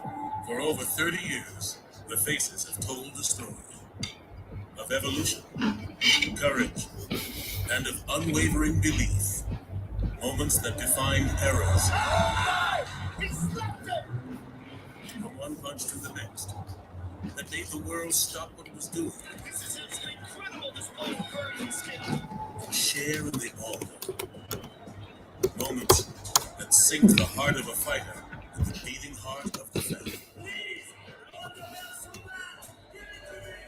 Because the chance at glory, to win, to shine or to fail on such magnificent terms, has always been the ledge that thrills our sense of purpose.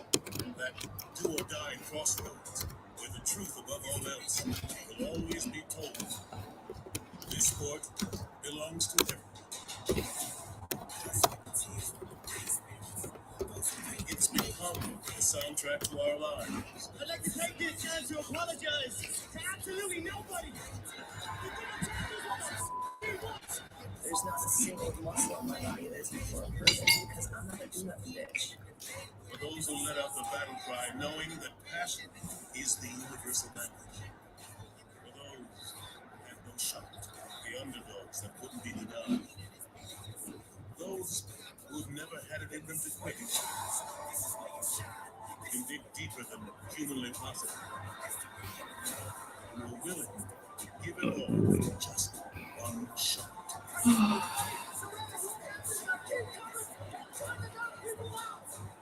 the quotes, the great rivalry, timeless wars that we wage, the prices paid for every magical place and every deafening scene. I swear, when I see this promo, guys, I'm like, so the UFC is about to induct the UFC into the UFC Hall of Fame? That's what it looks like to me.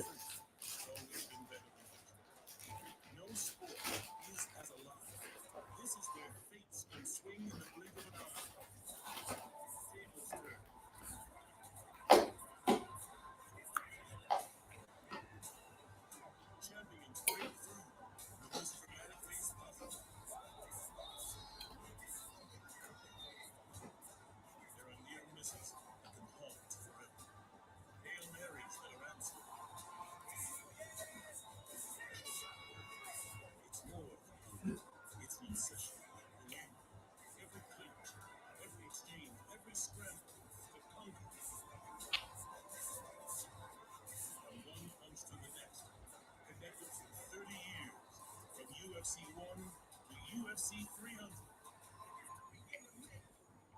What a thing with beauty it is to behold.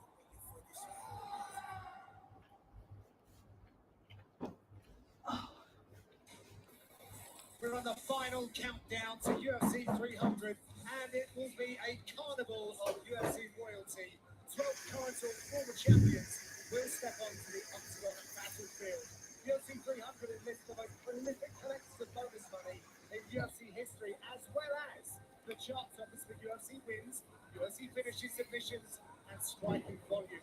Add to that We have crossover stars from judo and boxing, and a well-deserved shout-out to the only fighter to span the Centennial Landmark event, Jim Miller.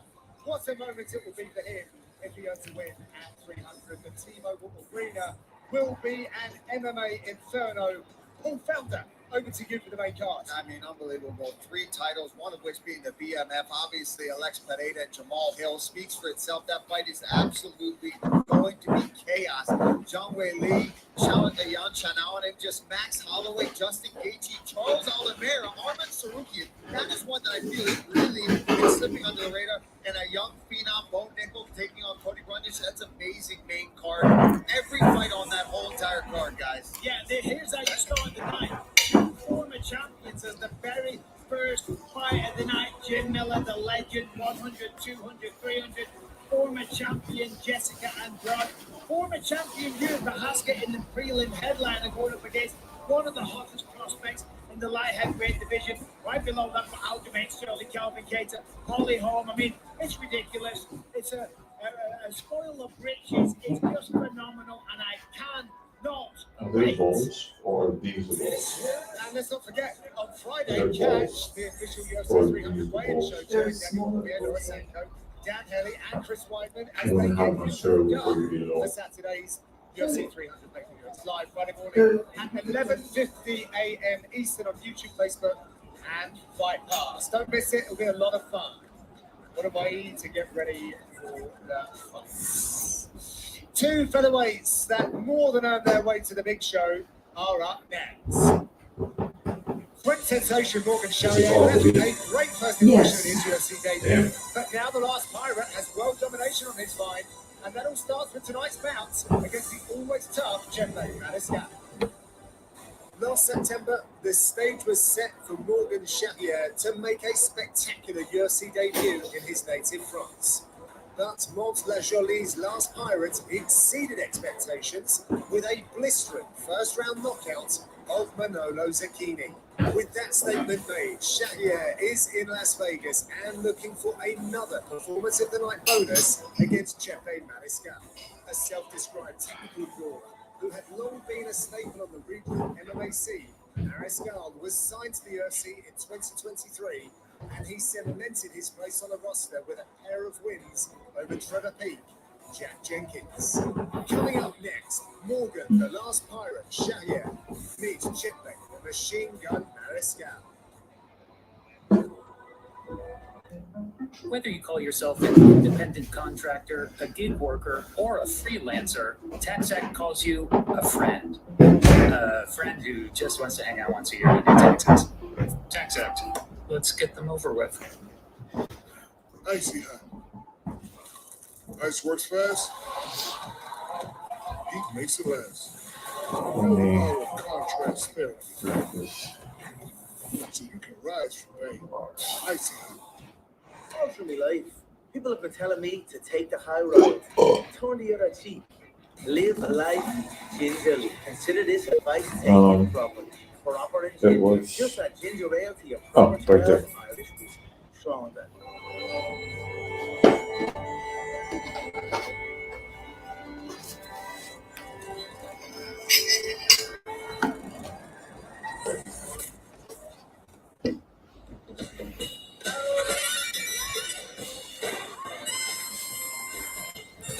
So yeah, guys, I'm finishing off after some beef and bell peppers with some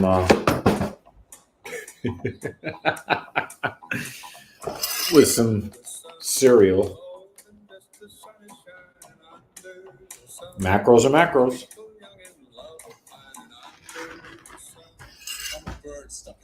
Let's catch up on comments.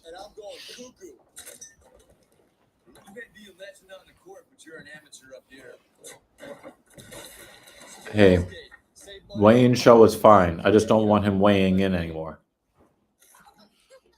For some reason, I see Hill just landing a crazy 1-2 bomb. Yeah, I can see that happening.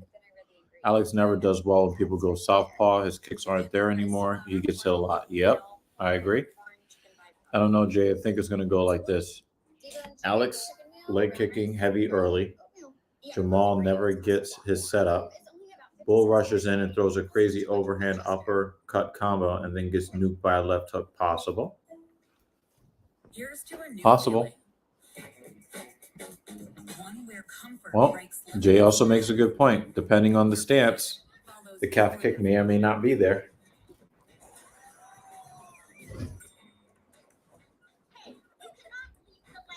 Flexibility brings power. And the thing is, Jamal Hill doesn't have to fear any kind of wrestling. He doesn't have to fear any kind of wrestling from Alex. So I think that he'll be able to implement his game plan as he wishes on the feet. I think that Jamal Hill has better footwork than Alex does as well. And I think that'll be a factor. So even though JL is being a hater, I think Jay, you're actually right.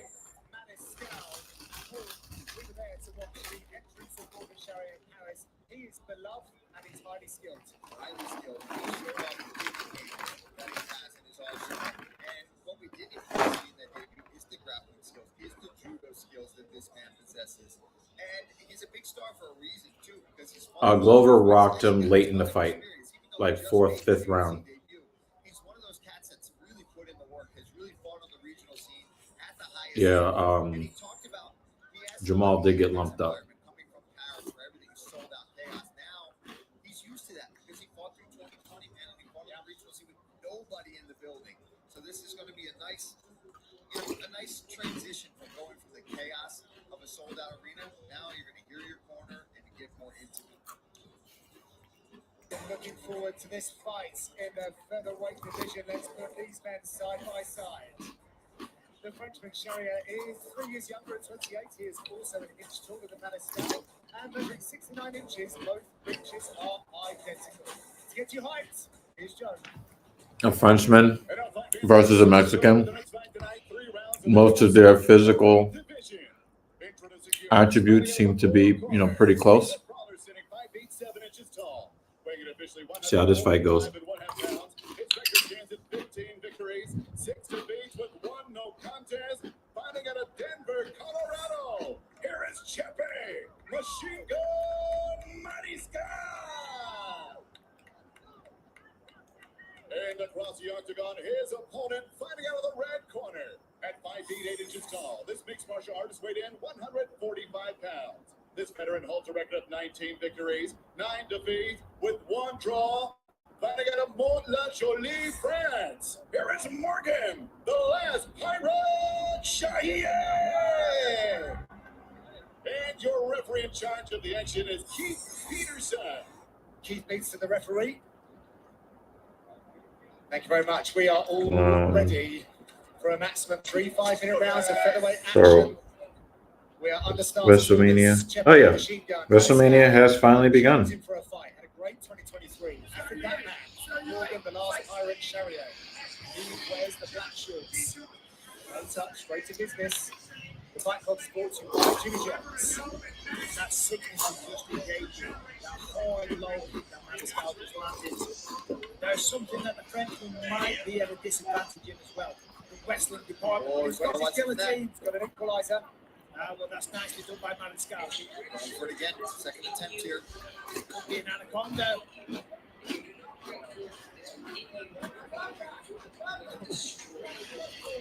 Some sneaky back elbows there from Maniscal. He's got to worry about fighting these hands at the moment, though. Yeah, it'd be interesting what Chariot looks to do with this. A couple of options available to him. There's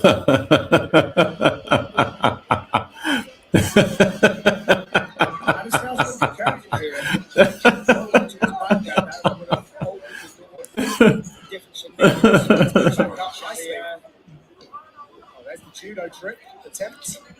Yeah, Sharia talked about that. He said, yeah, he's got really good judo. He's actually got really good wrestling, striking, footwork, you name it. He's got it all. There's a lot of similarities between these guys. Both black belts in judo, both lots of experience regionally. Both on brilliant green streaks as well. 5 for Maniscal, 4 for Sharia. Sharia in Paris last year, I'm saying on the wall. against the Keelan Manolo. It was a beautiful front kick to the stomach that sat him down.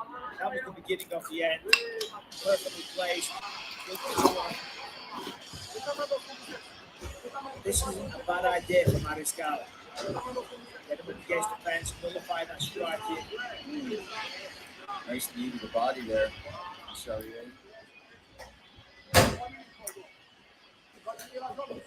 Maniscal really seems to. It looked like she raided Seth Rollins' closet, Jay.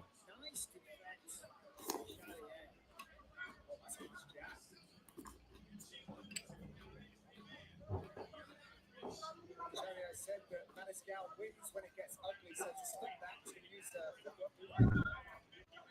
weaponize his cardio. Maniscal throwing everything in these shots, too. Crazy pace. This is where we start to see Maniscal lose his thing. Kind of engage his brawl mode. That's when he's at his finest, when he's at his best. He was talking before about the sparring sessions, just engaging. Maniscal was telling us it's almost like a pay-per-view event in private every time we spar.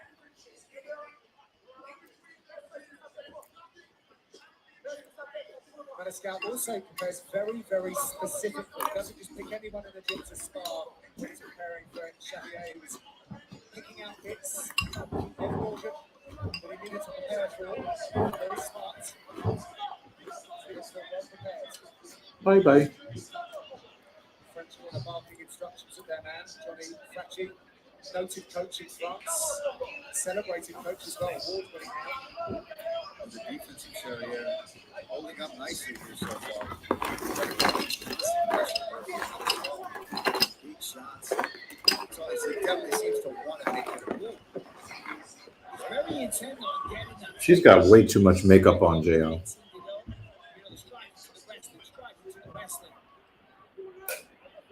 Very hard to keep pace, but Shayya's did a really good job.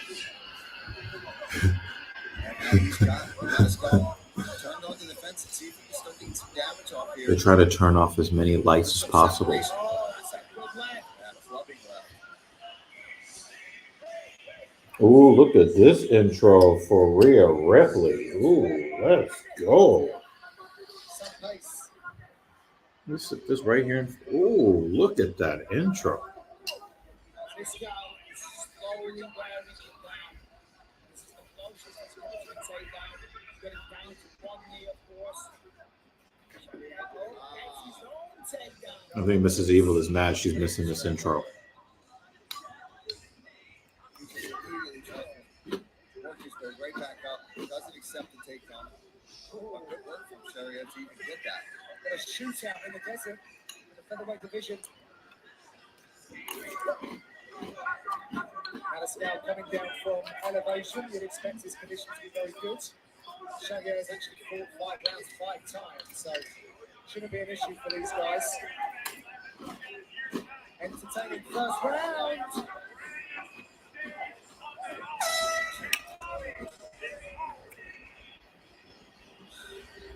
Mariscal did some real fancy shit at the end of that round. Hey, Mikey is here. Michael Cole Soup looks like Magneto from the '97 X-Men cartoon.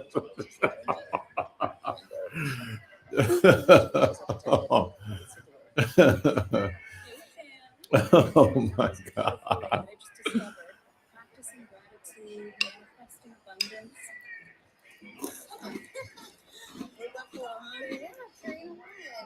I used to feed Purina One, but then I read the ingredients. Oh yeah? Yeah, it's right there. It would be crazy if Rhea Ripley loses this match after this fucking stupendous intro. If she loses this match, I'll be like, what the hell did he do all of that for?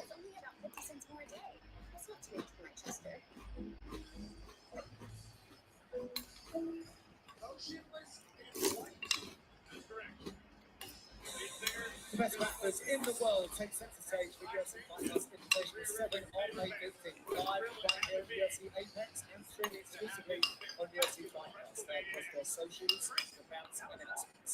Round number 2 in this highly competitive featherweight matchup. Morgan Shagger and Mariscal.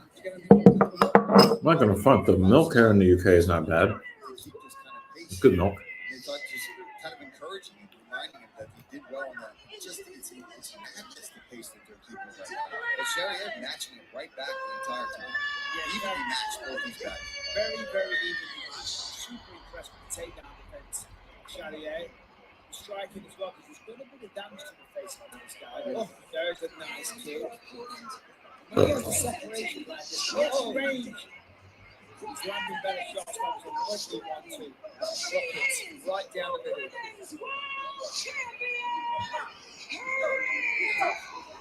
That's going to start to wear it. Does it mean he can't come it back? Yeah, but their things are slowed down here. Morgan definitely has the sharper strikes, the strikes. So that's why you see Chepe's got to try to make it a little bit more chaotic. He wants to live in that game. Not just have a single kickboxer. To win this championship, but here's the story we've been following. Becky Lynch has been sick all week. She's suffering. Maddie Skull is going to get KO'd. Let's see. Match against Ripley tonight. Becky Lynch admitted to me earlier this week her temperature reached as high as 2 degrees.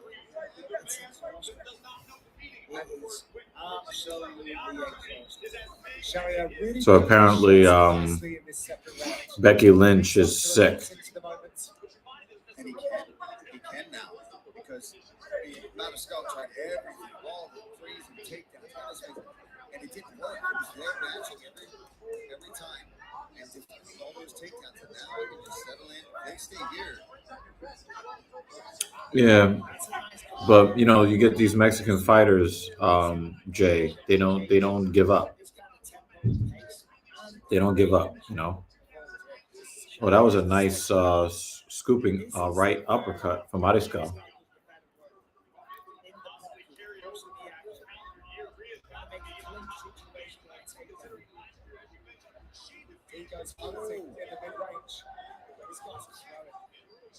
Mariscal's timing has gotten better, though.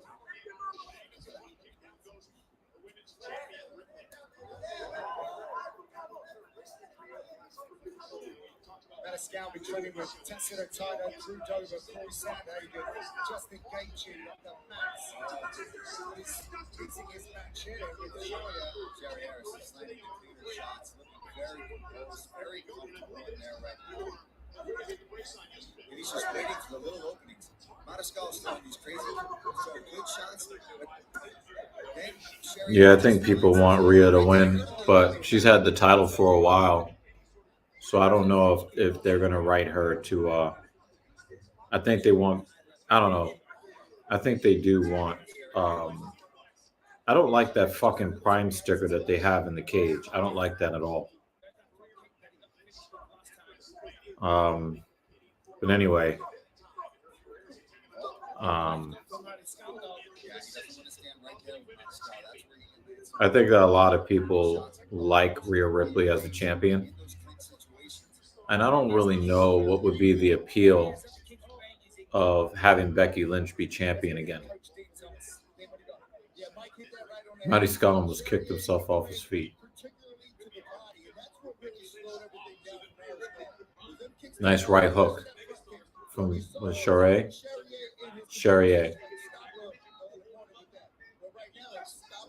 Oh, hit that back leg. Mariscal just slapped the shit out of Charrier. I think you have to duel, right? I think you have to duel in France when you slap somebody, right? just put himself in a bad position. Charrier just all over it. Take you right over the side.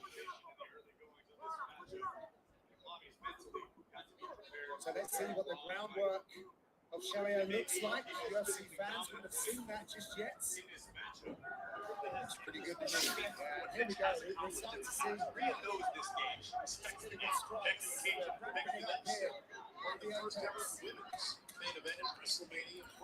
Last few seconds in round number 2.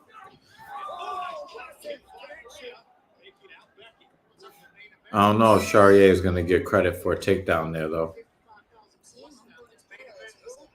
Becky the Man is stale. I do agree with that. And you guys know how I feel about the whole gender bending thing and I think that you could be a strong woman without, calling yourself a man. I think that's possible. You could be a strong woman without having to be called the man.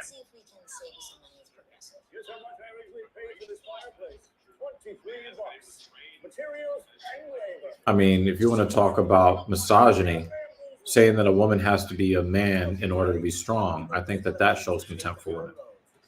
I don't like the whole the man thing. I don't have a problem with her personality. I have a problem with the branding. There's nothing like the thrill of finding the best deals. That's why we've got Doorbusters this Spring Fest happening now while supplies last. Shop Spring Fest Doorbusters. But I don't know, man. There's something, I just get this feeling like they just want the title.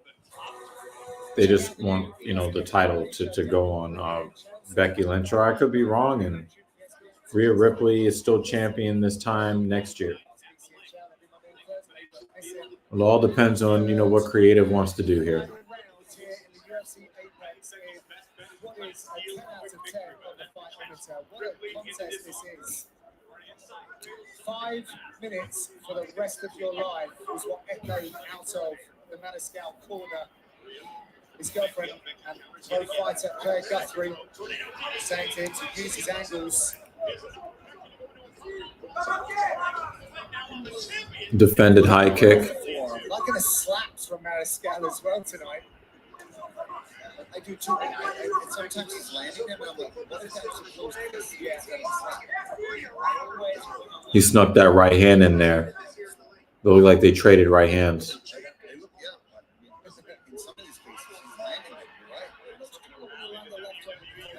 Naomi as champ will be cool. Yeah, she's not coming back she didn't come back to WWE to not be champion. She'll be champion.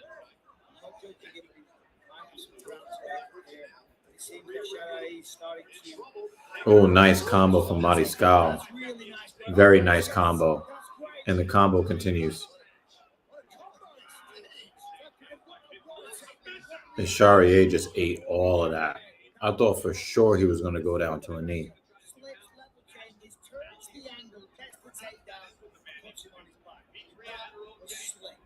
He's showing his full skill set tonight. Since the debut, you have an epic knockout. Awesome. Charrier did take some shots in that exchange. He did take some heavy shots in that exchange. Crazy pace, great exchanges, and everything has been on display. Lots of wrestling, there's been some judo, some cribs.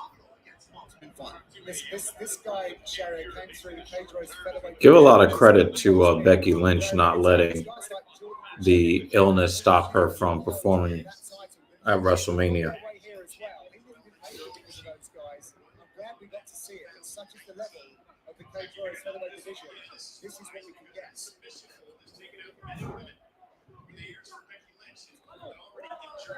Yeah, that was a nice takedown by Charrier.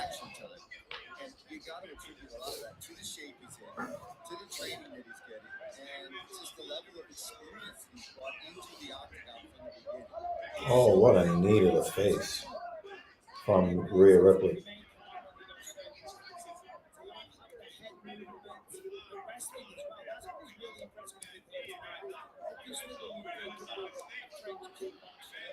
It's interesting that Michael Cole can't tell the difference between a foot and a knee.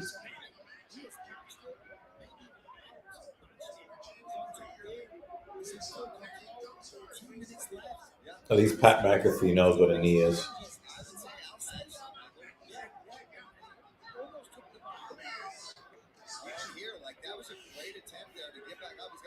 Uh-oh, I'm trying to take that neck. Maniscal trying to take that? Oh, okay. Let it go. Snuck a knee in there.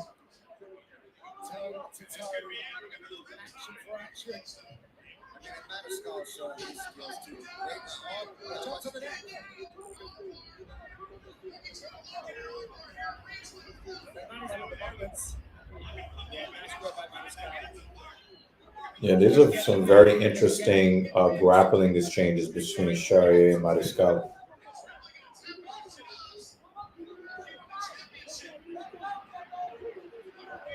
Brief respites between the two featherweights have given us a lot to cheer on There's a machination of energy from Maniscal. Really nice from Maniscal from that position. Wasn't in a good one. Turned it into a takedown, just exploded with energy and technique, of course. But Bobby Charrier, I have the sweep here. And now almost mounts. So there's a lot of stuff going on here. To the untrained eye, he almost mounted in. Charrier defending, got him in half guard. That was kind of position here. Charrier can slide out the back, but look at those. He kind of caught him in a bad spot. A few unanswered shots from Mariscal. Trying to get that GMP going. This is a crazy scramble. Yeah, it was an awkward exchange there. Couldn't see where the arms and legs quite were. But then Chepe landed some big shots here at the end of that round. Mariscal did a really nice job. High level of skill goes to the judges' scorecard. We'll get the decision when we come back.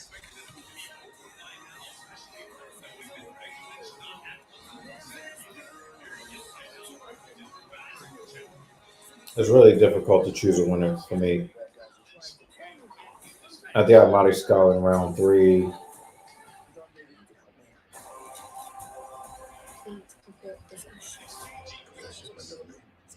Possibly Charrier in round 2.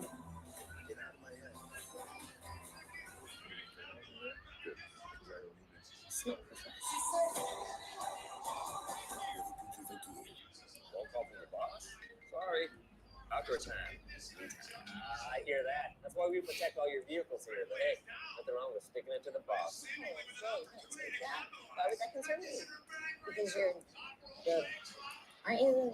No, we never actually discussed hierarchy. Okay, why don't we just stick to letting Gabe know how much he can save when he bundles his home or auto with his boat or RV? Wait, I thought Jimmy was boss. That's funny because I'm not boss material. UFC 300. This is a pretty cool looking submission finisher attempt. It's always crazy when they're in the middle of the ring and they allow the person caught in the submission to walk towards the, and they walk with them. It's so hard to like, oh yeah, this submission really hurts and this person is really stuck. And then you see like the person that's got them in the compromising position, walking them toward the ring, walking them toward the ropes. It's so funny to me.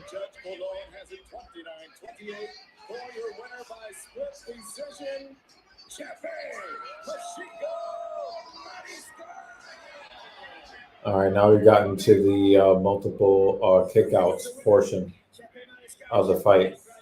Oh, split decision. Okay. I can live with that. I can live with that.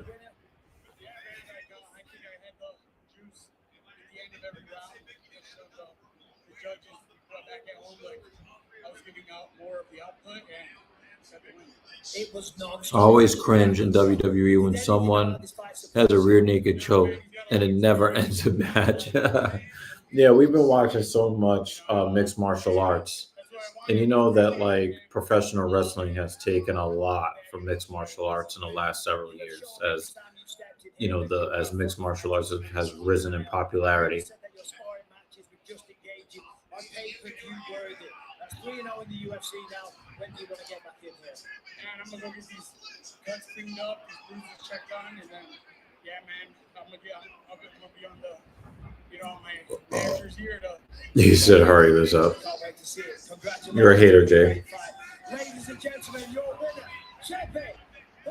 Just watch WrestleMania. Can't say that enough. That was indeed a great fight. Congratulations to Chepe Maniscal, extending his win streak, marching forward. Both boys going to need some ice tonight. Thank you very much for your Yeah, I'm not upset with the decision at all. Charrier obviously has some really nice skills. Alexander Hernandez coming in here tonight, and I think Ow, he's got to Pertaco. mix up his attacks when he's at his best. For example, when he fought Jim Miller, he used all his weapons. He has great kicks, good boxing, great footwork. He's got to stay mentally strong. Alex Hernandez has talked to us many times over the years about his mental problems and that he gets in his own way. It was a close round one. It was a close round one. Trust himself in there tonight. Michael, what are your keys? Well, of course, when you look at this guy here, you've got to be careful because Damon Jackson is an incredible fighter. But you've got to force Alexander to fight on the back foot. Basically, got to use a lot of forward pressure and look for the takedowns against the fence. Damon Jackson is a great wrestler and he's very, very strong. If he can get his hands on Hernandez and put him down, that is one of the keys to victory for this man. Thank you, gentlemen. So then there were four. The NCAA College Basketball Tournament is reaching a climactic conclusion after giving us a lot of drama. The reigning teams have announced UConn Huskies, Purdue Boilermakers, NC State, and Alabama Crimson Tide all in action to decide. Oh, that was a nice spot. To play on Monday night. Purdue's are winning 42 to 33. That was a nice UFC spot. Fight Night is presented by That was definitely a nice spot, yo. Co-main event time now here at the UFC Apex, and we got a couple of battle-tested warriors. With a lot on the line as they clash in tonight's co-main event, Alexander Hernandez and Damon Jackson know what a win will do for the rest of their year. So, expect to see their best as long as this one lasts. We're going to get like 50 million kickouts now. Yeah, Damon Jackson never mails it in. And Alex Hernandez is he could be a little bit wild, so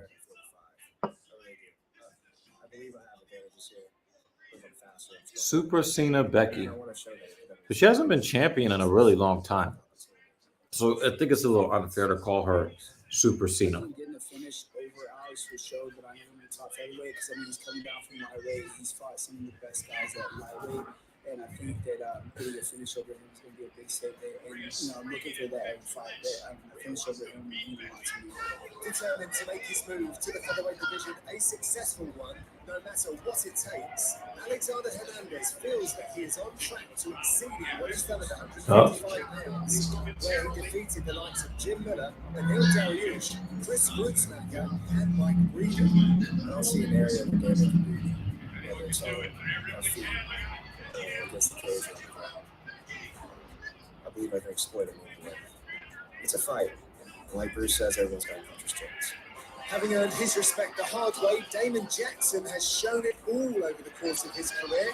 And whether it's the striking, shit. Sabatini, the submission game that put an end to. Oh, all right, Rhea retains. Okay. He brings every night. The Leech always brings a fight. He's definitely very heavy. He thinks he's got a game plan for everybody. He thinks he always has the answers, and coming with a completely different person looking for that finish.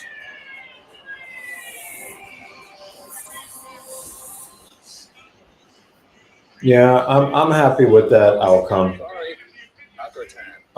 There really isn't a woman on the roster that I look at unless she's like really hot and Hispanic or Asian. I'm not like, but even a lot of those wrestlers are not really compelling. I just think they're hot. When it comes to the main event picture, there's really not any other women that I look at and I'm like, yeah, I want her to take the belt off of Rhea Ripley. Nope. But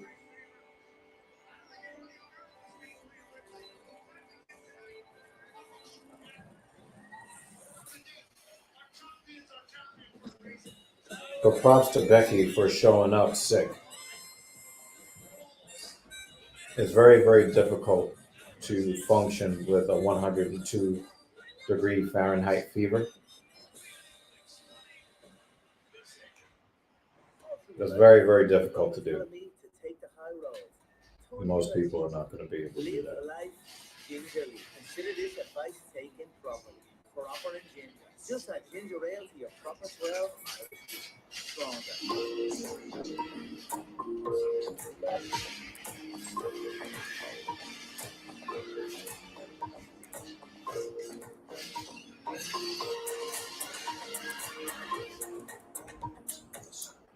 Some people just know that the best rate for you is a rate based on you with Allstate. Because you know the right way to Can they just start this fight, please? I'd be happy if they just start this fight. The Spring Black Friday savings now at the Home Depot. You can power your spring. And only battery to do it all. Gas like power. Endless possibilities. I'm not interested in Jade Cargill as a champion. Are you? Bud Light G? What's that? Bud Lights? Yeah, but I didn't want to see Becky Lynch win the title either. I wish I was at that fight. He's gonna need another bicep.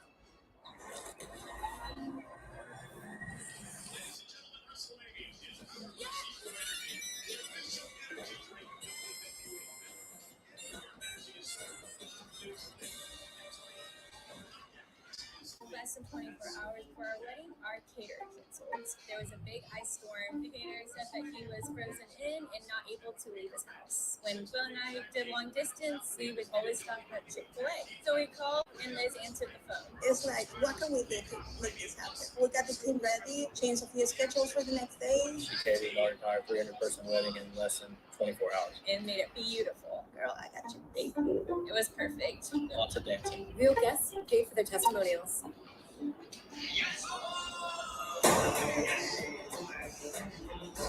Welcome back. Let's take a look at the turn the tape for our co-main event. As anyone, Hernandez is younger by 4 years. At 5'11", Jackson is taller by 2 inches. Hernandez has a 1 inch reach advantage, but the big eye to the nose. Hernandez missed the limit by a pound and a half, surrendering 20% of his purse to Jackson. With the Octagon introductions, here's Joe. Looks like Braun Breaker staying NXT. He retained his strap. No, he's on SmackDown. And we've seen main roster wrestlers also go back and be champion down in NXT. I think Dominic Mysterio recently. And I think Becky Lynch was also NXT champion last year or something like that. So, yeah, I would not look at that as evidence of anything. Braun Breaker signed to SmackDown. And I think that post-WrestleMania, you know, you will see I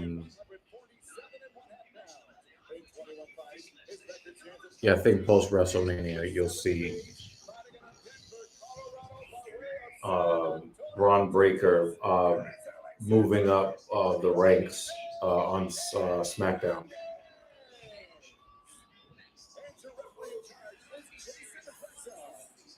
And from what I understand, Triple H wants to reinstitute the WWE draft, so you're going to see a couple of wrestlers on both sides changing. So, you know, the main event scene, it is going to change pretty soon. The touch. He wears the white. He does not like Hernandez. It's arrogant. Jackson fully healed the torn pec. Oh, Hernandez missed weight. He's been looking to get back fighting for a little while now. Yeah, doesn't surprise me.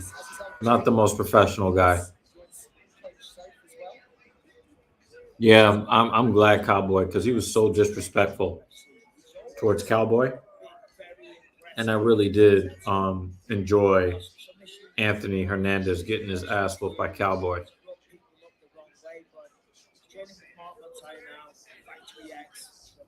I wouldn't say that Braun Breaker should already be the champ, but they should be moving him up there. Yeah. Yeah, Dan, the dude is just unprofessional. Something's up with his focus, always an excuse for something. Wow, Jackson just missed a right cross. He is trashing Hernandez's calf. You come in your debut on short notice against a ranked guy like Neil Dariush. He may or may not have been ranked. He was ranked at the time. I think he was. And he knocks him out right off the bat. And then it's like, okay, well, there you go. Hope you can swim. Here's the deep. Yeah, I think Hernandez is hurt because he switched stances, and he does not look comfortable in the stance. that's what this is what I said. Get a hold of it. Did a good job catching that kick, followed that through. Still not complete yet. Hernandez working on the grip.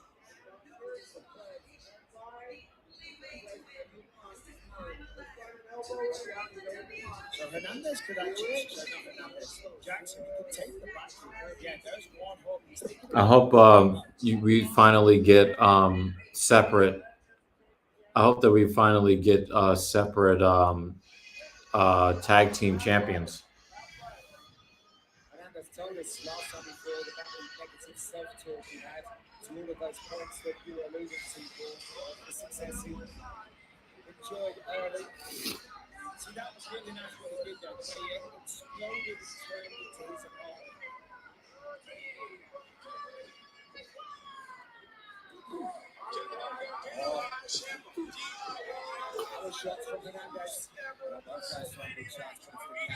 DIY has a Gahey song.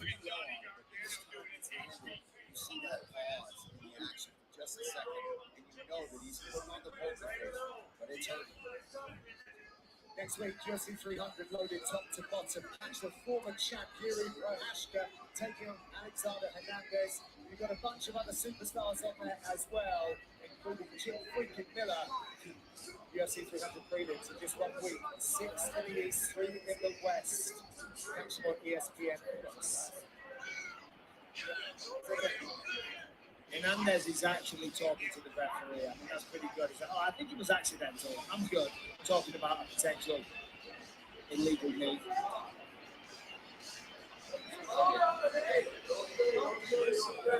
I think I might have just put Alexander Hernandez in there with Yuri Prohashka next week. I don't see that Alexander Rakic. There's something wrong with the production, Jay.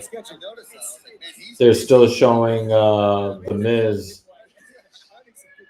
They're still showing The Miz and R-Truth's intro when the new Catch Republic was out there.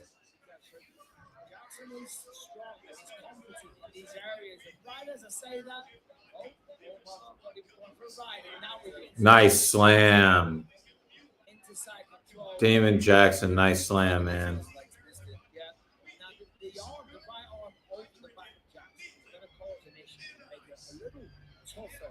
Jackson to establish the position that he wants. Yeah, because they can end up just going in circles, right? Yes. If Jackson tries to come around, Hernandez is in a position where he can kind of just... He's robbing him. Somebody asked you what happened to your wallet? I got robbed. There it is, nice. Good timing. Last few seconds in this opening round. Short break, we'll be back in They should be breaking up this tag team. The Grayson Waller and Austin Theory. They should be breaking up this. They should be breaking up this tag team soon. When do you leave and go back to New York? So Mrs. Evil will be getting up to run the marathon in the morning. We're probably going to get her to some place where she can eat some food. We are going to go to bed. And then we have to get up really, really early on Monday morning to take a couple of trains out to the airport. So on Monday, we'll be like leaving very, I guess the flight will leave very late in the morning, and then we'll get there very early in the afternoon because we'll get 5 hours back. So Las Vegas is the location for this co-main event. Featherweight division, and that is in the green, Jackson in the white. Hernandez just landed a nice calf kick of his own. And Mark Montoya doesn't want the body kicks out of him right now, because that is what Jackson is using to catch him and corral him and push him up against the fence. I thought that was good advice. And he said some code words, which of course I'm not aware of. Yeah, what's going on there. Find your socks, apparently.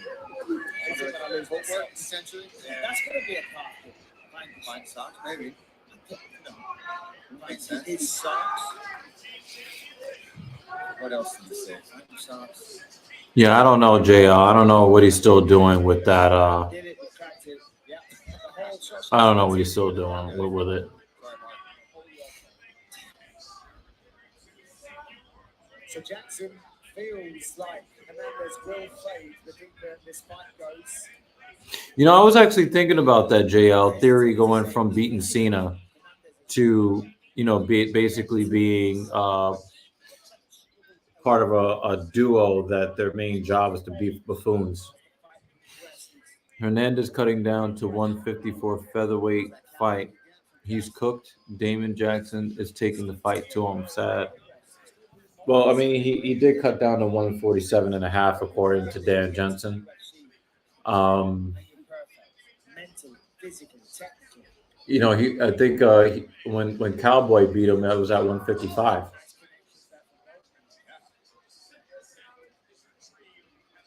That looked like a check left hand from Damon Jackson that kind of stopped Hernandez kind of in place for a second.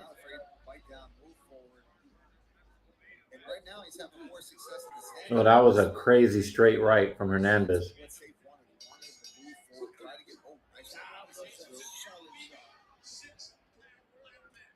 Jackson's been doing lots more drilling and breaking down technique as he advances his coaching program at his own Fortis gym. But this looks like really good sparring. His reactions look very, very tight.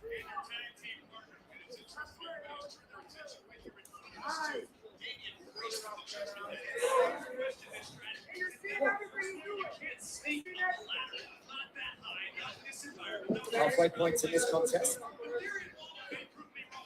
That calf kick, that's funny. It's finding the shots. Except it's the other person. I know. Good footwork by Hernandez. We got blood on the bridge of Jackson's nose.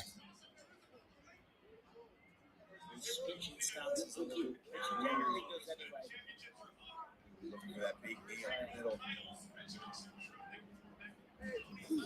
Nice shot. Checked up there from Hernandez. Oh, that's a nice calf kick from Jackson.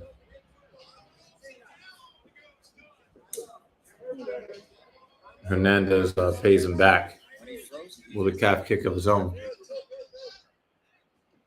You know, this is one of those fights. It's very close. This round here, you know, both men landed and all the rest. And that's what I was going to say. Someone's going to take the initiative to basically show how badly they want. You know, you're going to push the pace. You're going to push the I wonder if they will count that as a takedown. He's definitely not in dominant position here. Similar position to round number one. It is. Exactly. He had a around the leg. This time he's just got that body. He's still going to act the same way, however. Yeah, it's the same thing. Jackson's going to step. Why are you saying a 7-man tag? Isn't it a 6-pack challenge or some shit like that?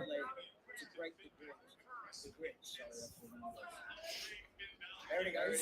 Nicely done. Quick to the back as well.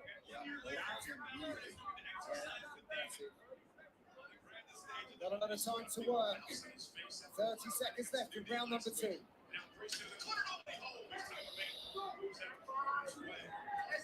Oh, that's nice. Just going to get that right arm free. Jackson is trying to get that other arm out. Couldn't do it. So nice work for Jackson. You get the championship at the end of the round. And close round, like we were saying, you get the back, you land some big shots, and Jackson takes the round. This looks like a rodeo in the cage.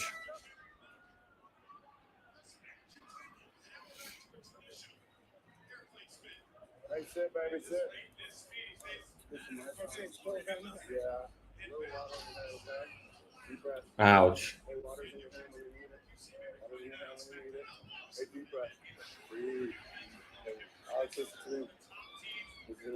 Hey, you're beating them on the feet that whole round until our last minute and a half, okay? I'm in a free survivor pool.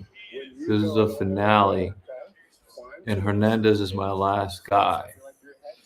That's why I'm so bitter. Yeah, I got Damon Jackson winning. Be careful with your entries. Be smart about it. Then once the fence and go, every time you try to take him down, what's happening from you? Every time you try to take him down, what? Take him down. Every fucking time. Don't make it simple. Sit down, be smart. You're right there. You're right there.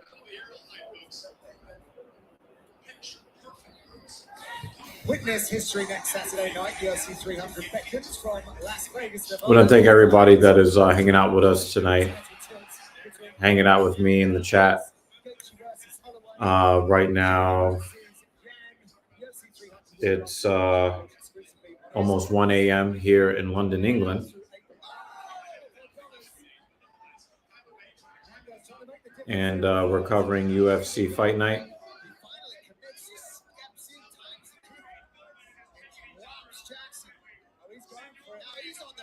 And we got Wrestlemania 40 over here as well. Yeah, that was a dangerous spot. I agree. Maintain position.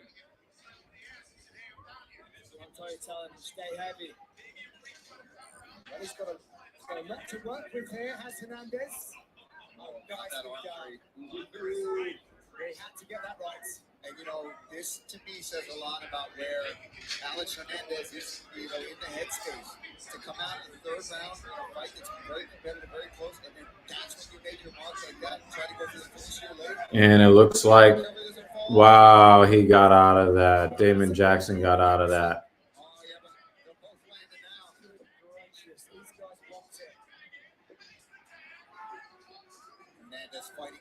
So there's always that weirdness. There's always that weirdness about, you know, some of the shots that Damon Jackson has put on Hernandez. If Hernandez would have made weight, could Hernandez have gone out in those exchanges?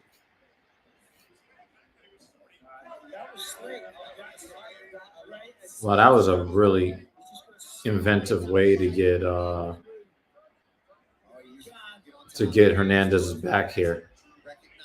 Oh, he's got hooks in. He's going to try to flatten him out here. Oh, we got.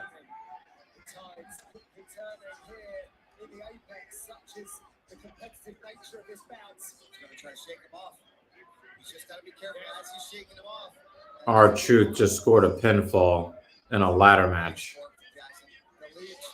All right, looks like Damon Jackson's a little bit too high. He's slipping off the top. It looks like Hernandez is going to get out of this. And he was just flattened out, too. And he gave up his own back. So we got a sloppy UFC match.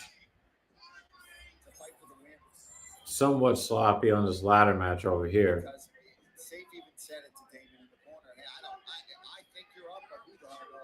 Let's go out there, let's take him down, and let's choke him. And then as soon as round three starts, oh, you get hit with a huge right hand. You recover, and now it's been back and forth ever since. Yeah, but it's a fight.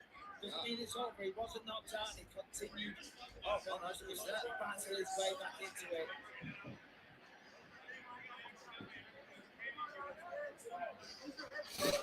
And that was just one of those situations. You both heard, you both battered and bloody. Like, cliche, but who wants it more? Who wants it more in cardio? Who's going to dig deep and push it? Who's in better shape? Because I'm telling you, that's such a big thing. Whoever's in better shape right now can push a harder pace and force the other guy to wait.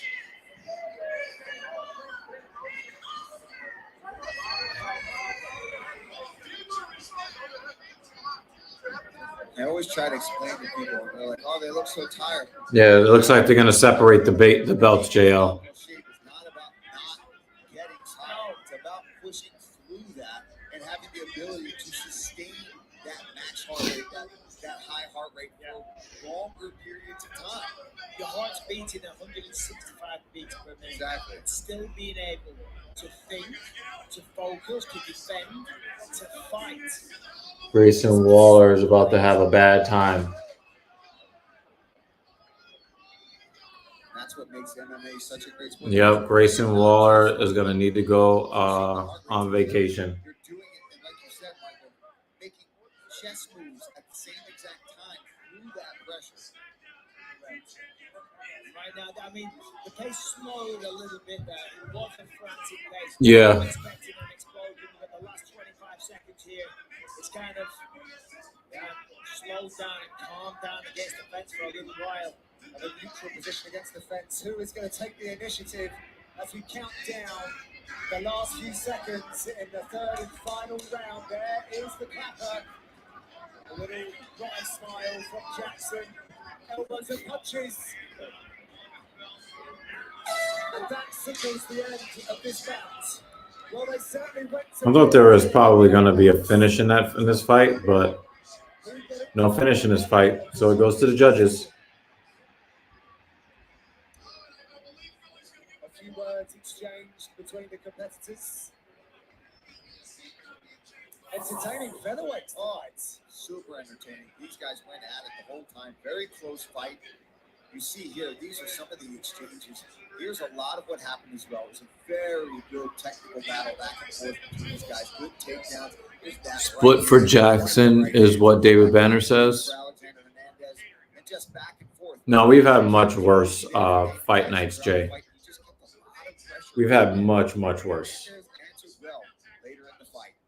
Ooh, big right hand. Sits down Jackson. UFC Fight Night is presented by Bud Light, who reminds you to drink responsibly. And in part by Jimmy John's, the sandwich of sandwiches. Oh, New Day's in this match. Oh, boy. I'm so excited. We're going to need a little bit more time because Joe Martinez is still getting those collected. Agonizing weights for these two featherweights. Paul, we see there, I mean, it's marginal, right, to more significant strikes for Hernandez in the second round and third. Of course, it's not taken into consideration the grappling. Takedowns to grappling. Yeah, this one's going to be tight, and we knew it would be. It will be. We'll find out. Here's Joe. Really don't want the guy missing weight to win the fight. Judge Minor has it 30-27. Hernandez. Camijo 29-28 for Jackson. Judge Cleary scores it 29-28 for your winner by split decision, Damon. Yeah, Damon Jackson gets the win.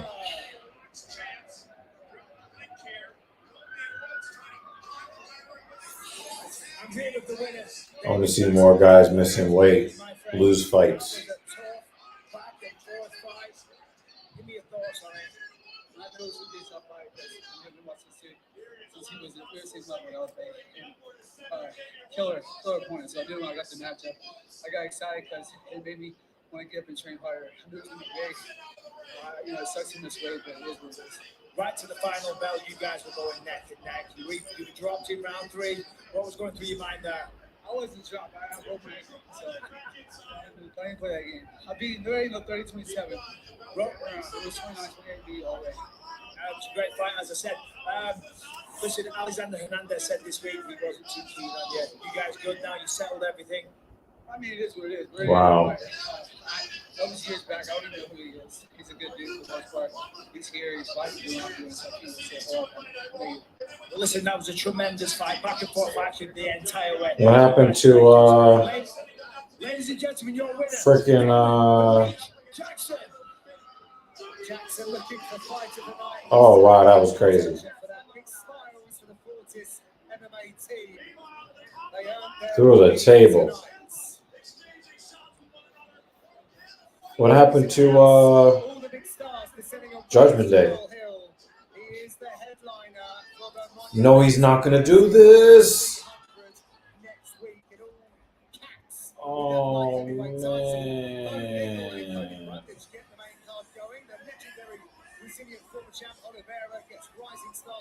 That was crazy.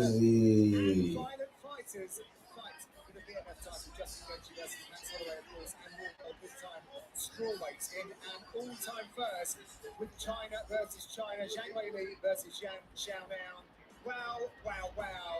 Long. The way he's about to fall off this ladder. Because you know he's climbing up the ladder super slow.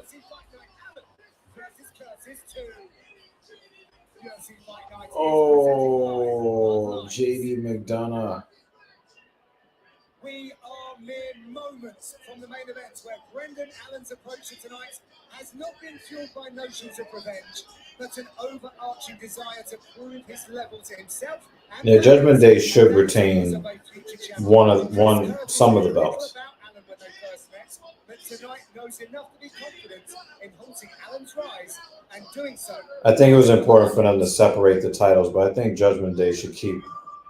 Here's the inimitable action man, Chris Curtis. He's won 6 in a row. It took him 35 fights to get to the UFC, and man, did he make up for lost time. First when Allen fight, going into it. Damn. Giving him the business with the steel chair. My thought was, then if I lose what I have, if I win, now things can interesting. And oh, he went through the table. JD McDeadman. Oh.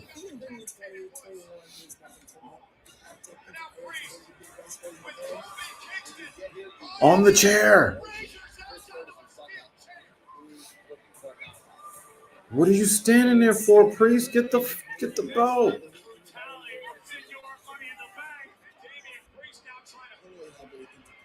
I go out every time to try to show what I'm doing. Finn Balor can still lead WrestleMania as tag team champions if not undisputed. What is he doing waiting?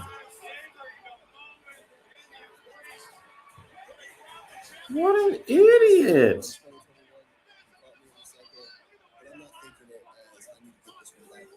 Every opportunity is a big opportunity, especially when you're climbing. For me, I just take it fight by fight. I don't put too much pressure on myself. I just come to fight. I try to take every person as they are. I don't care for numbers. I don't care for cloud. I don't care for none of that. I'm just coming to fight, and I'm coming to win by any means necessary, or this one's not going to win. Off the ladder, stop the Miz from grabbing the championship. Now Priest can return to business. Or actually, might want to replace the ladder. My job is to go out there and show that I'm going to fight for every star. I'm going to fight for the belt. I will be the champion.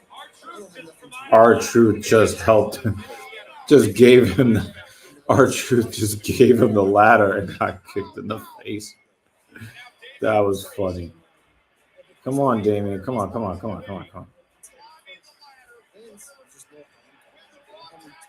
No, I don't want to hear the roaring. No.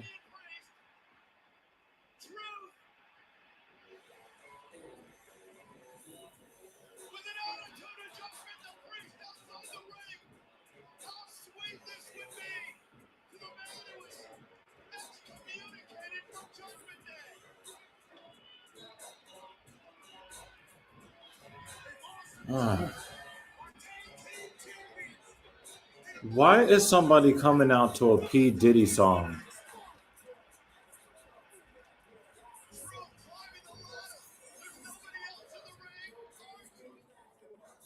What a moment this is for Chris, the action man. So P. Diddy has everybody in the world saying that he raped them. So Chris Curtis comes out to a P. Diddy song.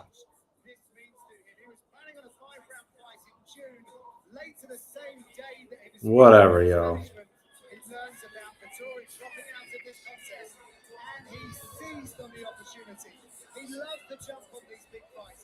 He simply loves to fight. Why wouldn't he take this? He gets a massive opportunity. To have Judgment Day go home with no belts, I don't really like that very much.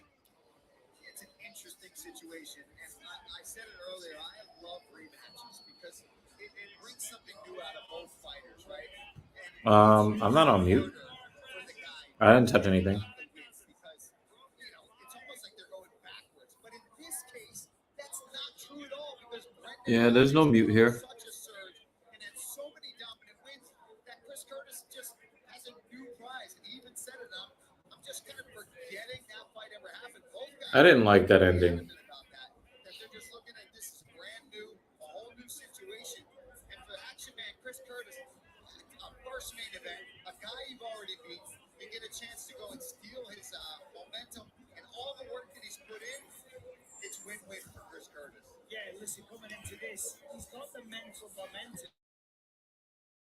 I'm off mute. That he hit him in the first fight, started it off, the right hook wobbled him, and then 2 knees. It was a really, really nice performance. Also in that fight, Dan, can you hear me? he knows he has the skills to be able to survive down there, because as we know, Alan's phenomenal on the ground.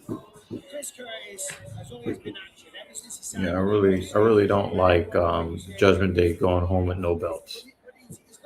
All right, so yeah, I'm not on mute. Close to get right in the mix. Doing that against Brandon Allen, a man that he's already beaten, he feels that he can follow in the footsteps of his close friend, the former champion, Sean Strickland. Big moment here for Chris Curtis. Big opportunity at home in Vegas. Vodka soda.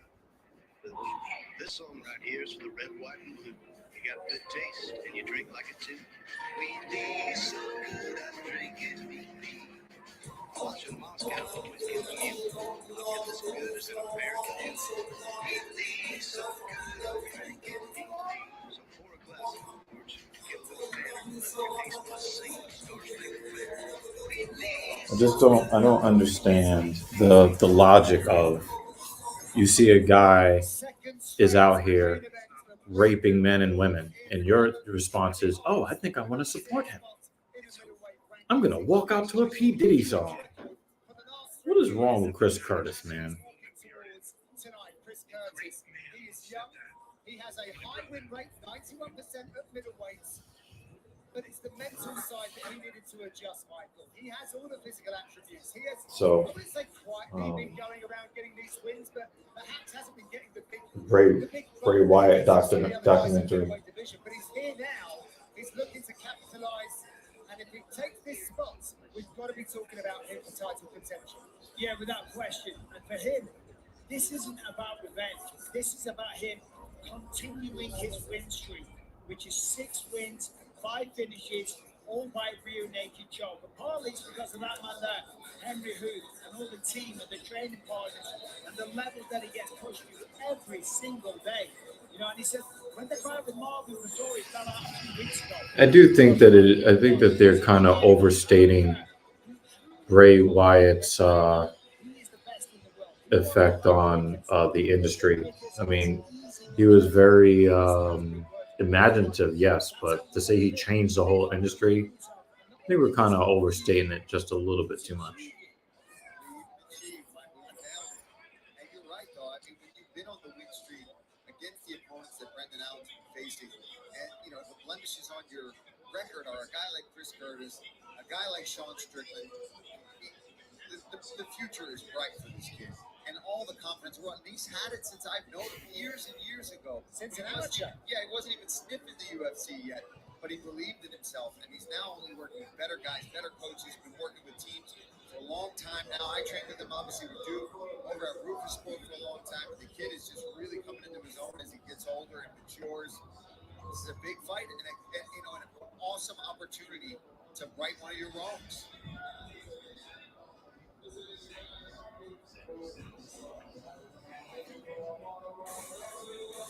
Okay, fight fans, here it is, the main event, and here's the main event tape of the tape. Plenty of differences. He's 4 inches shorter than Brendan Allen, but still has a half-inch reach advantage. 4 inches, half an inch separates the reach. To stir us up for the main event, here's Joe Martinez. Well, ladies and gentlemen, here we go. Live from the UFC Apex here in the entertainment capital of the world, Las Vegas, Nevada. This is the main event. How did Dominic Mysterio end up in this match with Santos Escobar?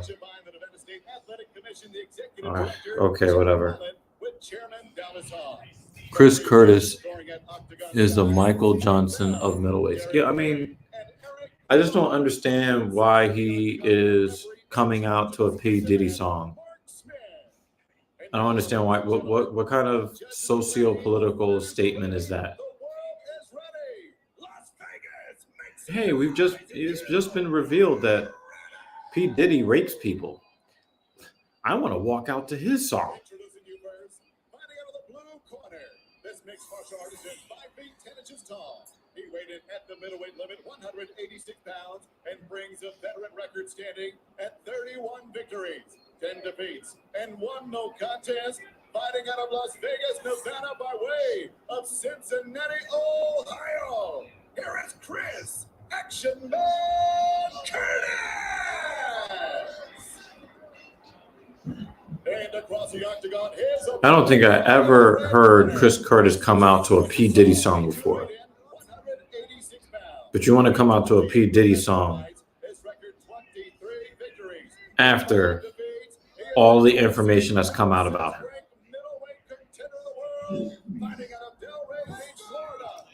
I don't like that.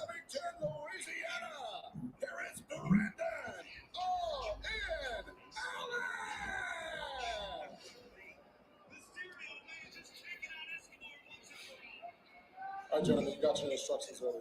Protect yourself at all times. Obey my commands. Would you like to touch gloves? Good luck. Here we go. Main event time, folks. Chris Curtis against Brendan All-In Allen. Big rankings at stake here in the middleweight division. Brendan Allen said he needs to be focused for 29 minutes. The 25 at every single moment in between the rounds 2. He wears the white with the purple detail. Chris Curtis in the black. Big body kick to start for Allen. Yeah. And listen, Brendan Allen is phenomenal on the feet. Very smooth, extremely technical, great boxing. I mean, he dropped. Is Dominic Mysterio going to lose to his father 2 WrestleManias in a row? And this is how the first fight with Chris Curtis played out until he got caught and he goes back to John's point about staying focused the entire time. Well, it is deadly silent here in the Apex. You can hear a pin drop as everyone's very much engaged in how this contest will go down. Brendan Allen believes that all the upside is for Chris Curtis, but he has to stay focused on the job at hand as he aims to get closer to UFC gold. He's already climbed on the back of Chris Curtis, who had the highest takedown defense in middleweight history. He's cut through that like butter. Yeah, this is a great opportunity very early on when things are still very dry for both these fighters. Brendan Allen has the second longest submission streak in modern UFC history. And for Brendan Allen, this is just sensational. Early in round 1. And this is how they got Andrade onto WrestleMania. He's won his last 6. He's won 11 out of 30 fights in the UFC. As we know, Curtis was one of them from short strip with the I would have rather seen Santos Escobar versus Rey Mysterio, just one-on-one. But I guess if they wanted to get Andrade on the show,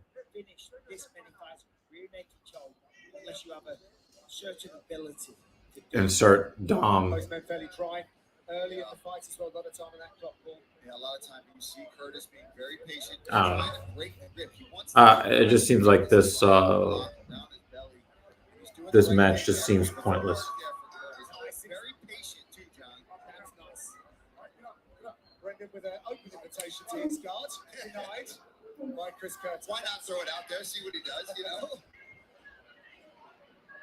This is what Curtis wants. Oh, that was really nice. A little elbow. Yeah, jam that right on the chin of Curtis.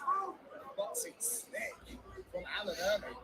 Now it was a right hook, I do believe, that wobbled Oh. Allen in the first fight. So he does have to keep that left hand high. So Chris Curtis was looking to sit out for a little bit and bulk up somewhat. He still feels like he's been competing in the wrong weight class, but he just had to jump on this opportunity. He loves to fight. Got away from it for a little bit, trying to please the fans. But there's no place that he would rather be than in the octagon. And that's perfect right there. That's what Curtis has to try to do. He's got to try to almost bait Allen into opening up, because as the shorter guy, you got to try to Nice inside leg kick from Allen. Longer reach, I believe, right? Is that what you saw on the thing? It's tiny, I think it's half. Like a half an inch, right? Nice body kick, right hand. Try to get Brendan to open up and get past those jabs. And for Allen, same thing. Keep using the kicks, occupy the hands of Chris Curtis, because you know that's where he's going to do his best work. Alan doing a nice job mixing it into the body. Look at this. This is really good for Curtis. Backs up against the fence. In those situations there, he's got to let go. Couple nice right hands from Allen. I agree, Michael. Allen is trying to get his defense set up. Oh, nice left hand from Allen. Just stopped Curtis in his tracks.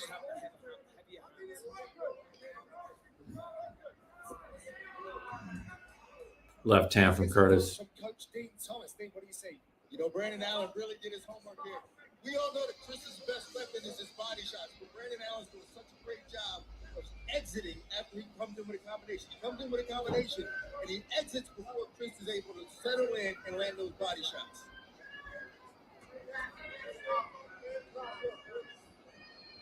The striking needs to be sharp on both counts for the red and blue corner. Two noted teams going head to head as well, with Extreme Couture in the blue corner, Killcliff in the red corner. Nice eyes. Chris Curtis, slick head kick. Straight away, brought up the forearm to block it. Rolls under. Both men defensively very sound. Phone call from the boss? Sorry. Outdoor time. It's me time. I hear that. That's why we protect all your vehicles here. But hey, nothing wrong with sticking it to the boss. They have all the Hispanics on one Because you're aren't you? in one match. We never actually discussed hierarchy. Why don't we just stick to letting Dave know how much They could have spread things out, but I don't know. Maybe they're trying to fit as many people into WrestleMania as they possibly can. But it looks weak to me. Any large pizza for just $12 from Pizza Hut. Any pizza, any crust, $12. I mean, supreme or create your own with any toppings, just $12. This deal won't last long. You want it? Order any way you want now. You gonna kill it? Okay. If you ate Duchess eggs, you probably wouldn't have 3 leftover cereals. You got Curtis winning round one. I thought Allen did pretty well in round one. Anybody agree with JL in the chat?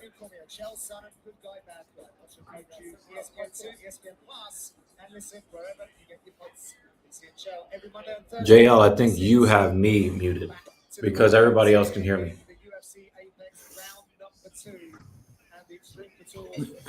Like what they saw from their man Chris Curtis. Yeah, both corners pretty hard. I mean, to be honest, no one's really taken over the fight or found a definitive path to win this. Yeah, okay, there was a takedown from Brendan Allen and he took it back for a second, but Curtis escaped, got back to his feet very intelligently. Neither man has found, that was a nice kick that bent the leg. Curtis all the way back. Now for that one. Brendan Allen's not loading up, he's just placing the shots. Yeah, snapping those punches out. Very nice.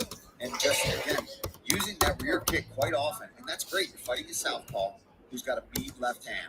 Oh, boy. There's that exchange. There's the right hook that Curtis wobbled in the ground. Yeah. Well, that looks good on Allen. I think it's worth noting as many submissions as Alan Scott. They've done a lot of the time for like big double legs or single legs. He strikes his way into positions. He hurts it first. Yeah, there you go. Yeah. Absolutely. Good point. Good point. Because he tends to rely on his knockdowns more often than not. I think we're going to start getting to a point where Brendan's got to go forward like he is doing now. Because for the most part, up until about 15 seconds ago, when Curtis had a nice explosion against the fence, put together a 5-6 punch combo. Didn't really do any damage. But if you allow Chris Curtis to get that kind of momentum, you're going to be in trouble. He's got tremendous punch power. When you put him on the back foot, then it's not quite as effective. Curtis does such a nice job of getting right into your range and rolling with the shots. They're almost glancing off of his chin at some point, but he moves with things very well, which makes him dangerous because then he can counter you off those big shots and big misses. Oh, there's a left hand got through there from Curtis.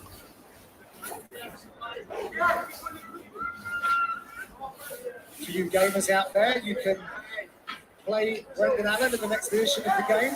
Chris Curtis is coming your way in June. He's very excited about that. He went left hook, right hook there. Both guys landing. on Curtis. A second ago, and he smiled as if to say that was nothing. That's the elbows here. Good reaction there. What's the knee? Brendan talked Right about that, cross. that he felt he would be better in these clinch situations here. He's just got to be careful because it seems like Curtis is going to be better in the very close boxing range, but Brendan, if they're actually engaged in the tie clinch or out at distance. Yeah, Brendan Allen didn't want to win tonight. He expects to finish and finish clinically. If you look at Brendan Allen, though, the skill set that he has, he is more of a martial artist, whereas Chris Curtis, of course, he's a mixed martial artist, but favors more of a boxing style. Then you got the build, you got the height, the length, the reach of Brendan Allen. The taller guy in a clinch situation is always going to have the advantage when it comes to dropping knees, etc. So This looks like a weird sparring match. Bree, that's a good one. Both guys having their moments. That's a big knee from Brendan Allen. And Nice left hook from Allen there to kind of stop Curtis's momentum going forward. He starts to skirt away or you land a combo or miss. Let's follow it up. Let's chop that leg. And now Curtis is starting to find that. And Brendan's got to be careful here. That's what he's got to do. He can't let him bully him up against the fence. He's got to answer back immediately. Yeah, Curtis starting to find the body, though. A few times a second ago. Yeah, you're right, Michael. He is starting to mix in the body shots and find that, getting his swagger about him a bit. And even though they're not earth-shatteringly powerful, they're going to slowly drain you, slow down the movement, slow down the confidence, have you living in a state of constant pain throughout the fight, which I think both men are. Yeah, I think you're right. There it is. There's another one. And what happens when you land to the body? Then the hands start coming down low because you want to block them, and that exposes the chin. Cold. You got to attribute a lot of that success to the body for Curtis. By the way, he rolls through these punches. See, like he's good at just blocking and deflecting. Excuse me. And he's got a great build for it. Oh! Those huge shoulders, he deflects a shot. Oh, there's Brendan. Brendan's finding the right hand now. Last 10 seconds in round number 2. I think I got Curtis here round 2. Man. Yeah, I think I got Curtis in round 2. Allen in round 1. Curtis in round 2. There ain't no tie. He's trying to get better. You won that round again. Oh, Banner agrees with JL.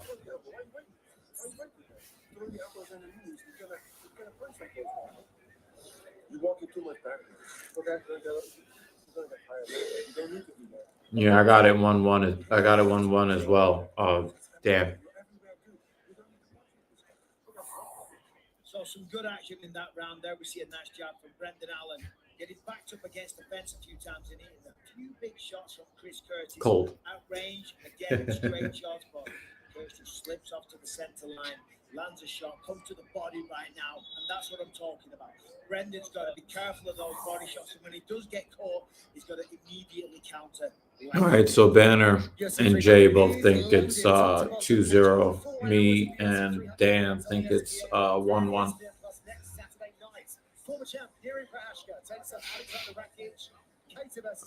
Brendan Allen should have performed better in this fight. The night starts with 2 former champs, with Figueiredo facing Garbrandt, UFC 300 prelims. A week away, 6 in the East.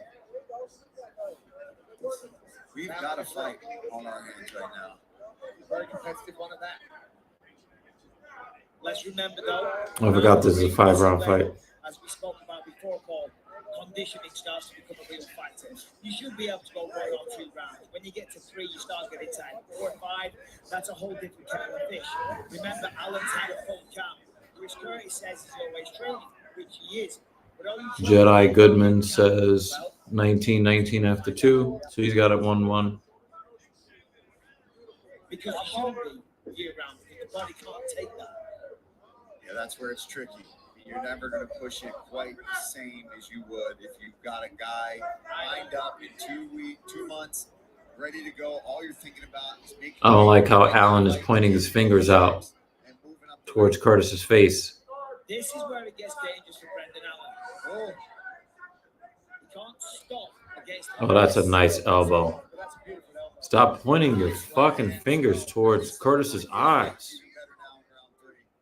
Right side attacks looking good for Allen. Curtis shakes it out.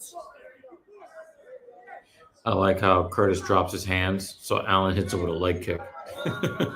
Like, oh, you thought I was coming for your face? Right on the leg. Those are the same types of punches that put him out the last time they faced each other. I like the elbow attacks here from Allen. Mixing it to the whole Muay Thai. Yes, straight up the middle.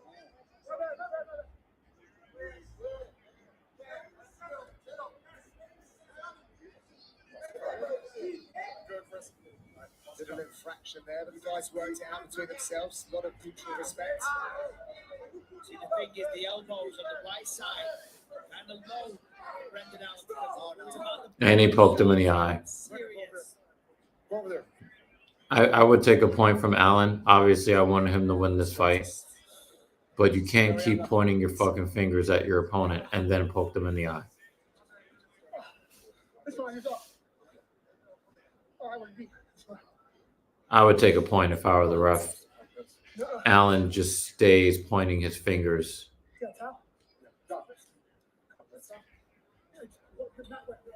Regular towel. Regular towel. Just regular He just keeps on pointing his fingers. This is something that's played. Curtis found his own towel. Yeah, why not? Let's go. I respect that. Yeah, Good. Let's get going.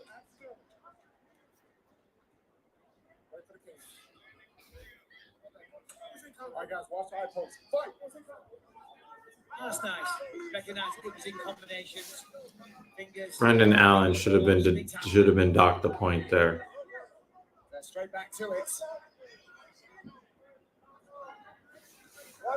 Largely a kickboxing match. We had that moment for Brendan Allen where he threatened that signature rear naked choke in the first. Oh boy. That would have hurt. I reckon. Body kick it from Allen. Oh, they're cracking. Oh, gosh. Something just flew out of somebody's mouth. And the end of Brendan Allen. That was a hellacious right hand from Brendan Allen, though. I thought he was about to get knocked out right there. Dead ass. I thought he was about to get knocked out. I thought it was over right there. I thought it was over right there.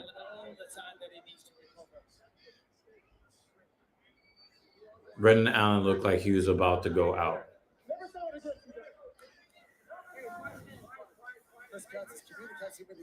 Does Brendan Allen only know how to do this choke on this one side? Stop giving the instructions because you're also telling Brendan Allen what you're trying to do. This is tricky though. I mean, listen, he's very comfortable. He's talking to his corner. Or you could say that he's distracted, possibly frustrated. Yeah, we knew that Rey Mysterio and Andrade was going to win that. Yeah, absolutely. If you're talking, just you need to, and just like Eric's saying, focus on the hands, focus on breaking the grip, keeping a hold of something, and try to scrape his feet, his toes into the fence.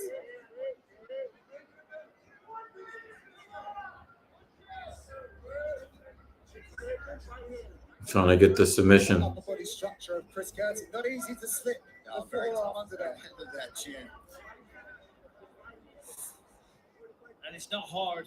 Sorry, not easy for Brendan Allen to hold himself there like that either. So look at that. Round two, very much Chris Curtis with the big significant strikes. And round three, Allen up, but when those legs get wobbled. Let's hear from Coach Dean Thomas again. Nope. Tell you what, He's trying to get it. He's trying to get the choke. Really better when he catches that choke in transition. So that does give Chris Curtis a little bit of an advantage because he's stuck on his back and he has an opportunity to fight the hands as opposed to catching that choke in transition. Oh, he let it go. Last 10 seconds in this third round. Before we hit the championship round. Oh, big elbow from Allen on the break.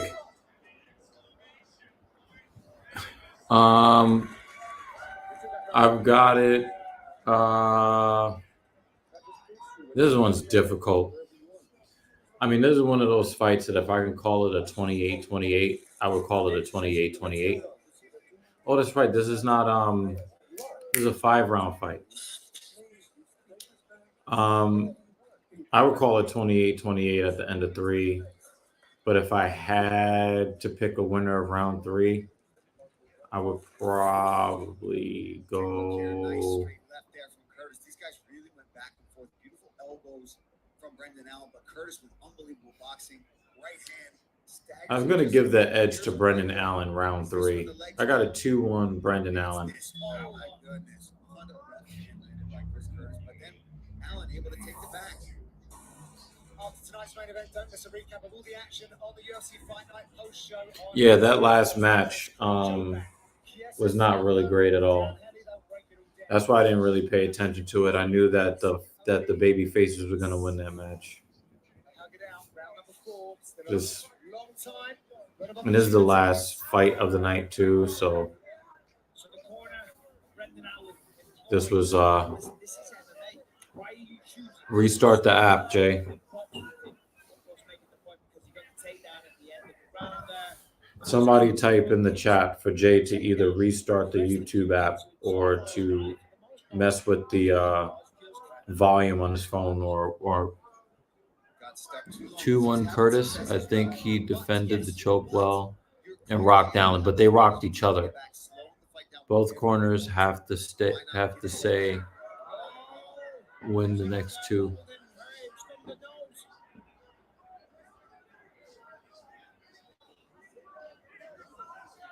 Yeah.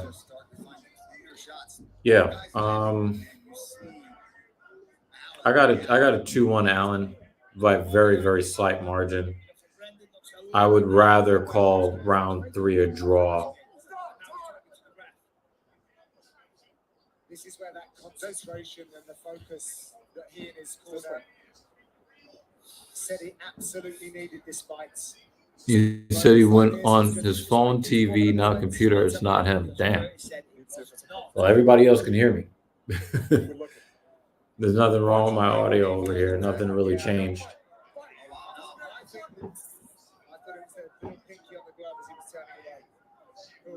Either way, it seems like Allen is recovered. He had a slow break. Hopefully everything's good. You don't want to see things end with, controversial eye poke or nothing. Don't say it. That happen. Yeah. That's it. Great battle here. Yeah, exactly, right? Well, who wants to see it? These guys are going at it. What a Curtis using the Weidman punch too. The Weidman punch. The one finger death punch. Maybe YouTube muted you because the shit you say about that's messed up. Nice combo from Curtis there. Straight left from Allen. This fixture. Allen's got to remember what his coach told him between rounds. Because of the break in the action, that's kind of exited the mind and it's pulled him back into having a boxing match. At the start of this round, a lot of kicks. Oh, nice left hook from Allen. Oh, and then a power. Wow, that was a powerful, powerful level change. He's got his back. He's got his back.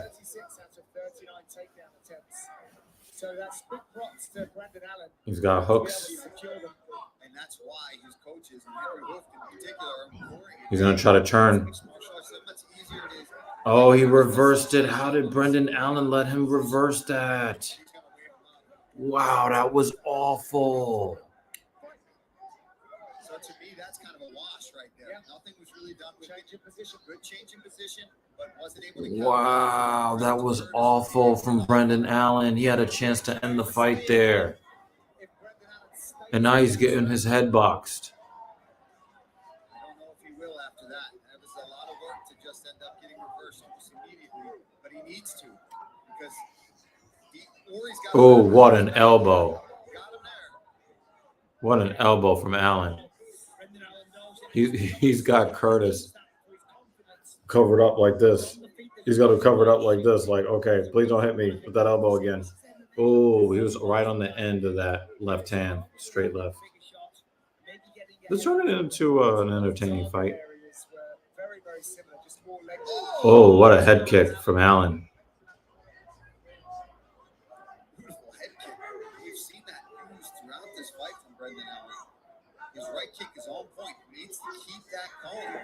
Another takedown. Because if he does that, it's going to open up the strikes. Even though he's getting back up, he doesn't want to get taken down. And every time Curtis gets back to his feet, it requires a tremendous amount of energy. And also, there's a potential to get caught in a rear naked choke. So when he's going for those takedowns, or just level changes, boom, he can land the right hand. Oh, wow. He just dragged him to the floor. Oh, shit. He's trying to find that rear naked choke again. Oh, and he turned into him and he got full mount. Position over submission. Allen figured it out on this one. And if Curtis wants to turn over, let him turn over. Flatten him out.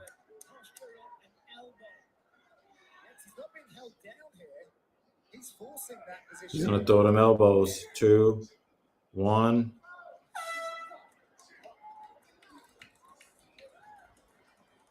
I got it 3-1. I got it 3-1 Allen. Miller's got a 2-2. Dan's got a 3-1 Allen. Banner's got 3-1 Curtis. Wow, okay. I would argue that Jamal Hill's thumbs up tattoo is worse, and the damage on the chest is an all-time retarded tattoo. I think Brendan Allen's tattoos are okay. Jamal Hill's thumbs up tattoo is just a poor quality tattoo. But I like Darren Elkin's damaged tattoo because it fits his personality. The final 5 minutes, the corner Extreme Couture pleading with their man. Wow, they brought out this weirdo for Jey Uso. They have this one that Chris Curtis needs to finish. Yeah, I don't know about that. I don't know about that. I think this round. No, and it made my So Jimmy versus Jey, y'all. Let's see what story they tell. I think it's closer than that. And I think this round. True. Also, O'Malley got a pedo rapper tattooed on his face. Oh, goddamn. Jey is on the fence between 3-1 Curtis and tied at 2. Chris Curtis get going, hit him up against the fence and unleash the hands because that's where he's having a tremendous amount of success. Of course, it's round 5 though. It's a little tired, a little labored. Chris Curtis told Spencer Guides of UFC.com. Oh, did he just time a flying knee coming in on Allen? Did he time it? Or did he miss it? Oh, it looks like he missed it. And he gave up the back again. Brendan trying to get around to the back. He's got both hooks. No, he's got one hook in. I tell you what, though, his ability to take the back. So maybe he missed the knee. And he ate that knee. I think he ate that knee on the way in. Oh, he's got a leg. I don't think so. Not anymore, no. You're right. He fought out of it. He scrambled out. This is huge. If I'm Chris Curtis, I'm going for it. Chris Curtis don't want to get in that guard. Both Brendan Allen and Chris Curtis need to go all in the last 3.5 minutes. Oh, elbow back and forth. Knee from Allen. Oh, he stumbled Allen there. And that knee that I thought landed, it did not land. It landed in the armpit. That's why Brendan was able to keep fighting so well through that. Yeah, I kind of figured he missed that knee because if he would have hit that knee, Allen would be in another universe right now. Why is Allen reaching for legs like this? This does not look good to the judges. His arm is starting to lose his structure a little bit out there. What an opportunity for Chris Curtis. What a fight, man. I don't know. Maybe supporting a sexual predator has given Curtis more power. Because I noticed that when people support the worst of society, they seem to prosper a lot, especially in the fight game. You know, if you support the very worst people in our society, like you get rewarded for it in the UFC. That's what it seems like. Oh, big shot. Great takedown defense. That score was perfect. Hit the underhook. Yep. Yeah, we got Yeet versus no Yeet. Jeremy.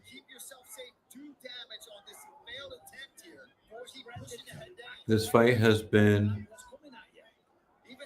oddly poor decision making by both, but entertaining because of. I could see that. I could see that.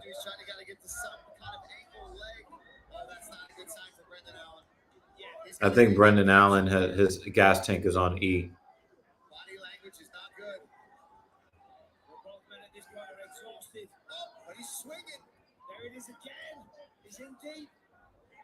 He's in deep on a single leg, but I don't think that he has the energy.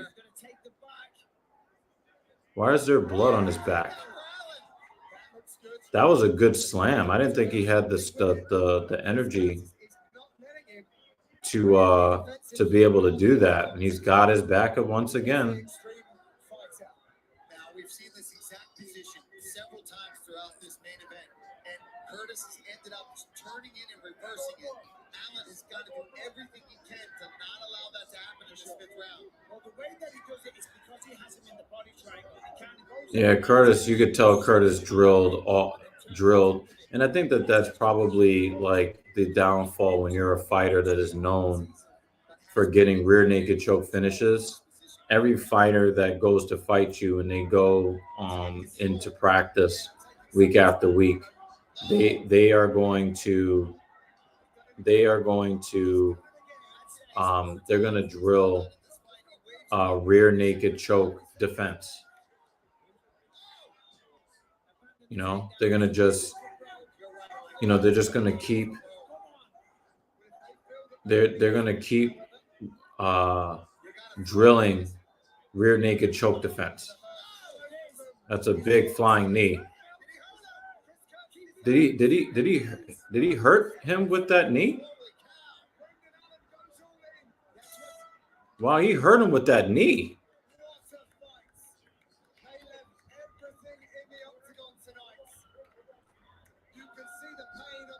Oh man, Curtis is really hurt.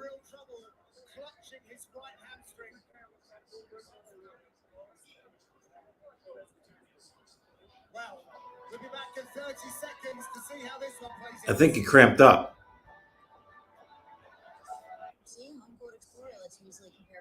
I think Chris Curtis cramped up. Sorry, that's our ghost. Yeah, okay. It's more annoying than anything. Too bad there's mold behind the backsplash. Yep, there's mold. Well then, let's see if we can save some money. Shit. Guess how much I originally paid for this fireplace? $23. Material. Yeah, that was a bad look for Allen. You got bamboozled. That was a bad look for Allen, like, crawling across the cage trying to grab a leg. I'm going to call it 3-2 Allen. But it could go either way.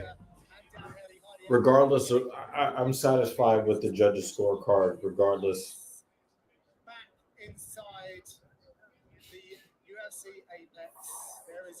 Did he tear his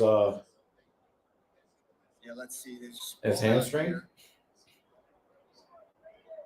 Going around. This is when he limp arms out. Oh, yeah, something right there. And Chris said that he heard something popping. Yeah, he might have tore his hamstring. In the middle, it looks like the scorecards are together. They are with Joe Martinez with the official decision. Ladies and gentlemen, after 5 exciting rounds of action, we go to the scorecards. Judge Mike Bell scores at 48-47 Curtis.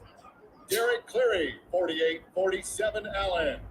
And Eric Colon has it 49-46. For your winner by split decision, Brendan Allen!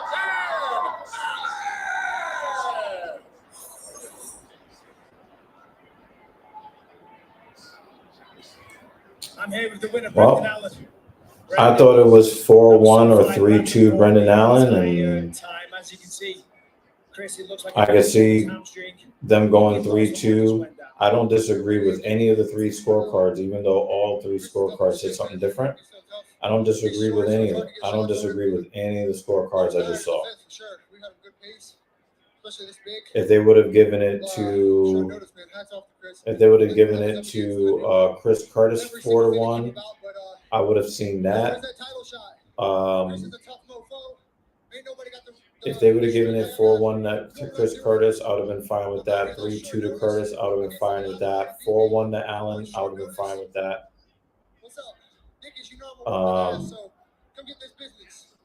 48-48, I would have taken that too. It was just a close fight, very close fight, but it was not a good look for Brendan Allen at the end of this fight.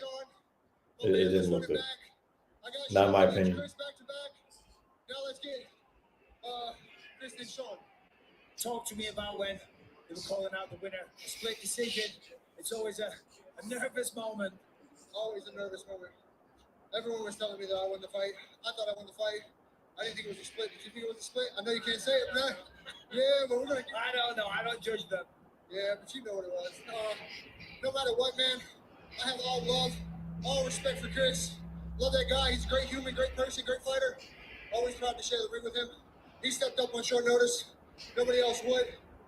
That's my guy still at the end of the day. Love you, Chris. Thank you, buddy.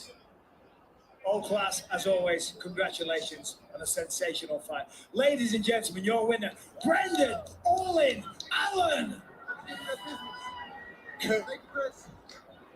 Congratulations to Brendan Allen. Chris Curtis had to leave. Obviously, Yeah, they're gonna have to do something about Chris Curtis's hamstring. As soon as practically possible. But there you go, 7-fight win streak now for Brendan All-In Allen, who defends that number 6 spot. Let's see. The rankings. Paul, That's it for me, folks. Enjoy Wrestlemania. Dan, please see us out. Thank you. Thank you for seeing us out there. Let's look at the predictions.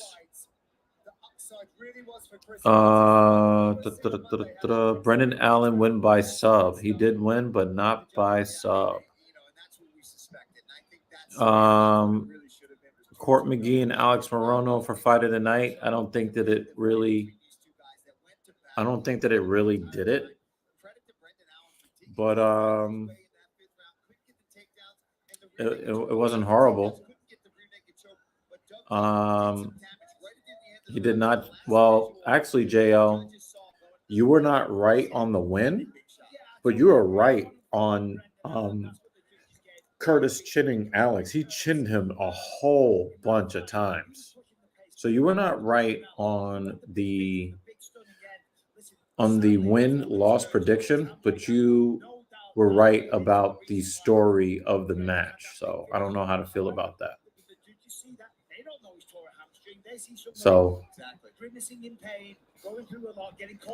So yeah, man, that was UFC Fight Night. So very happy to at least get through that part of it. I didn't know that I'd be able to do so. Not the most entertaining card. A little blasé, but not every card is going to be, super awesome all the time. Not every fight card is going to blow us away all the time. So what I'm going to do is I'm going to see if I can get this going over here.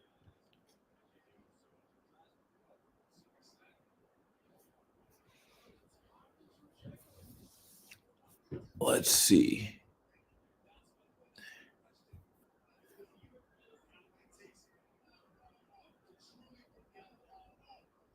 All right, so we're shifting gears.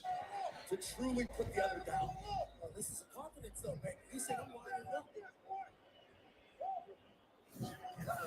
This stream is a little bit behind. Jimmy covered up and Jey Uso would not call the trick. Jey showing compassion for his brother.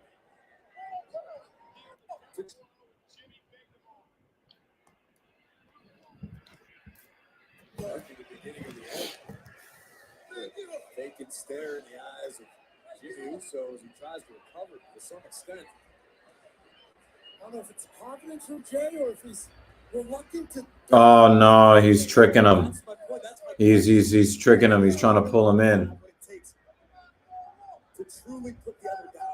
Oh, this is a confidence though, man. He said, I'm lining up.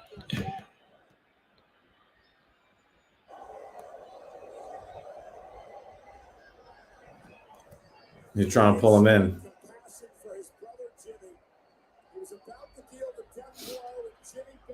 Nah, he's gonna give him the low blow.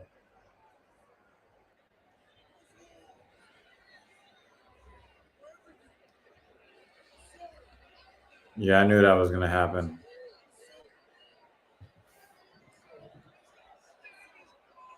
Come on, give me the actual live, guys. Come on.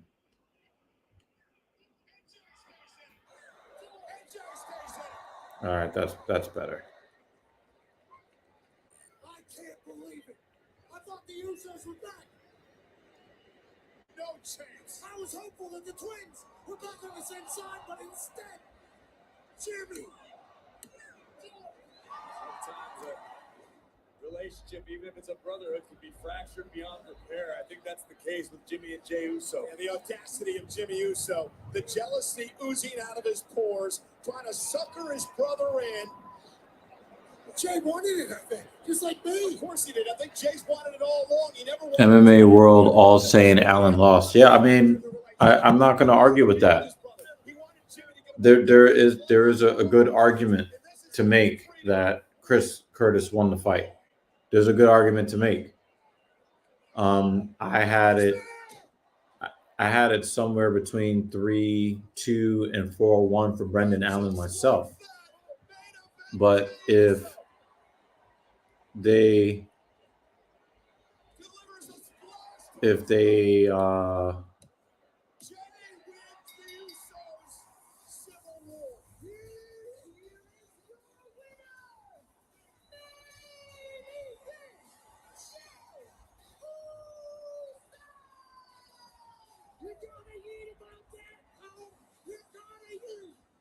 yeah, I agree with you, Jay. I agree with you 100%. That was an underwhelming match. the younger brother scores a win. Jey Uso. That took everything in his heart, everything in his soul. No, I wasn't really like paying attention to it, because of the mixed martial arts, but I Jimmy Uso. Jay delivering a spear right to the heart of his twin brother.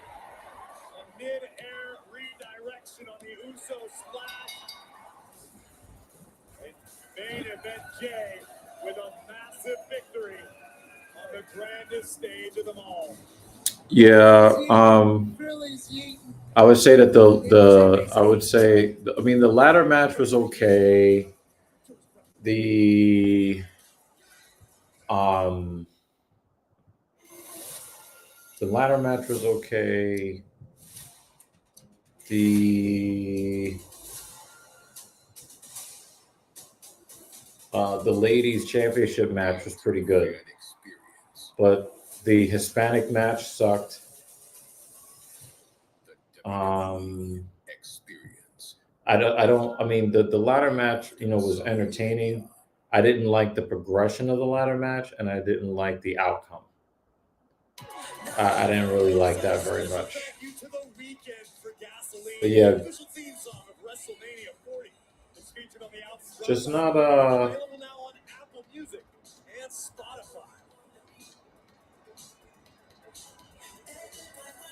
Earlier today, the American Nightmare Cody Rhodes arrived in style. His newly wrapped yeah, this hasn't really been great. Rick Allen showed up after the fucking stream was over. Yeah, Rick, I'm gonna have to 100% agree with you. That was not a great card.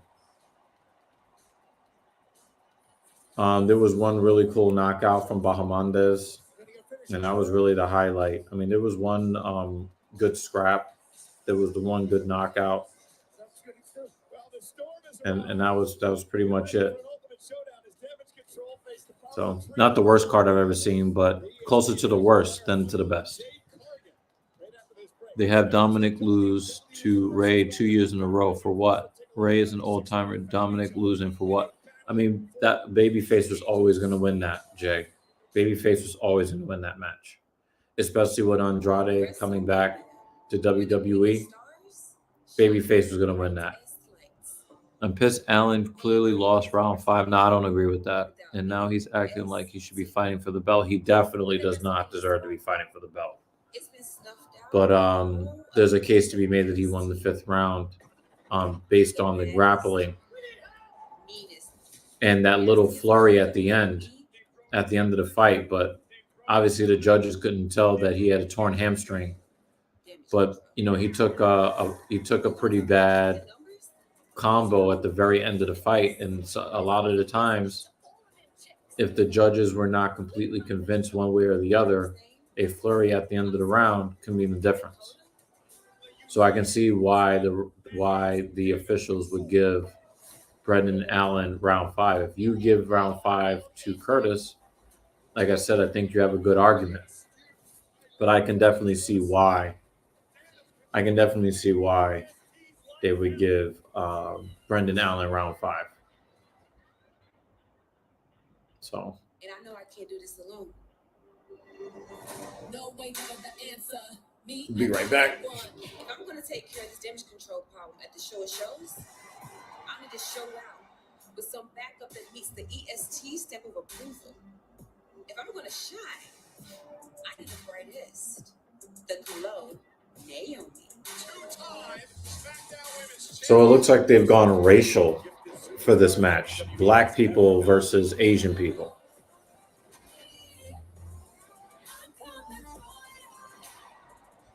This firecracker always has my back and is looking for her own retribution.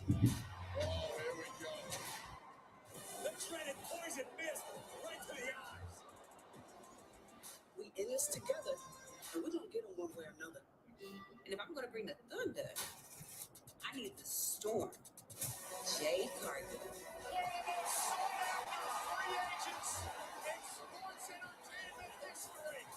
This is a game changer in every sense of the word. I've seen what this warrior can do. This ain't a Spider-Man meme. And it's downright impressive. The storm has arrived. The ES team is locked, loaded, and ready to throw down.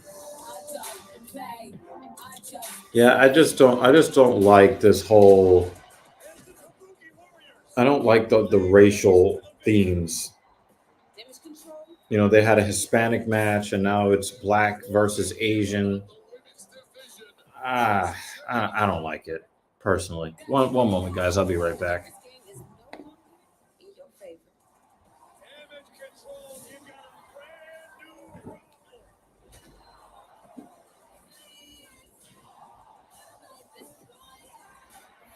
And come Wrestlemania, the fastest, strongest, quickest, roughest, toughest, and freshest trio in WWE is taking you down. We need to start rewriting the future. See you soon.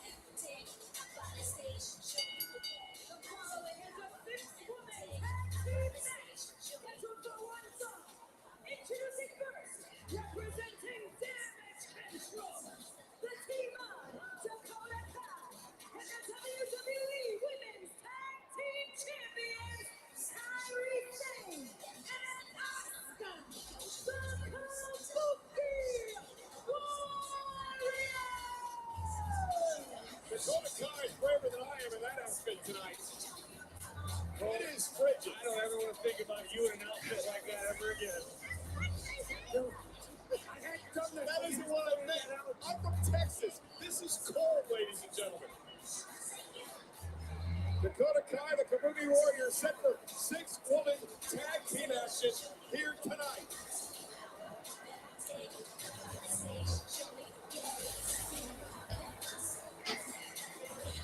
It is 50 outside. We'll get to that in a moment, but we want to tell you that don't miss any of the action. Get your favorite wings delivered by ordering at wingstop.com. Wingstop. All right. 51 degrees. It feels like it's 46 because of the. Yeah, I know it's not all Asian, but we know. You know what I mean, Jay. In fact, Dakota Kai is just like not. She doesn't really fit with the motif that they're trying to build with the new version of Damage Control. She doesn't like really fit with it, In the lovely city of Philadelphia for an incredible WrestleMania. It is shockingly colder than I thought it was going to be. Maybe you should not wear your shirt open. Yeah. Not prepared, but hey, if you're competing here, you're going to have to be.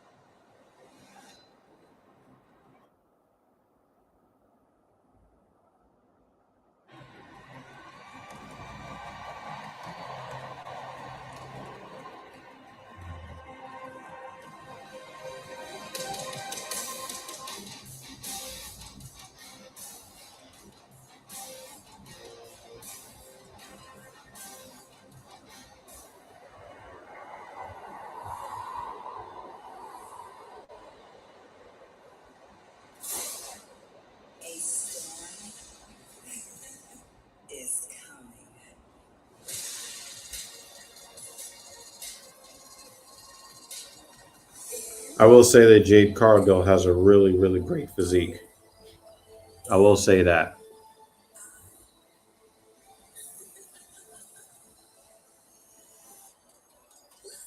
Is Naomi supposed to be a fucking Mortal Kombat character?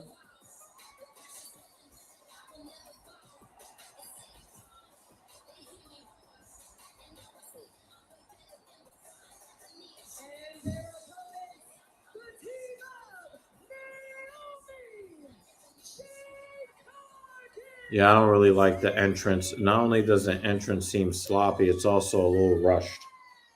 It's a little bit rushed as well.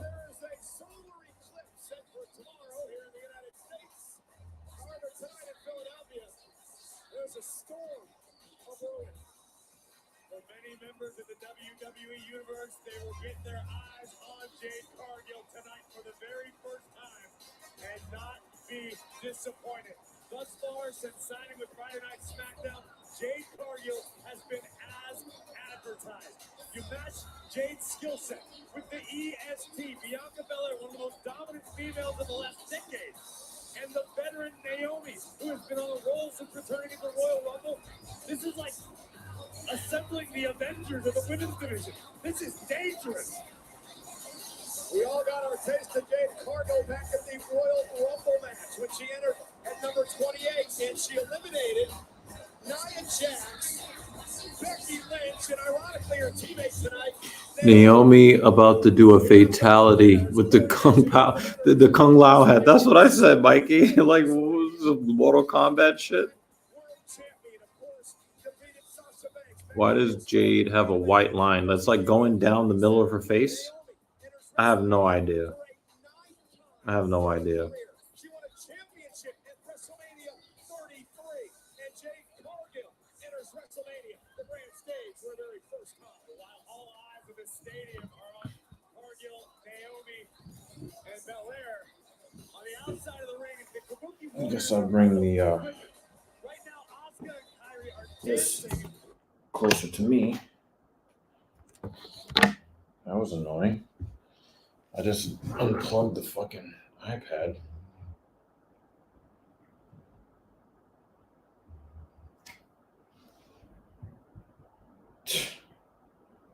There was no reason to close I just unplugged the iPad.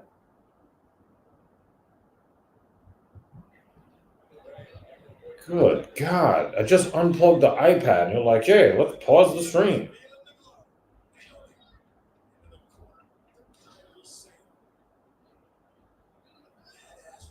All right.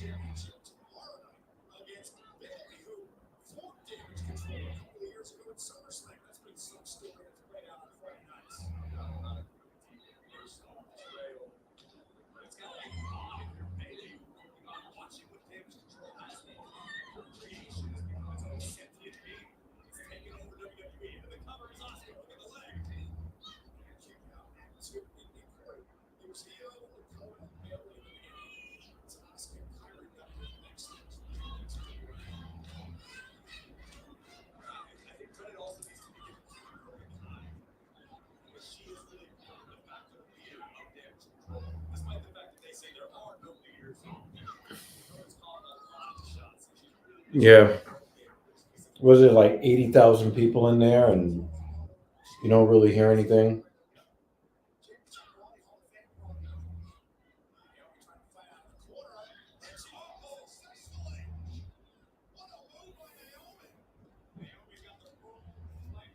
The announcer is trying to make what she's doing more exciting than it actually is.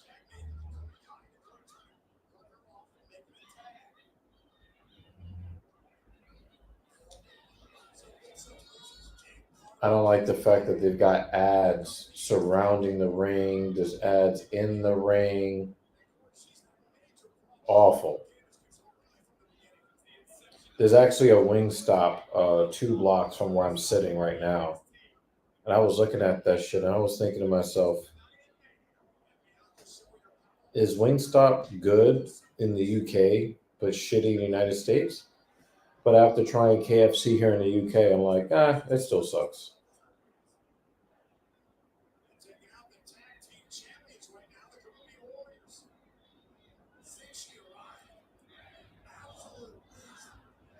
It's sad when the other wrestlers on the apron have to do the count. They have to, do the corner count spot, and the crowd still, like Jade Cargill was like trying to get the crowd like up with it, and the crowd was just like, no.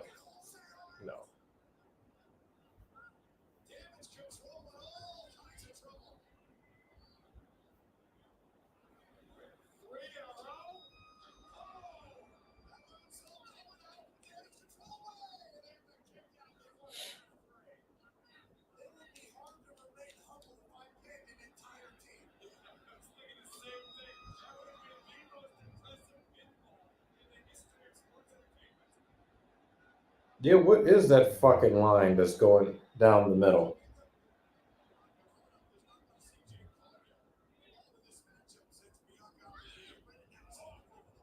I thought she completed the tag.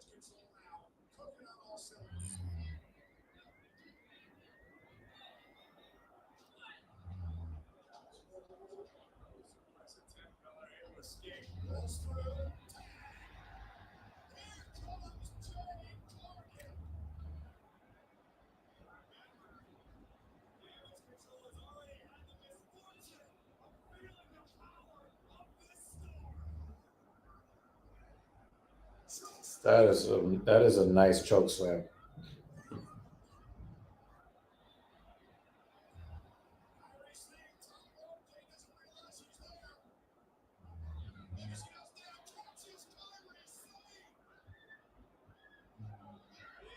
Bag breaker.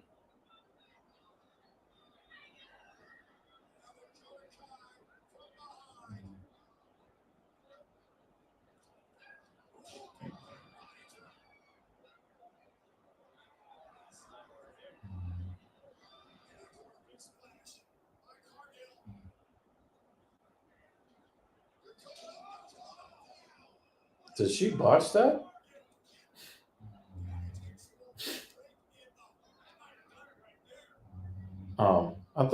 I thought that Cargill might have botched that slam. We're gonna get a missed. There it is. Missed her own fucking teammate.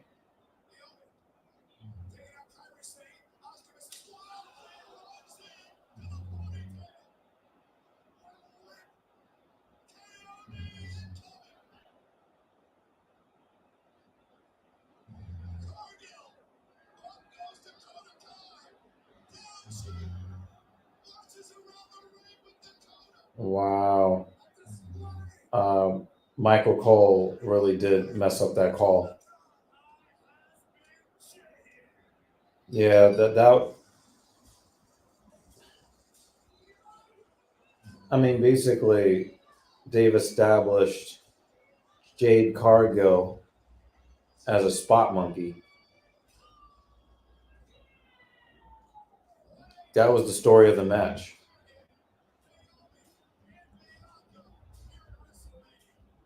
And what? There was like no title on the line, right?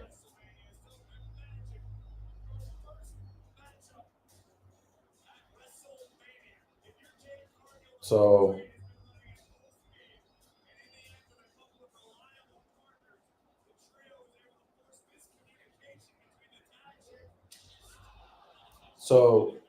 you had women's tag team champions competing at WrestleMania with the titles not on the line. What is the point of that? Like somebody make that make sense.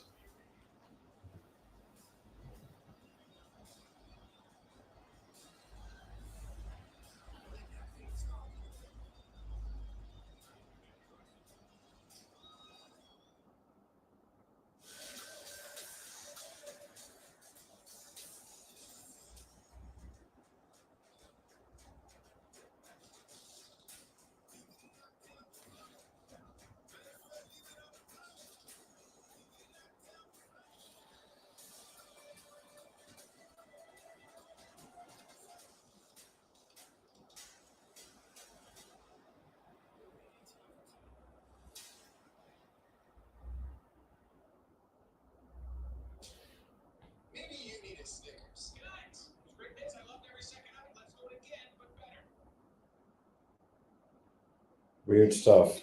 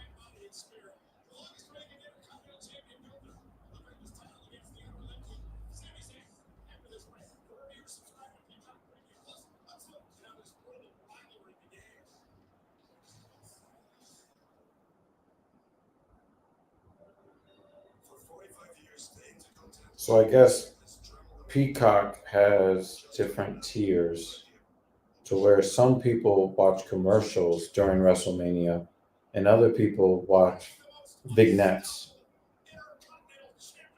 That's pretty interesting.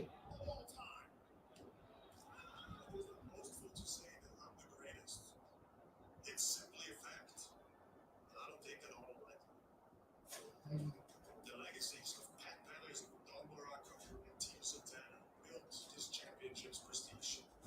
Greats such as Ricky the Dragon Steamboat and Bret Hart. The assault on the mat was defended. A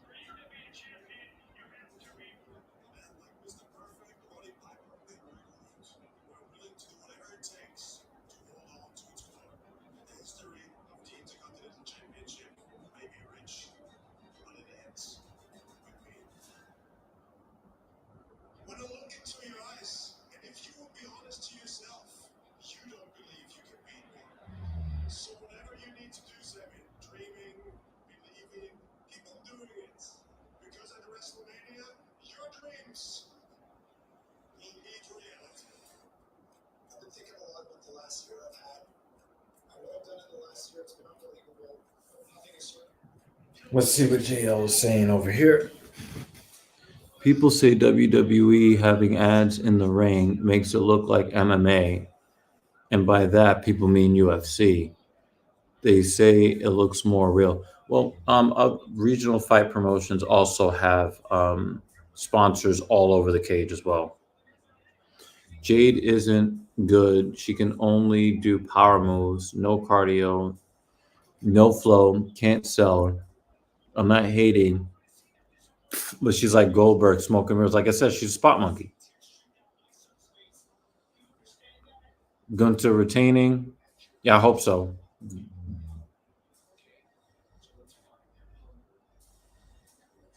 I don't know about the whole face versus heel thing, the way that you see it. I don't necessarily agree. That's not really how they're trying to position. That's not how they're trying to position this match. They're trying, they want, Sami Zayn is, everybody's supposed to love Sami Zayn.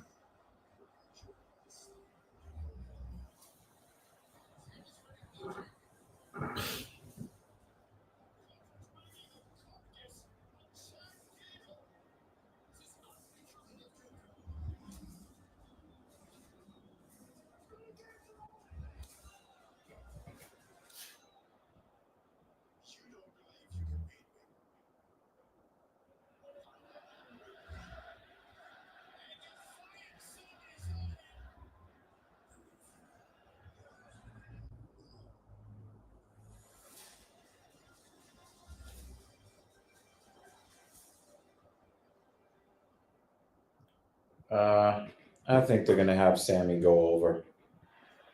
I think they're gonna have Sami Zayn go over. Unfortunately,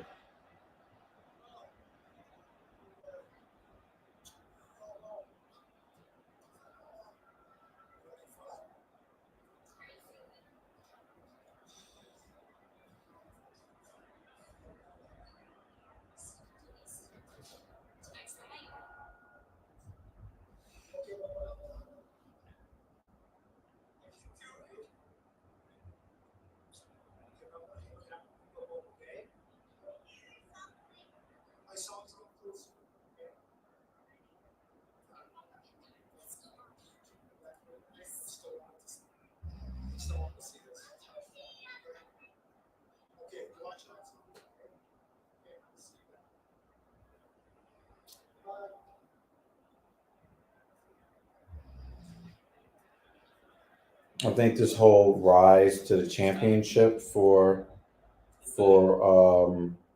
Sami Zayn, trash.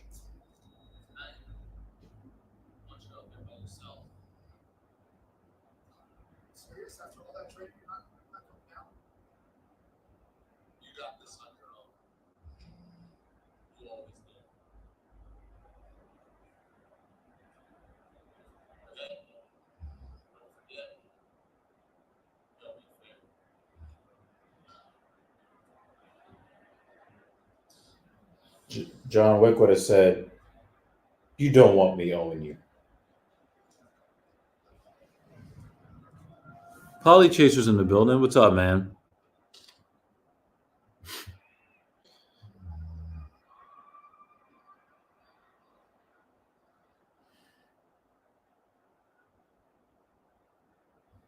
You think Gable's turning heel? Yeah, I don't like the setup for this match. I don't like Sami Zayn's run to the title. I mean, look at how they're setting you up. You know that he's going to take the belt off of Gunther.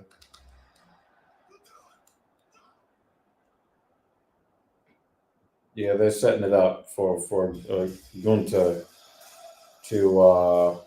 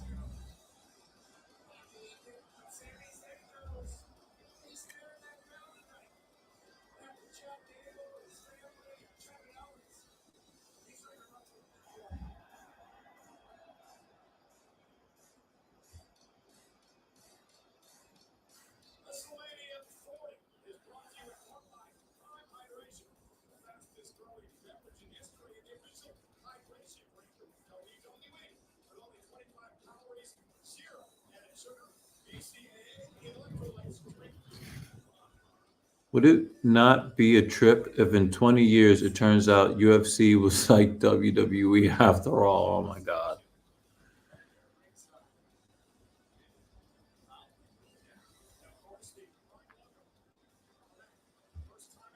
Hey, Polychaser, how far are you from the UK, by the way? I just want to know. If I'm not mistaken, you're near Dan Jensen. Dan Jensen is in Denmark, right?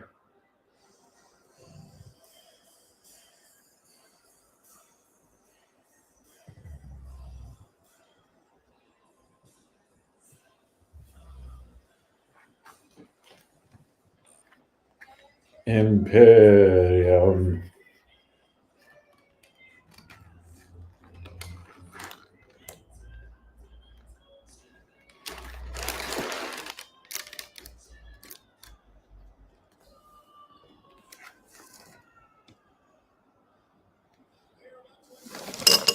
Well, I know that you're in Europe somewhere, Polychaser.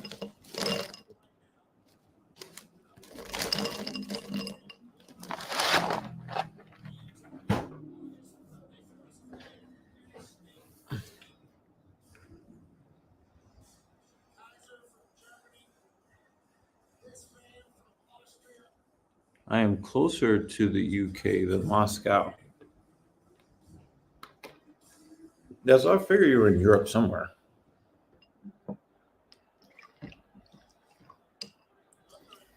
I can finally say that I've been to the UK now. As I'm sitting here in London. We've already covered the UFC, and now we are covering WrestleMania 40, Night 1. And it hasn't really been a barn burner. London is no longer English. What do you mean by that? Are you talking about immigration?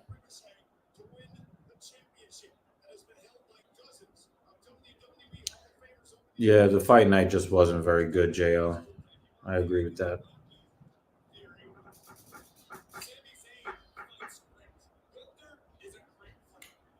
Those just joining us, thank you for joining. We have already covered the UFC. We are now covering Wrestlemania 40, Night 1. And I gotta say, this event is not as entertaining as I was hoping that it would be. So I'm gonna eat this Kit Kat cereal.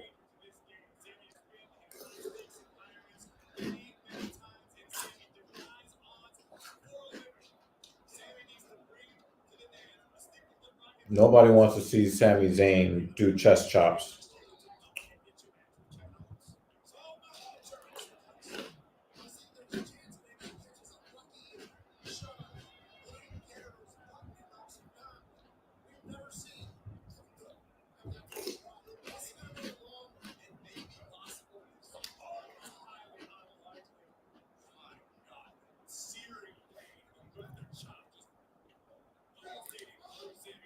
What is going on in London? Well, Mrs. Evil is running the Brighton Marathon in the morning. I mean, it is the morning here already, obviously, but you know, when it's time to get up, she'll be getting on the train to go join 15 or 20,000 runners to run 26.2 miles. So that's why we are in London.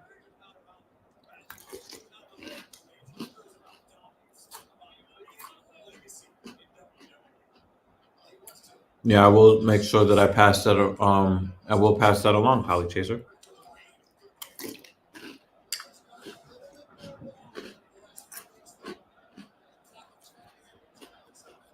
As a matter of fact,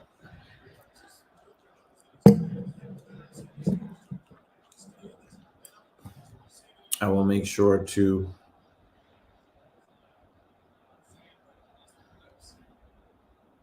that she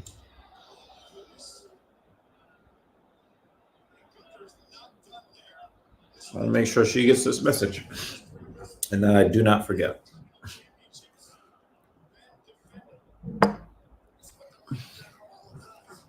Yeah, she's definitely progressed to become a very impressive athlete, endurance athlete.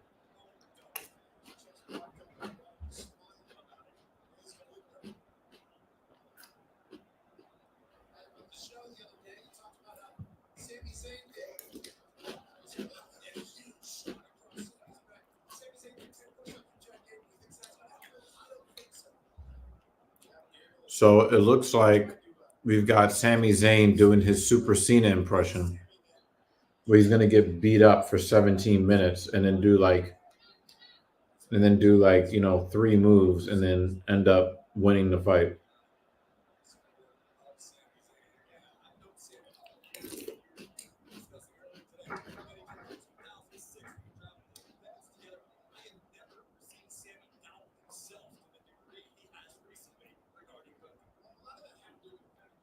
He's going to do this weird ass hustle, loyalty, respect shit, where he's just going to get the shit beat out of him.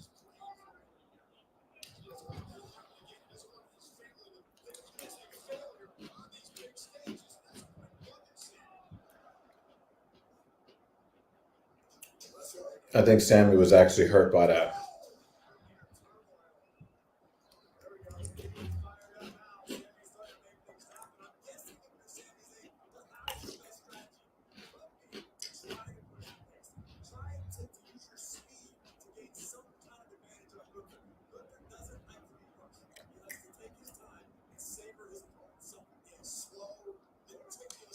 Oh, titty slappers.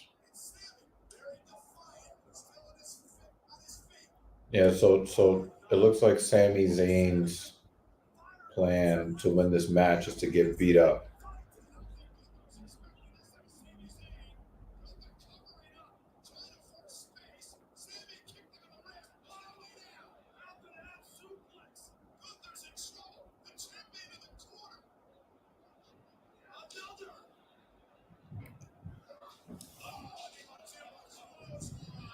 unless you are Alex Fajeda or Lewis, you can't get your ass kicked and then land a couple of shots to victory. I hate this show so far. Yeah, absolutely. Anyway, off again. Just wanted to drop in and say hi. Saw you live. Enjoy your time and make sure to visit some British towns while you are in the UK. Yeah, we're after the race. We're pretty much going to sleep, getting up the next day to get on a flight back to New York. But this will not be our last time in Europe. So next stop, Germany in September. So if you have recommendations, as always, you can join our Discord and leave links to places you think we should go.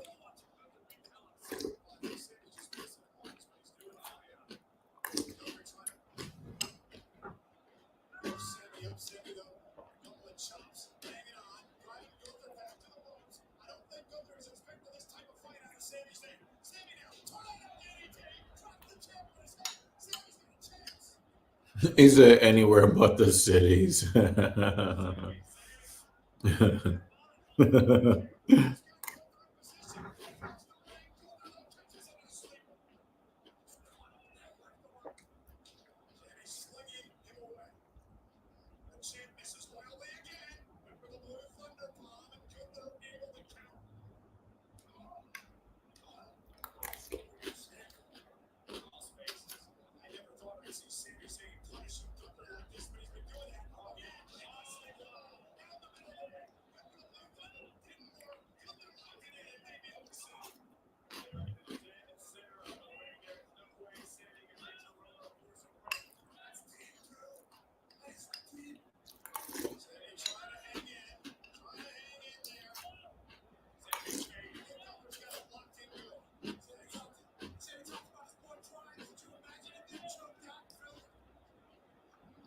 You know, rear naked chokes that they do in WWE look more and more stupid the more MMA I watch.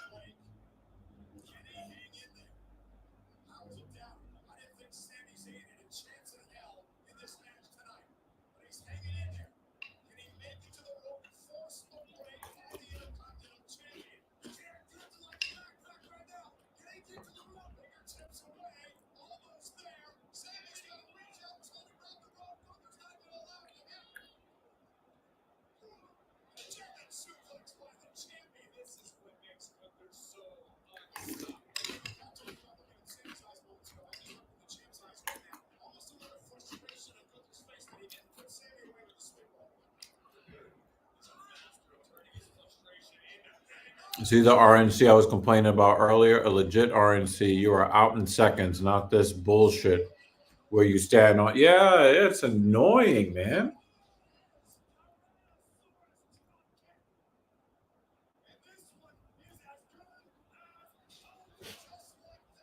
He's going to kick out.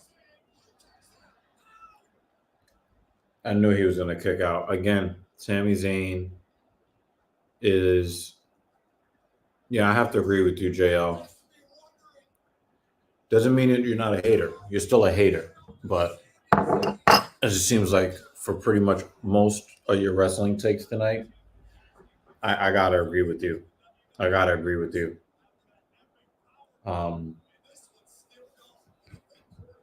You know, we're doing one of these hustle, loyalty, respect wins. Five move, basically get beat up, do a couple of moves and win.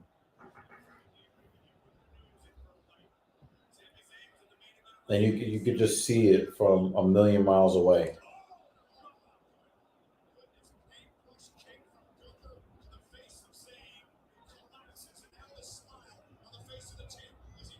Yeah.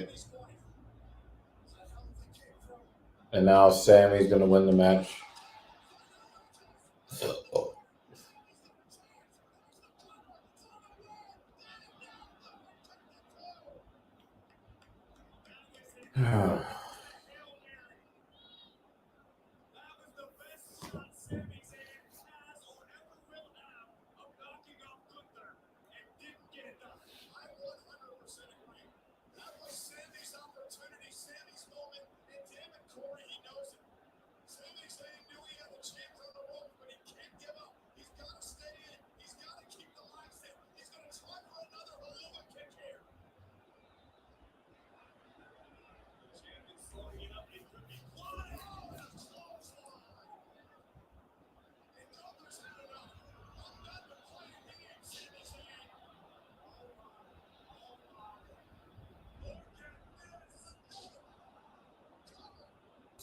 He's going to kick out again.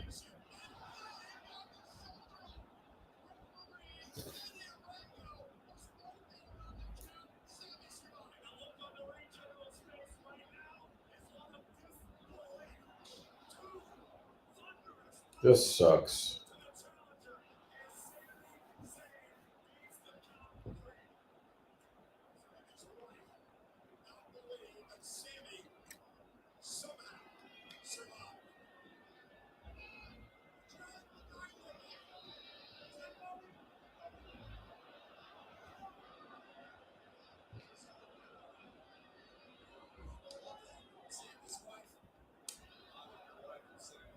The whole match is Sami Zayn getting beat up. The whole match is Sami Zayn getting beat up.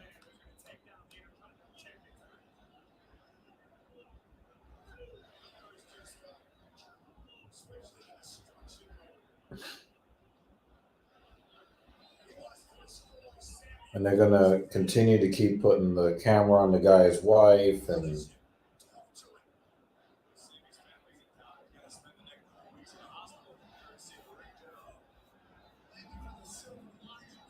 he's going to keep getting up because he'll never give up.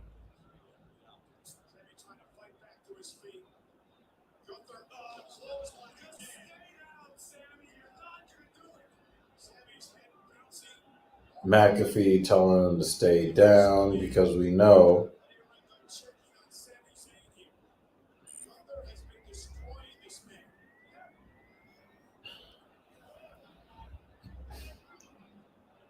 it's just going to be about 2 or 3 more minutes.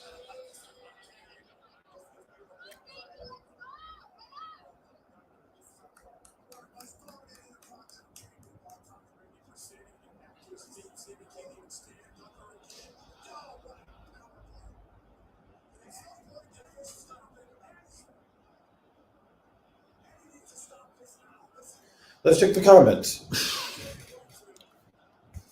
Rubbish match. Yes. Honestly, whoever I want to win is in control throughout in the match. I am mad because I know they will lose. Yeah. No, when they just kept doing the whole Cena gets beat up for the whole match and does 5 moves of doom and wins, I hate it. I know it's scripted and titles are predetermined, but you have a guy who gets his ass kicked for 98% of the match and squeaks out a win. How is that a champion? Yep. It makes the belt look weak if someone can just scrape by, but they'll say, "Oh, but he survived and he never gave up and he's so tough and all." I'm just not. I'm not.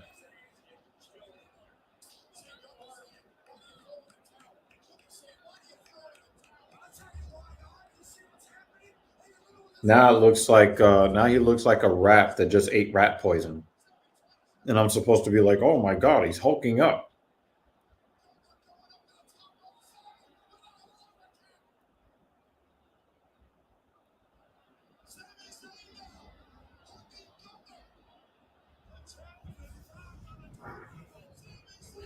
This is so stupid.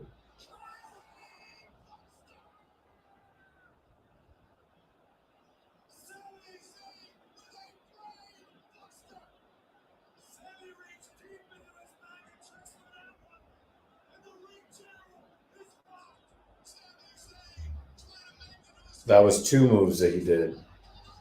3 moves. So instead of 5 moves of doom, is it going to be 4 moves of doom?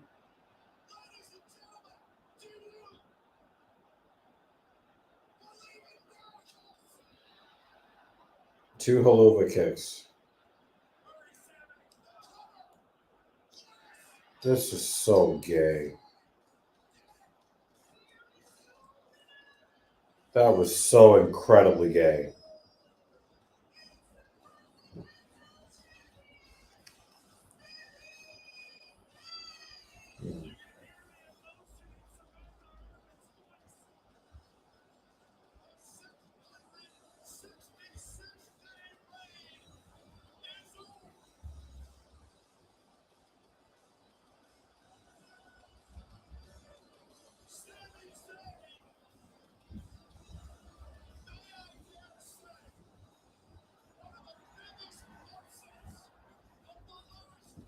This has now become one of the absolute worst WrestleManias I've ever seen.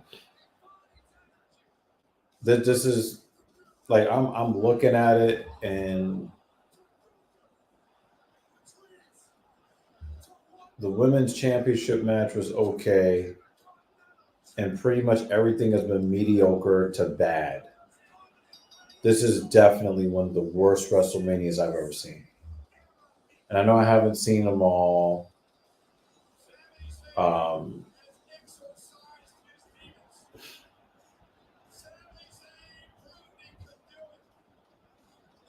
This was nobody wants to see John Cena 3.0, 3.1, 5.74. Nobody wants to see Super Cena bullshit anymore. Nobody wants to see it.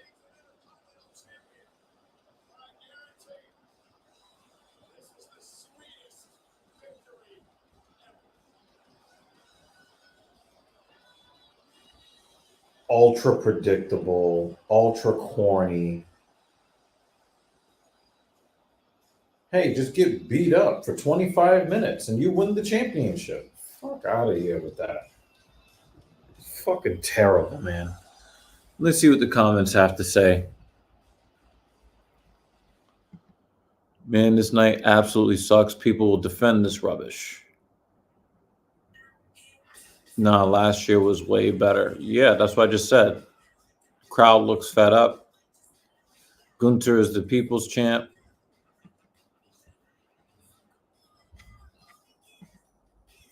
Yeah, I mean it's just awful. Awful. That was bad. That was really bad. That was bad. That was legitimately bad.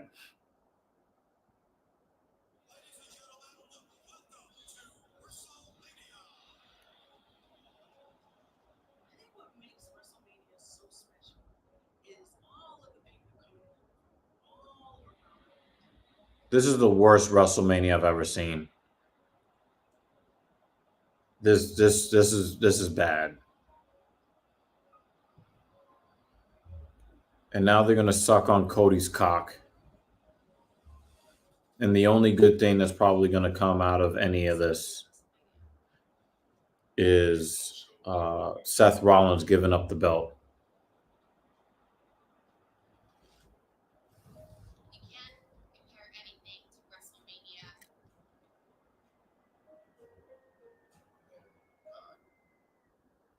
Generic network era. Thanks.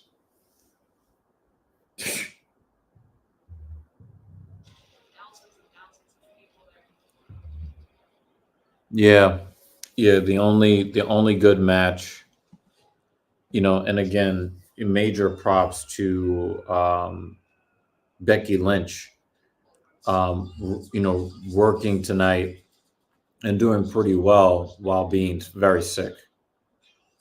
Everybody else, fuck off. Everybody else can literally fuck off.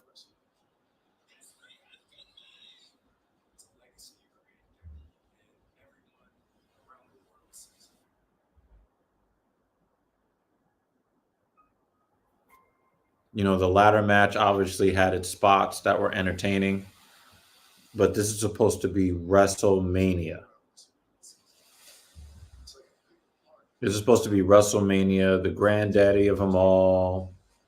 It's supposed to be, the biggest and most important and all of that. And, they played weird race-related games. Oh, we have the Hispanic match, and then we have black women versus Asian women. Corny, with no title on the line. No title on the line.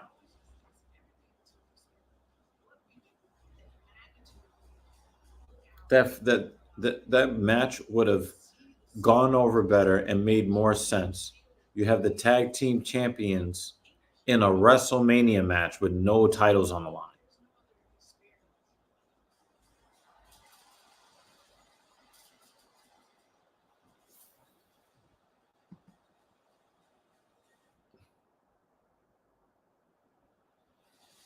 Awful. This is, like I said, I haven't seen all of the WrestleManias. I haven't seen a lot of them. I've seen some of them. This is by far, I cannot remember another WrestleMania coming this close to being this bad. At this point in the show, I'm giving it a 2.5 out of 10. This show has been really fucking bad. And I'm up here at 3 o'clock in the morning covering this bullshit. This has been bad.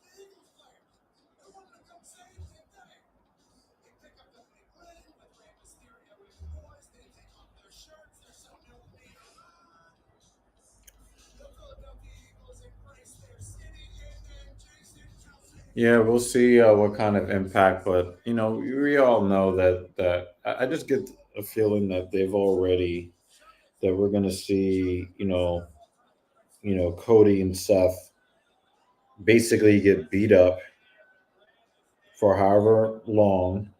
They're gonna get beat up, and then they're gonna win the match.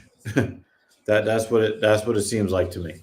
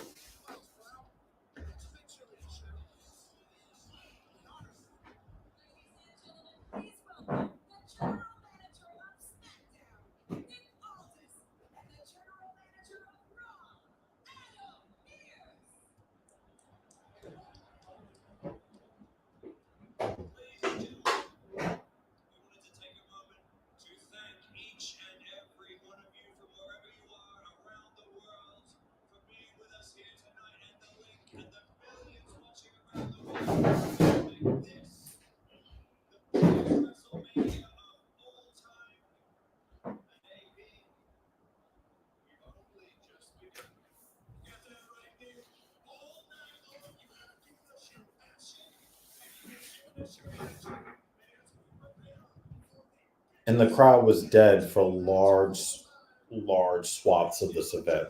The crowd has been dead.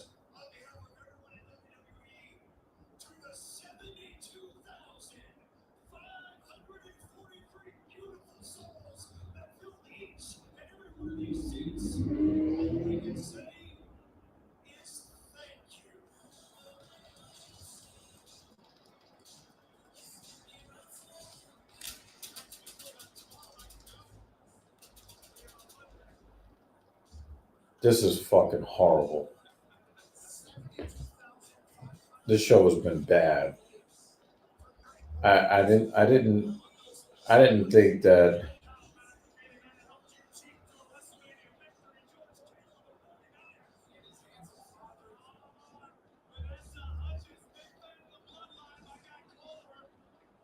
I mean, to have UFC suck tonight and WrestleMania suck, man, absolutely awful.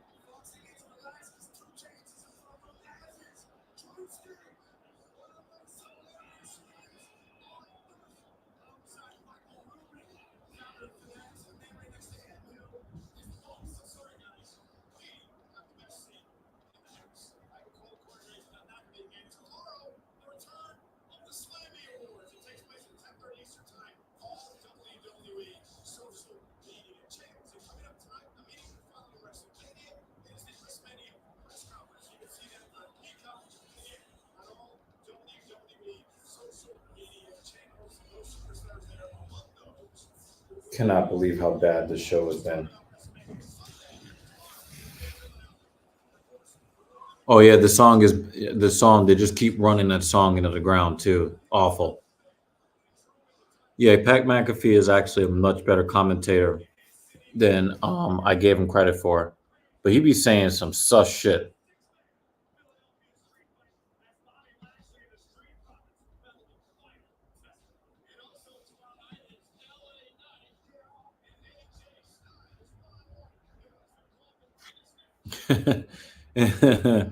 Oh man, you're really pissed off right now, Jay. You're really pissed off right now.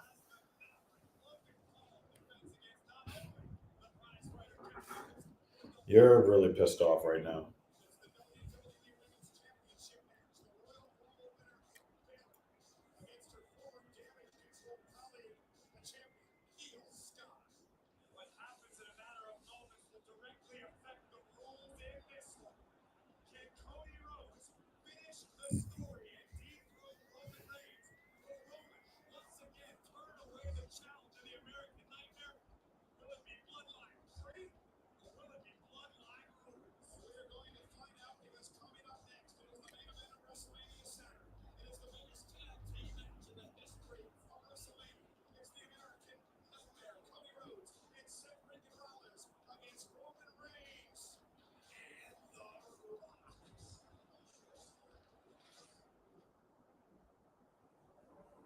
It's fucking awful. Not gonna rehash all of this garbage. Okay, so the reason why Cody Rhodes' nickname is the American Nightmare is because it is a concept play off of a nickname of his father, Dusty Rhodes. His nickname was the American Dream, right? So he wanted to flip that and go Nightmare, like he's some huge threat or whatever. It doesn't really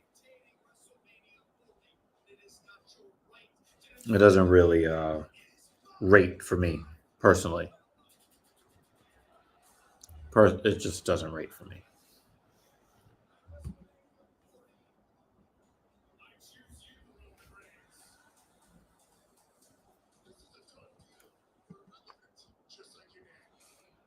Yep. They're twisting the story, man. I mean, what else can we do? I mean, you've seen how they tried to build this up, and they tried to pretend that there was a swerve in there, and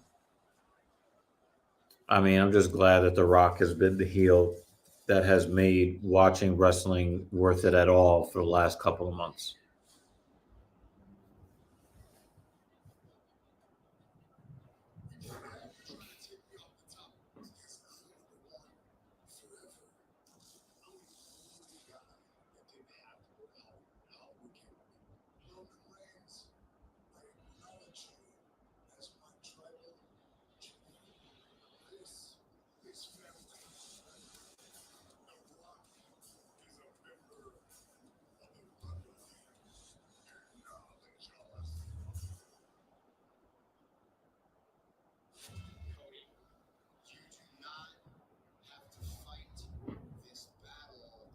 So dumb.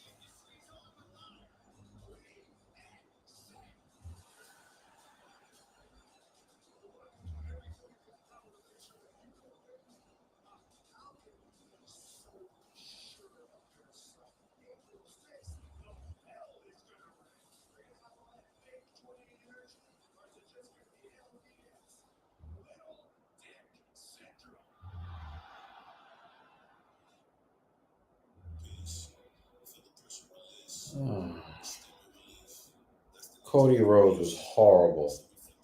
Absolutely horrible in the lead up to this. Horrible. Dwayne Johnson is the guy that basically held the storyline together.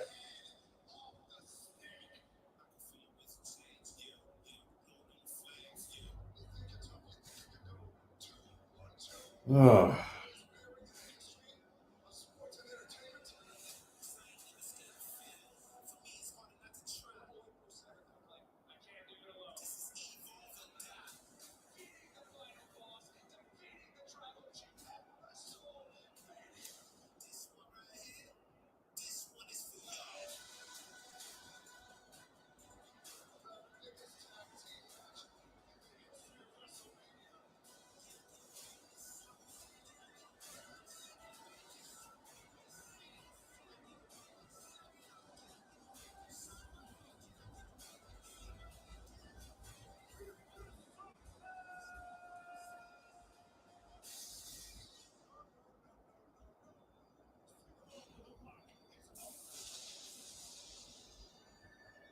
I can't wait till they get past this. I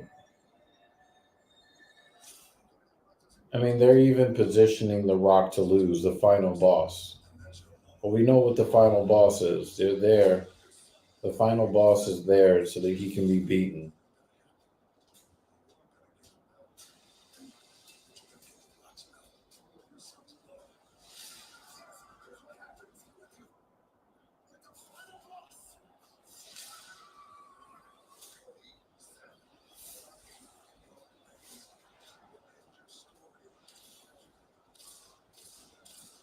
Basically, when The Rock whipped them, that was The Rock and Roman Reigns winning. That was the part that they win. Now the baby faces they're going to get beat up for 25, 30 minutes. How much longer? This intro is probably going to take, 20 minutes.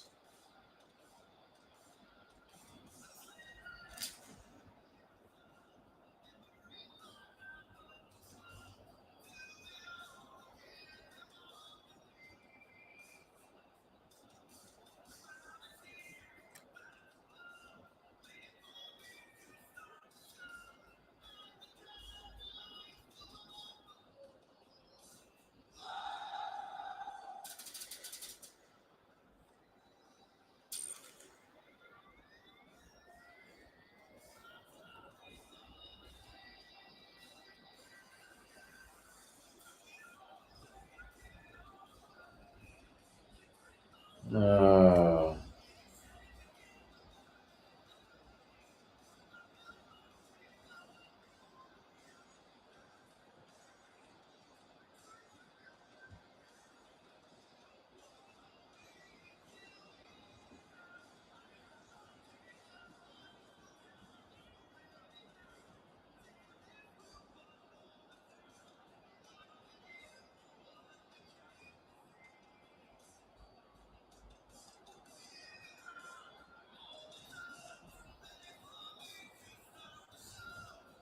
oh my God.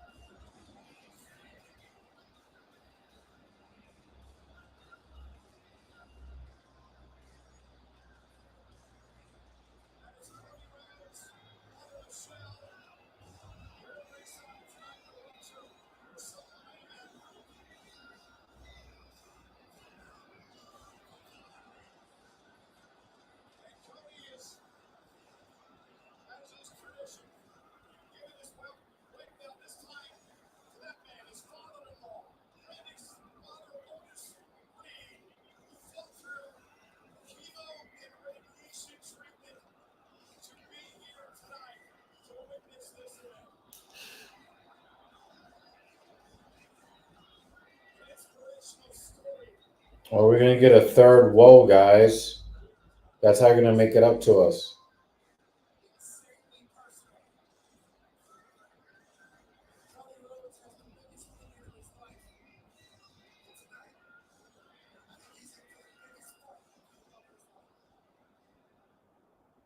Oh, thank God. They left it at just 2 woes, guys.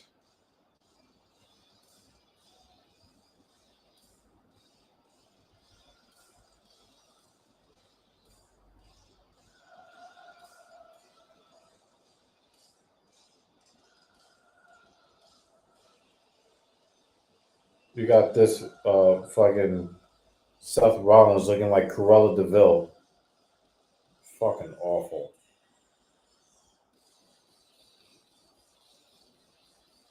He looks like he has a cancerous tumor on his shoulder. I'm sorry, guys. I'm really ornery right now. This event has been really bad.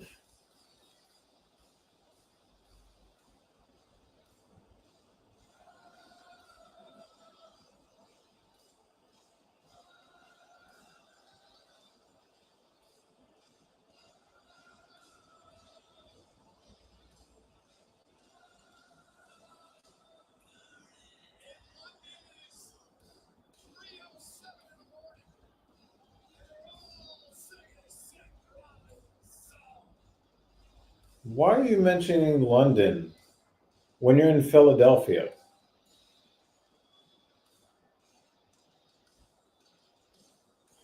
Seth Rollins is not from here.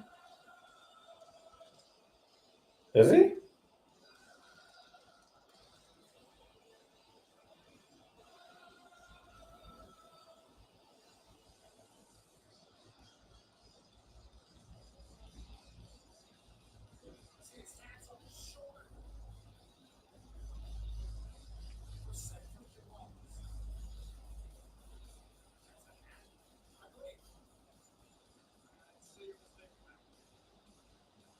He's an American professional wrestler.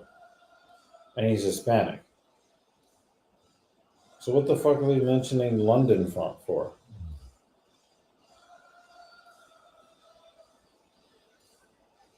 But it is true. It is 3:08, or was it? It's 3:09 a.m. here in London, England. that part's true, but I don't know why they would just randomly mention that.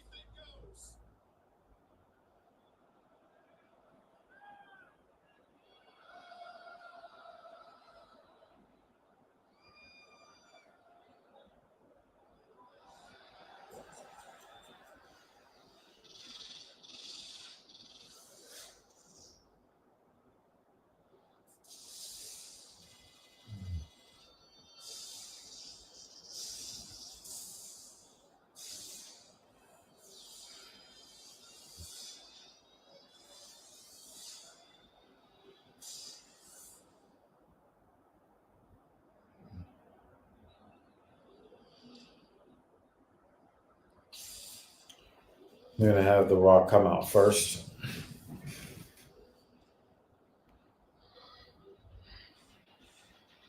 I am in London right now, and I don't hear anybody singing Seth Rollins' song. That was just random as shit.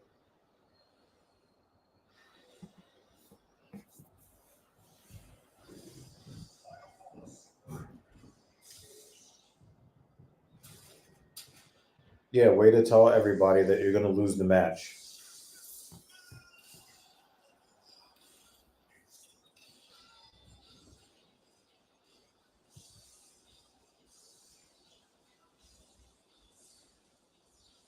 when The Rock did the whole pass the torch thing to John Cena, there were a good amount of people that liked John Cena. And John Cena was good enough talent, had the presence, had the mic, the command of the microphone, had all of that.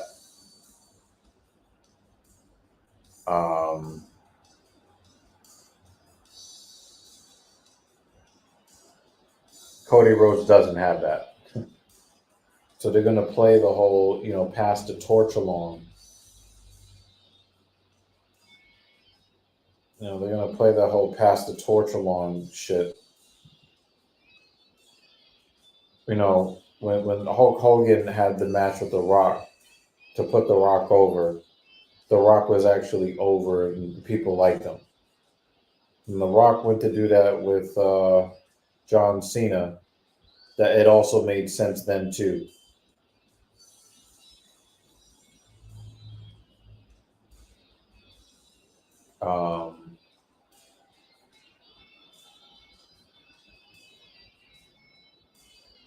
This doesn't make sense. The Rock held his own in the promos leading up to the WrestleMania match with Hulk Hogan.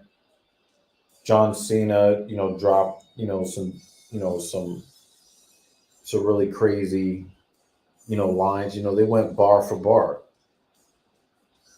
They went bar for bar, and I thought, John Cena, even though I really hated the fact that they did the 5 Moves of Doom era, Super Cena and all of that, and I hated it. John Cena was worthy. He was the top guy, and he was worthy. He was worthy of it. This Cody Rhodes is not worthy. The Rock carried the whole feud. The Rock carried the feud. And the Rock was laying the smack down on the microphone, both on television and on social media. And Cody Rhodes got beat up and he cried a bunch of times. Does that sound like somebody who's ready to take the reins from the legend to then become a legend himself?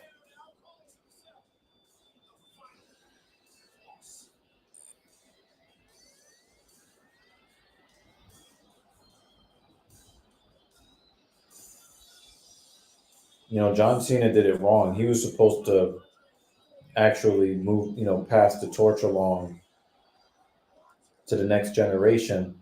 He was losing the upper mid carders, and now Austin Theory is on the low end of the mid card. He lost to the Umaga wannabe, Solo Sikoa.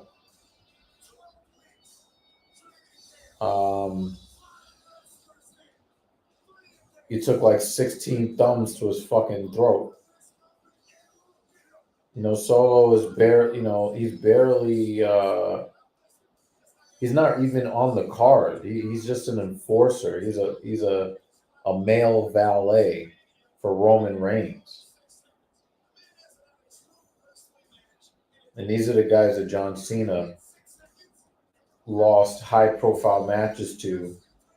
And it's like, John Cena, you should have lost to, the top guy of the next generation at WrestleMania in a hard fought match for a legend of yesterday versus the legend of tomorrow.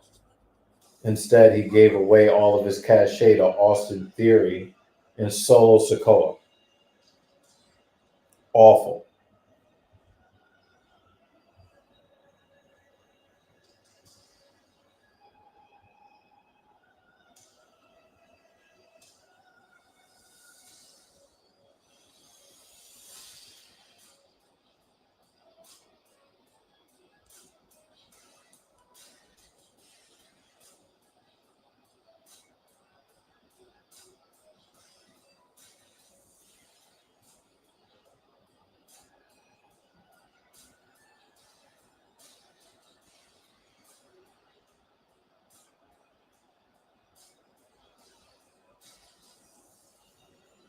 All right, where's Solo?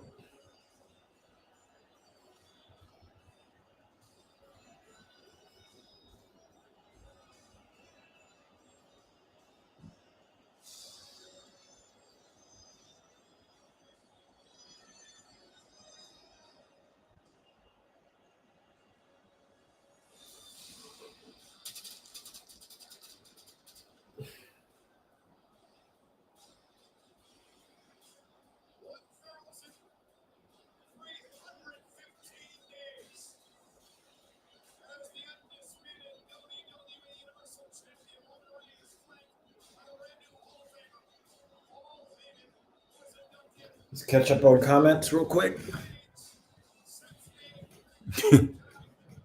Rock was wearing some bespoke something, and that belt, all his. Cody and Seth should be kissing Rock's feet and nonstop praises. Rock made them relevant and gave them the privilege to be in the ring. Yeah, I agree with that. Imagine you got a group of friends to come watch the show. I feel like a terrible host. Nah, we'd probably just be roasting the show together. Solo's on a 35-match losing streak. I'm not even joking. That's including house shows. Yeah, and that's the guy. That's the guy that basically ruined John Cena's mystique that he built up with 5 moves of doom.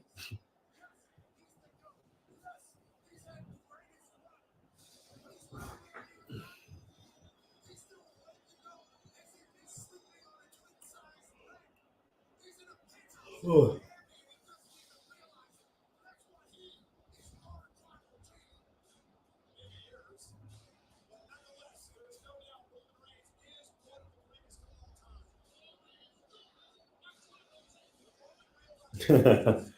Obviously, Paul Heyman is still a national treasure. Look at the look on his face. Oh, man. Too bad it's the second to last night of seeing him hold the belt for Roman Reigns. Mikey says, no Solo. Keep an eye out for conspicuous black hoodies. Yeah, I noticed that there was no Solo Sikoa out there, which means that he will be out there. And it wasn't like Jimmy Uso was like, really knocked out of, action. But I'm pretty sure that if Jimmy shows himself out there, Jay is going to show up.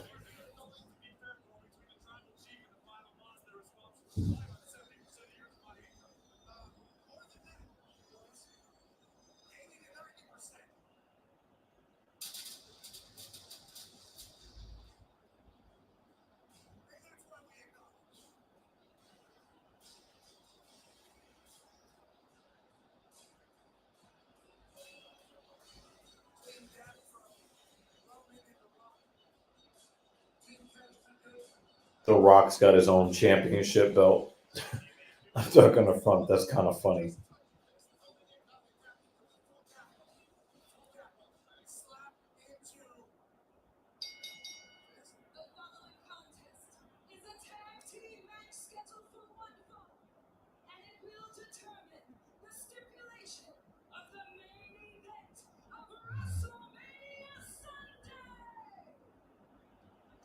She's really not the best ring announcer. She looks like if she took the makeup off her face, she'd be pretty.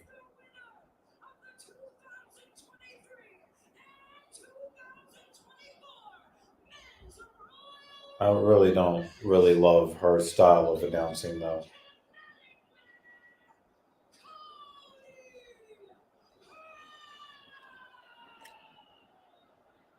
It also looked like she strains to try to really project strength through her voice. She doesn't sound bad. She's just not my cup of tea.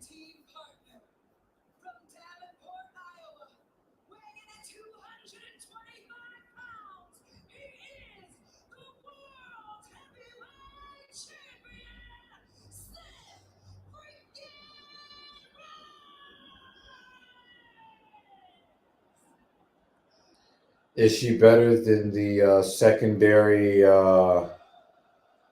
UFC announcer?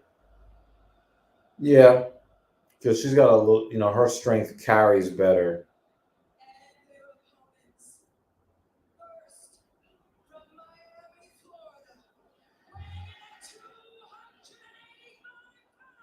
What?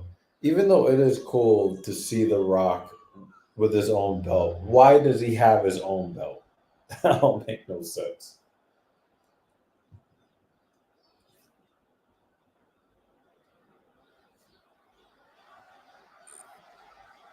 Is that supposed to be the People's Championship belt? They just had it made?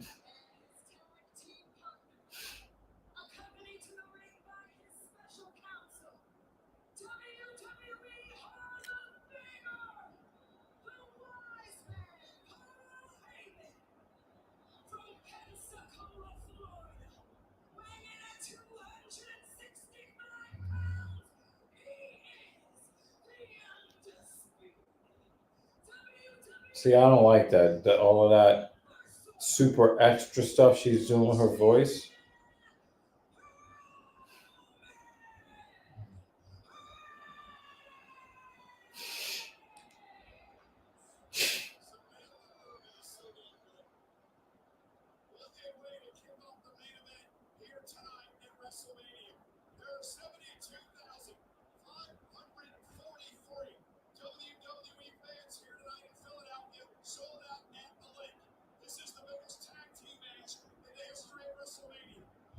Seth Rollins, who may have had WrestleMania for the first time in his career. Seth Rollins is also a man that, well, beat Roman Reigns via disqualification a couple of years ago, still holds that in his back pocket. Cody Rhodes, with a one night, has the main event against Roman Reigns for the championship.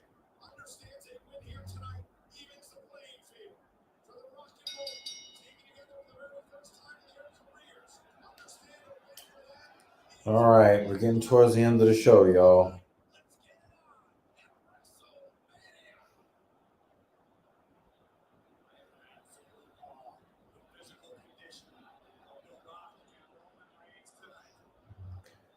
You can tell by the skin on The Rock that he's having a real tough time staying with that top tier physique.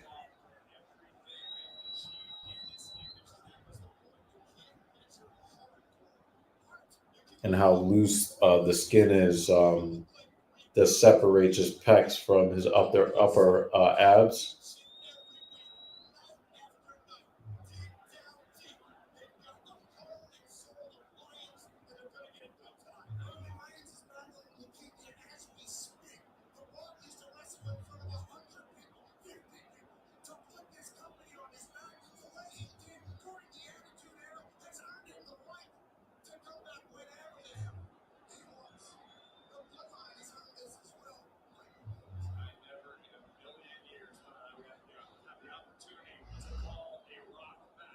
WrestleMania, but here we are in 2024, the biggest tag team match in WrestleMania history. There are only two men who main evented WrestleMania in 4 different decades.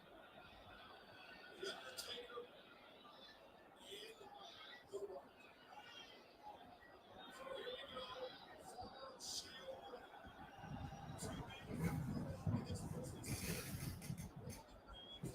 That ring announcer is Ricochet's girl. Okay. Yeah, the Uso match was just ugh. I like the male announcers. They have the bass. She has talked about how her voice is in major pain. Yeah, you can tell. Maybe if she just took it easy and just used her natural voice, it would actually sound more appealing. But it seems like she's trying to become more forceful and more masculine to be taken seriously. Just use your regular voice. Yeah, I think those Rocky sweatpants was a throwback. Yeah. Is Roman natural? He probably. It's hard to say because he still has the blood disease. He still has the blood cancer, right? So it's really difficult to know if he is on any kind of cycle, because it really, really messes with your hormone production. So, and hormone expression. So, obviously, I wouldn't recommend anybody take steroids, but Roman Reigns, I would recommend probably lesser than everyone else. Didn't Seth catch in at 31 in the main event? How is that not considered main eventing WrestleMania? No, because he wasn't on the marquee. Came in a three-way dude. Yeah, it's not the same. Rock's calves look rough, and his abs. Yeah, his abs have become a little bit more of a wall.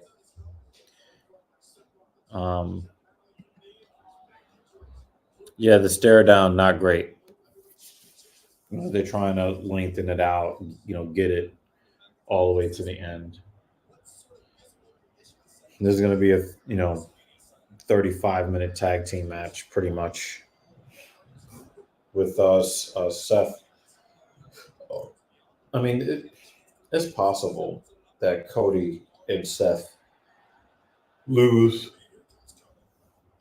so that Cody Rhodes could get beat up for 35 minutes and win the match tomorrow.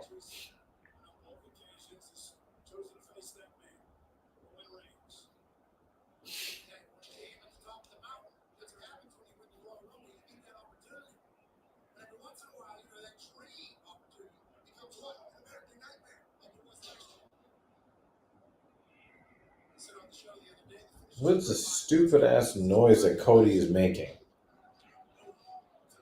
I'm trying to sound really mean.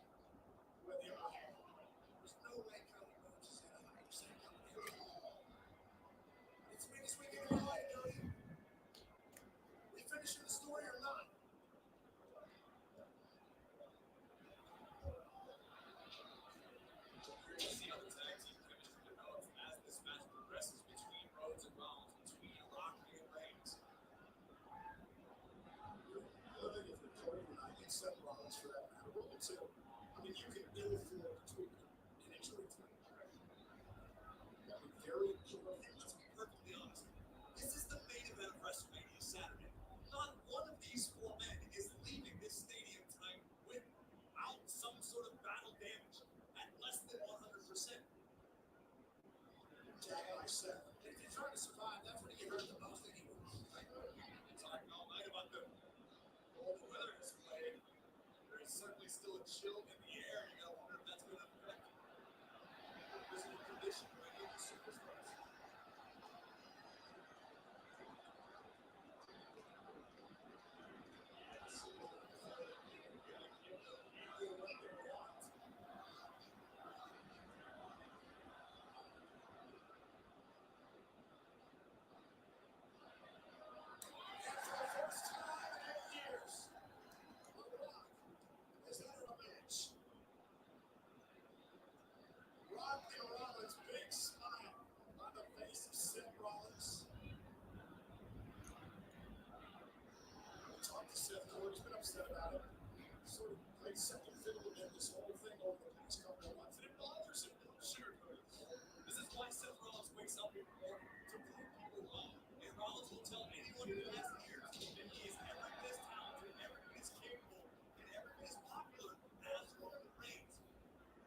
He's also a World's champion. He won the championship back in May of last year. Well, he just got tossed around like a bag by the final boss.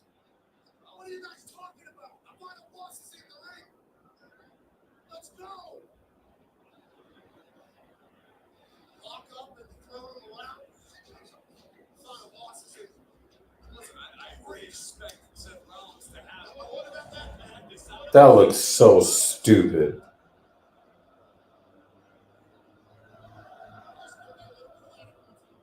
That looked so incredibly stupid.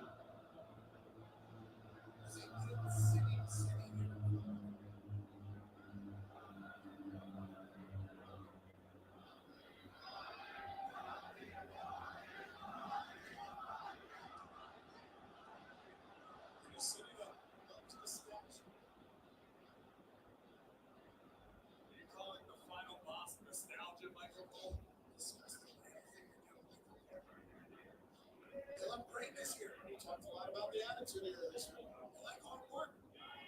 You remember what happened last time Rock was involved in Wrestlemania here in Philadelphia? Wrestlemania 13. Stone Cold Steve Austin. That was a century ago. Still throwing the same big rights.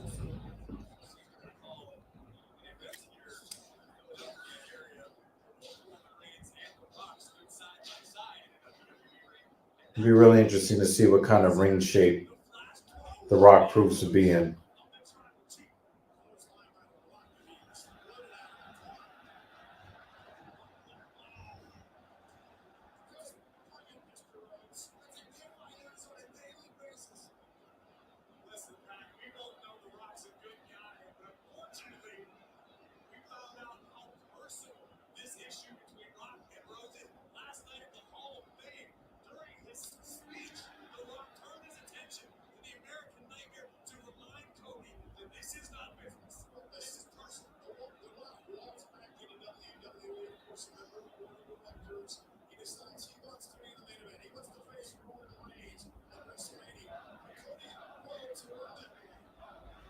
Let's catch up on comments.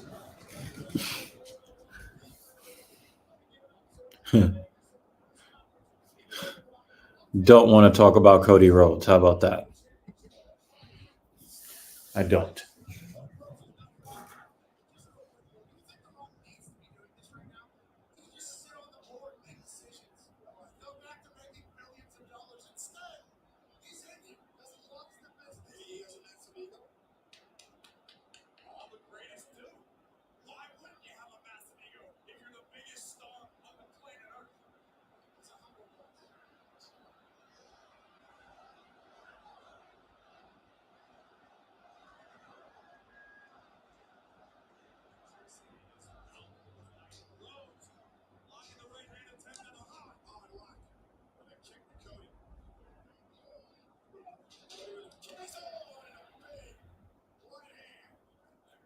One thing that's underrated about The Rock is that he knows how to sell his opponent's offense. Normally, the best sellers are the cruiserweight sized male wrestlers, but Rock really sells it as a legitimate heavyweight guy.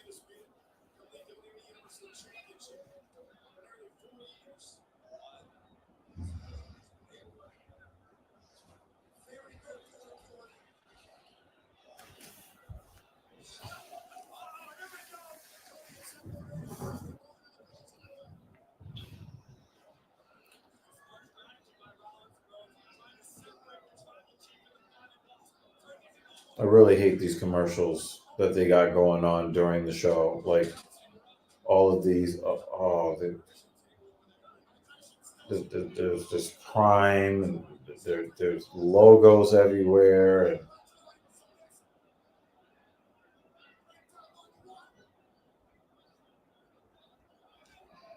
everything is so corporatized. It's just not the same.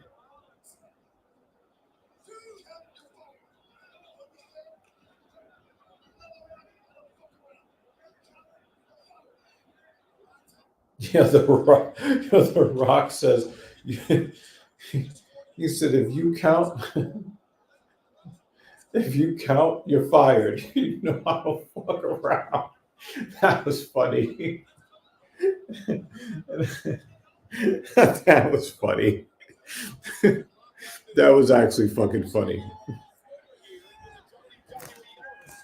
If you count, you're fired.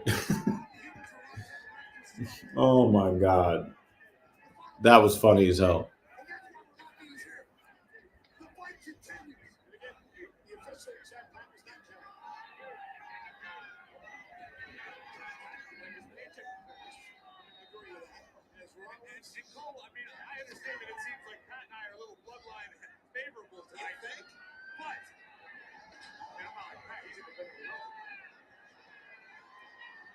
Much like The Rock, much more so, obviously. That is why him deciding to come back and fight our world heavyweight champion is admirable. Wow, Roman and Cody fighting on top of the stage. Rock and Seth out there on the top of the stadium here. Reigns is about to suplex Rhodes on top of the stage. These are both live shots right now. Yeah, Cody blocking it out. To Roman Reigns. Rock is a trash can. I can't believe that The Rock was bold enough to wade out amongst the Cody crybabies here in Philadelphia. Felt like Philly was a little bloodline heavy. I saw a lot of ones to the sky. Head off the rail. Able to block. Rock's head off the rail. You feel like this is what The Rock had wanted the entire time. A fight. What he's been doing to Cody Rhodes the last few weeks, now he's got one. Him and Seth freaking Rollins out amongst the WWE. The way The Rock sells. You forget that The Rock is not just one of the best of all time on the microphone. He actually really is pretty decent in the ring in various facets.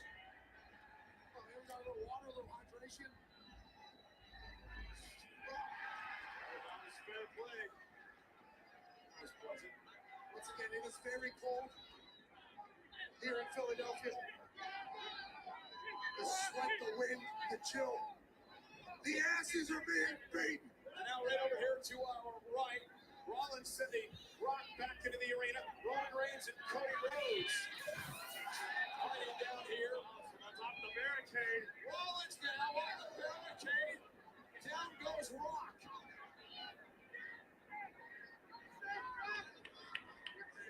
And this could be the strategy for Seth Rollins and Cody Rhodes. Try to wear out Roman and The Rock.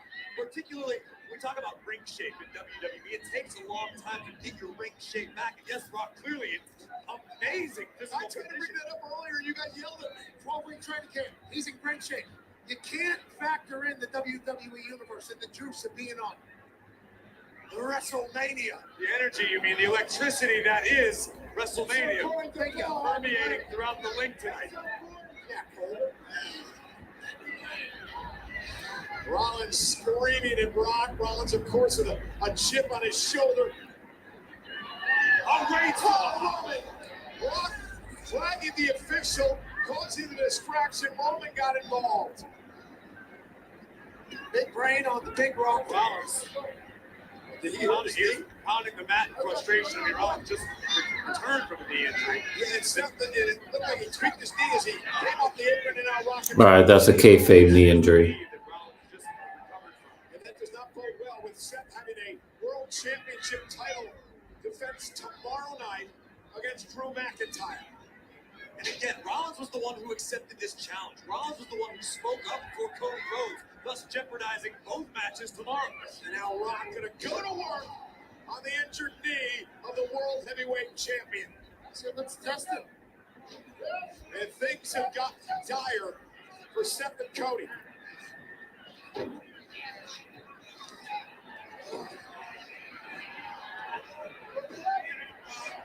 Oh, no!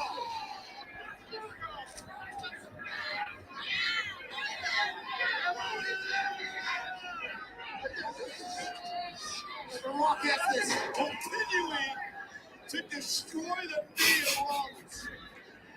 Rock does whatever the hell he wants, whenever It doesn't even look like he's doing any real damage. It's just, hey, this looks like it'll hurt. Hey, everybody, look, it hurts. Oh, man. Roman Reigns right now has got to feel fresh as a daisy. He's had a few moments on the apron to recover. And now targeting and already injured and damaged Rollins. And all Cody can do is look on. Listen to Rollins. A cheap shot by the Rock. And the referee looks like he's trapped. Like, I can't do anything. This is messed up. They're not letting me do anything. That's a nice little advantage to have. It certainly is. Oh, I don't know where you grew up, but life ain't fair. All right, reality is, The Rock is the final boss, and we should act accordingly. Half grab by Reigns. This man once had $7 in his pocket. Now he's just telling the ref, yeah, go. Maybe he should remember where he came from. Cody Rhodes is clapping it up with the dude with a knee injury and I was gonna say in the cage, in the ring. Like, what are you clapping it up? Like, they're destroying the man's knee. But The Rock is in a position where he can just tell the ref to go to hell. None of us have that. None of us have that. Seth freaking Rollins is in a position right now where he may be forced to submit to the tribal chief, the half crab applied. Yeah, and if he submits, guess what happens tomorrow night? All of this can happen because it'll be bloodline rules for Roman Cody. And that has got to be running through the mind of Cody Rhodes right now. Every time there's a pinfall attempt, a near fall on Rollins, Cody's got to realize that Cody doesn't even have to come up short tonight to change his fortunes tomorrow. Cheap shot by Roman misses wildly. Seth Rollins now going to knock the tribal chief over the top rope. Protect himself. Get his feet down underneath him to prevent. We saw Seth look back to try to make a tag, but Cody even knocked off the apron to Rollins. Look out. And now The Rock and Roman Reigns. Rollins driven into the steps. He's got a bad back. The Rock drops it right off the metal. Well, it comes with the territory when you take such pride in being, and again, the workhorse here in WWE. Rollins is perpetually beat up because Rollins defends the championship night after night around the globe. That's the dichotomy of Seth freaking Rollins and Roman Reigns. Damn, we've been at this for almost 8 hours. But hey, told you we were going to cover both events, beginning to end, the best way we could. I definitely am ready, more than ready, to start hitting the hay.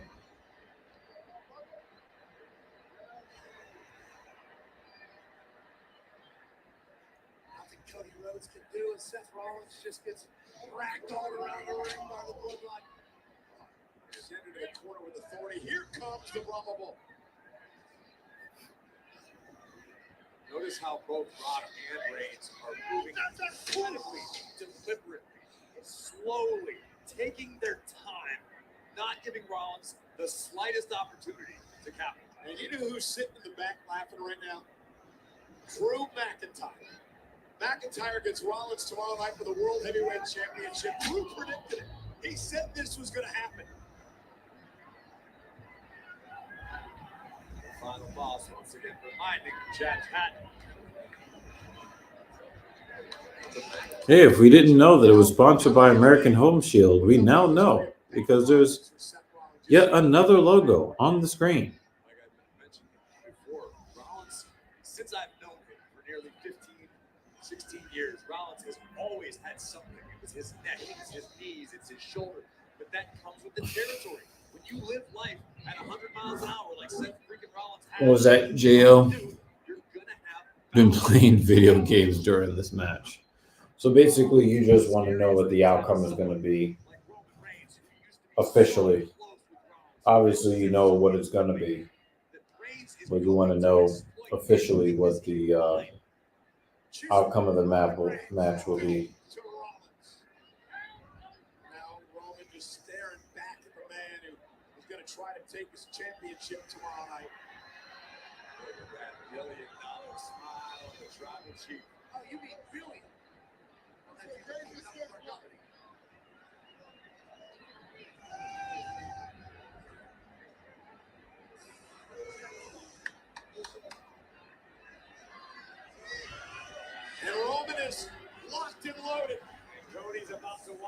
Wrestlemania go up in smoke.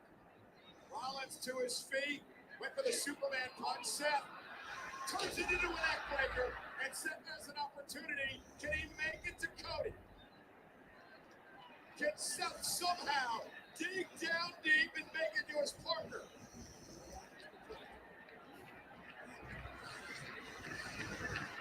Can Roman get to the Rock? Yes, he can. Roman gets to the Rock, Rock back into the ring, and he prevents Seth Rollins from making the tag. Dragging the World Heavyweight Champion backdoor his corner, screaming at the official again, barking at everybody. Oh my God! The Rock just delivered a deliberate low blow. And you saw, I don't know if you saw that actually on camera, but Chad Patton, the official, literally went over to Cody Rhodes and apologized to him, said, I can't do nothing about it. Rollins can't even run right now. I mean, understandably, that's usually the case after you get hit where the sun don't shine. Yeah, I don't know, Jay. I don't know what's going on. Apparently, The Rock basically said when they were all outside the ring that if the ref counted anybody out, that he would fire the ref. So apparently he just did a low blow, and the ref was like, sorry, you can't do anything about it. He's been punished and tortured here tonight.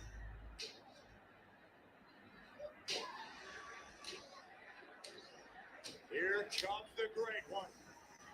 Oh, step up Enziguri. Rollins buys some time. Rollins just shut the Rock down big time and in a hurry. Now, Seth Rollins needs to find a way to his corner, to Cody Rhodes.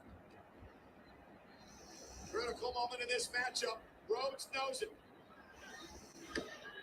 Rollins so out of sorts, he doesn't even know which corner Cody Rhodes is in right now. There we go. Roman Reigns into the ring. He's sent outside the ring by Seth. Seth with an opportunity. Cody wraps the corner. Here comes Roman. Roman Reigns yanks Cody off the apron.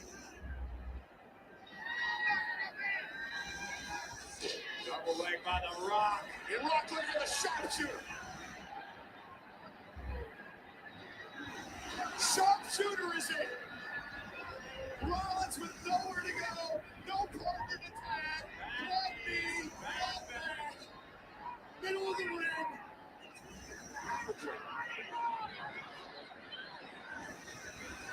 Big right hand. Wow, Cody slapped the shit out of The Rock. Cody Rhodes fired up. Cody imploring Rollins to make the tag. Rock, come up on the top rope. Down by Rollins. Super kick, and down goes the Rock. Stop! Can Seth capitalize? But what damage did Seth just do to his own knee? Seth landed the stomp and immediately grabbed his injured knee. And now it's Reigns pleading for his partner to make the tag. Rollins trying to drag himself to Cody. Tag made to Roman. Tag made to Cody Rhodes. And here we go. Cody and Roman. Appetizer for what's going down in the main event of WrestleMania Sunday. Will it be bloodline free? Will it be bloodline? Wow, Cody had to move the referee out of the way. That's very, very poor awareness by the in-ring referee. Tomorrow night, Cody's second roll. Oh, caught it. Disaster kick. Down goes Roman. And Cody Rhodes now with an opportunity. The American Nightmare's feeling it. Think of what this would do for Roman's confidence. How it could shatter the Tribal Chief's confidence if he loses tonight. Cody, cover! To tomorrow's opponent. Cover! Come on, Cody! Hook of the leg up Reigns. Kick out at two.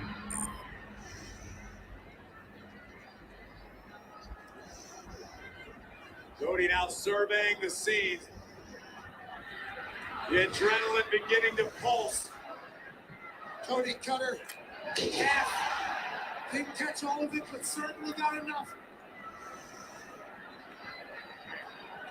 Cody staring down at him. Turns his attention to the undisputed champion. Cody thinks this is his moment. Gonna set Roman up for crossroads and try to put the champ away, but Roman able to counter. Superman punch out of midair. Cover. Bloodline rules tomorrow. No. Reigns believed this was it. Thought it was over. Boom! Superman punch right on the chin in midair. But Rhodes fights on. Proper punctuality from that big right. All of Cody Rhodes' momentum. Pow!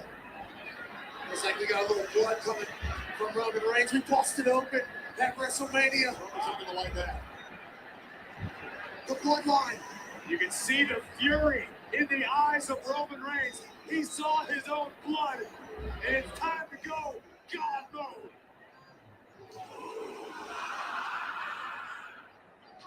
With a spear, Cody up on the top. Roll up. Down for the win. Roman kicks it too. Wildly missed. Tag. Oh, wow. Rollins off the top rope. Splash for the win. Cover. Roman kicked out. That was the best shot to this point that Rhodes and Rollins have had. Cody top rope blocking the ropes. Looking for the Cody cutter. It's like a shoulder sling. Almost a shoulder tackle, yeah. And Rollins followed immediately. Full extension on the splash.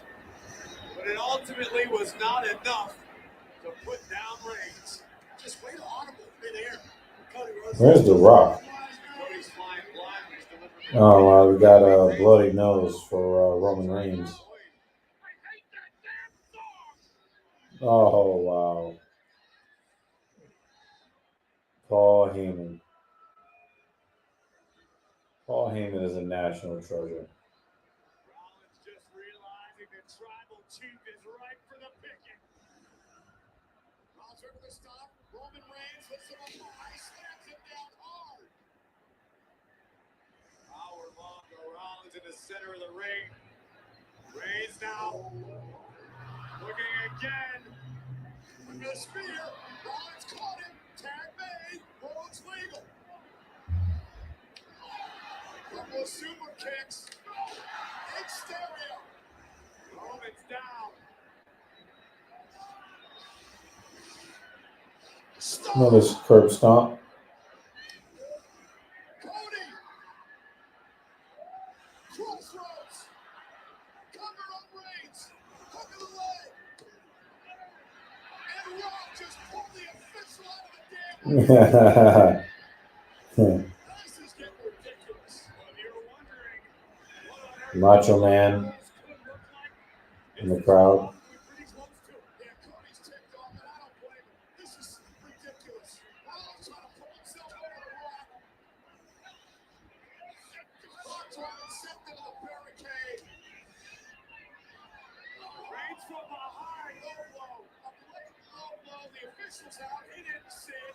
Roman Reigns taking advantage. Now a spear for Cody Rhodes. Spear. The cover. The officials sent back in the ring. Cody takes it.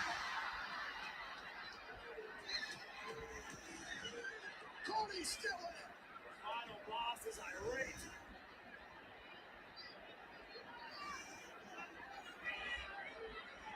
Paul Heyman's flustered. The Rock's flustered. Roman Reigns thought it was over. You mentioned at the beginning of the match, Roman, value the importance of heart. Rhodes and Rollins have it in overabundance, and that's the only reason this match is still moving on. Yeah, Cody Rhodes needs to win. He's got to win. In order to finish the story tomorrow night, he needs to win tonight. Have an even playing field for the Roman main event tomorrow night. Rhodes understands Oh no, Roman cinched in the guillotine. Roman's finished off many competitors during his championship reign with the guillotine. And Cody fading, trying to somehow stay on his feet, but he's in trouble. Roman's got it locked in good. Cody trying to fight back to his feet.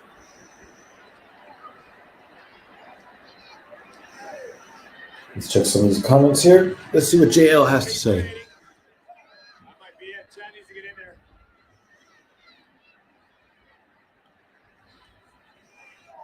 Cody Hall, giving the hand up. Cody's telling him. Super Cody. Cody trying to fight out of the guillotine. And now the Rock gonna try Guillotine. And this is so stupid. The official can't do a damn thing because of the Rock. They just call the match. Call the match. Do something. At least preserve our title matches for tomorrow. Stop!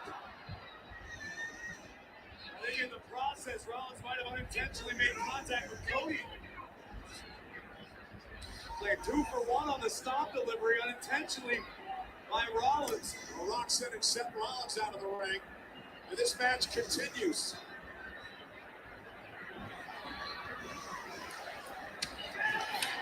And it's a pretty wild set of rules here. Pat, there are no rules. It's hard to keep track. You might as well just have bloodline rules for this match tonight. Well, it's hard to keep track of what the rules are. I'm not really honest, I must say. But it feels like the bloodline has been dominant as a tag team. Cody's father-in-law looking on, and look what this film reads. This is your son's blood on this belt. Your teams are next. Their team.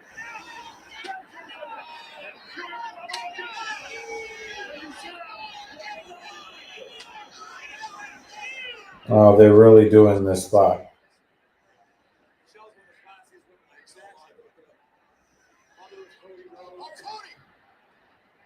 Now he's gonna whip the Rock with the belt now.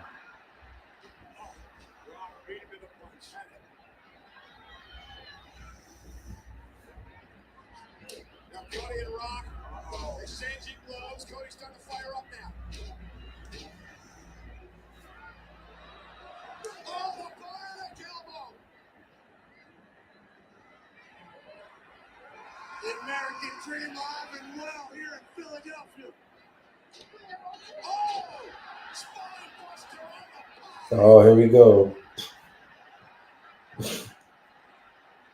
Here we go, yo.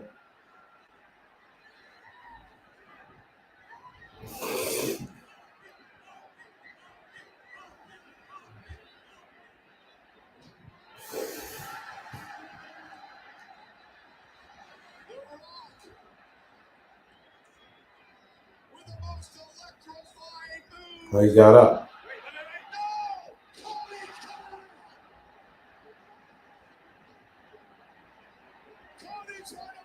Nobody interrupts the people's elbow.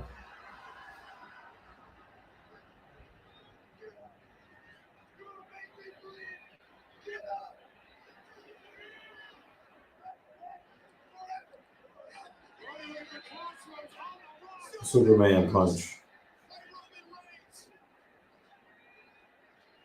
Here comes Seth Rollins waking up. He's been watching the people's elbow for 3 decades. Perfect counter. And then Roman Reigns comes in and saves the whole thing. Roman wants bloodline rules on Sunday. Well, he's got them tonight. Roman back on his feet. Cody trying to drag himself up.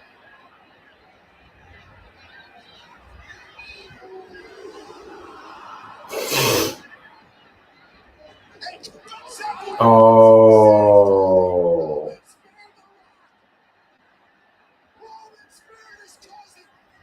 Oh, this, and here it all breaks down.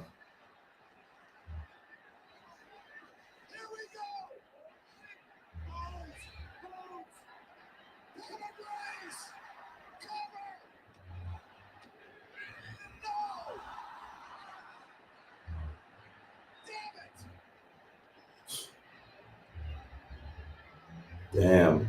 Michael Cole's got balls all in his mouth.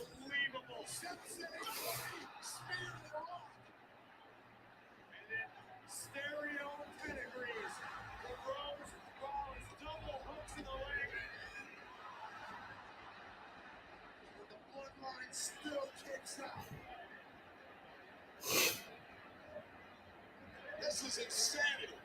At this point, Rhodes and Rollins have to be asking themselves, asking each other, what the hell more can we possibly do? Maybe Rock and Roman are asking themselves the same thing.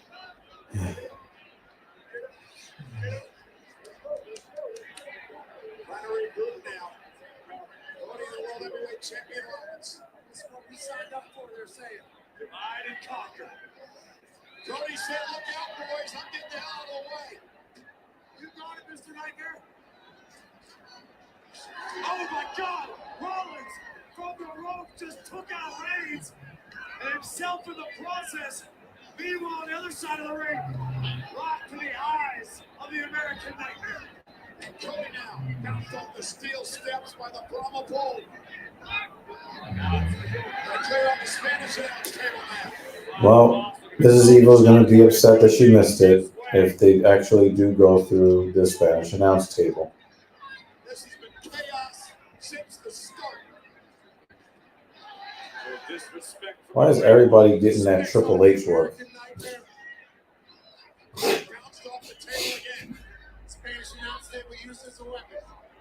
Now what's the final boss thinking? Anything he wants. Now we know Cody is going to reverse this and put Rock to the table.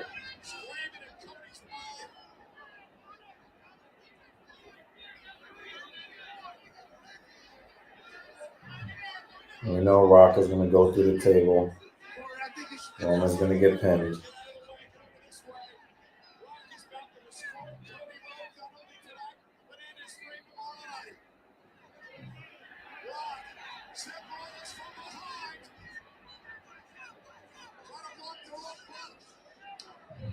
Yeah, there's the counter. And then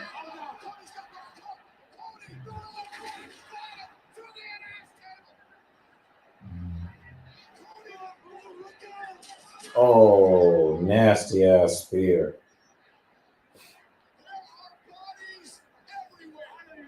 Can you guys even hear me? Chaos! Everybody's down! Chaos! In Philadelphia! I'm not going to front. This match is pretty good. This is the Rock. That upgrades night 1 to a 3.5 out of 10.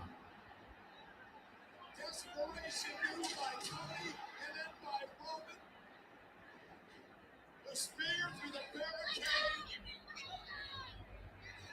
There are bodies everywhere.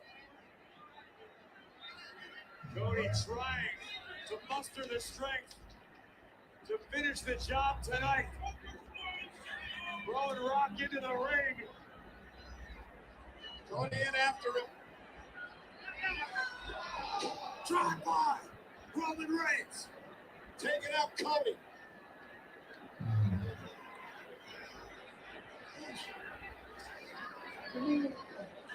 Roman dragging himself back up to the apron, tag made. Roman Reigns again legal for his team.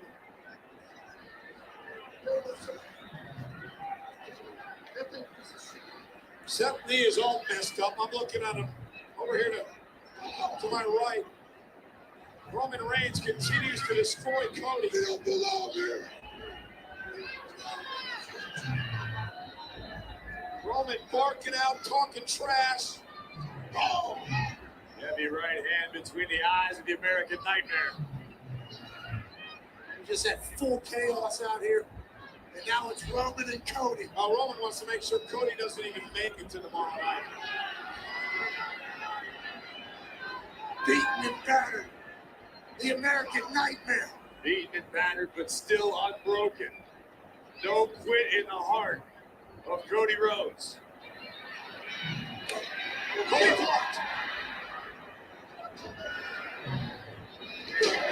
Trading right hands. Middle of the ring. The undisputed WWE Universal Champion and his challenger tomorrow at WrestleMania Sunday.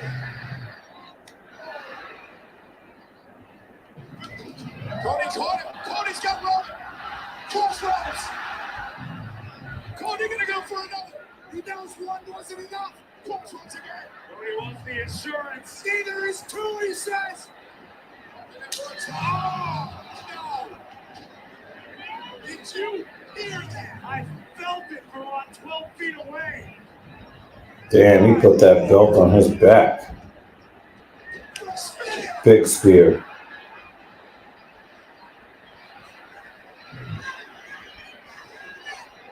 Now cousin.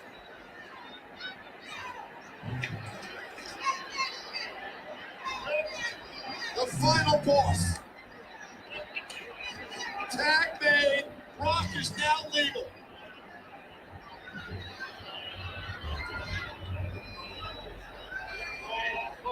Look at the disdain on the face of the final boss. Just ripped Cody yet again. Cody has no idea where he even is. Feels like I'm back in the Attitude Era. Back to his feet. The Rock.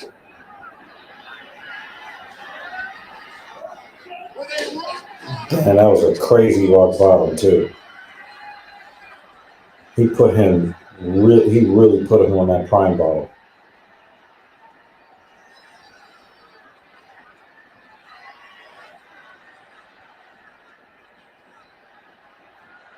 One's to the sky in Philly. Said this one is for you, Mama Rhodes. Oh, got that people's elbow.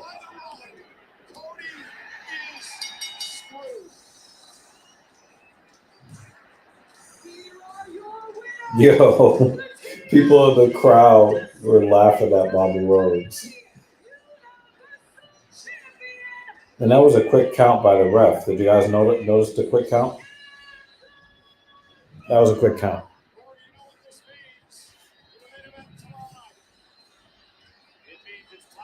I gave this show a 2.5 out of 10. And this main event upgraded it to a 3.25 out of 10. I saw people on Twitter saying Rock and Roman got the loudest reactions, and people are booing Cody during the commercial breaks before the match when they would hype it up with the video packages. Yeah.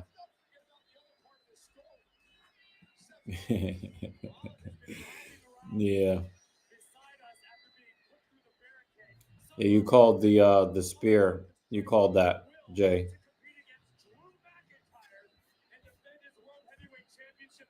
Possibly. Possibly. If that's how Roman loses the belt, I think that I could deal with that a little bit better if he gets screwed.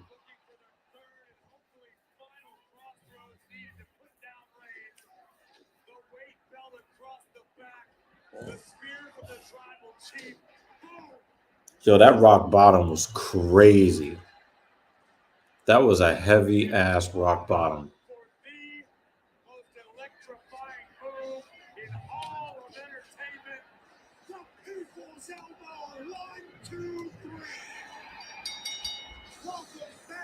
Final boss. You didn't miss a beat. I am impressed with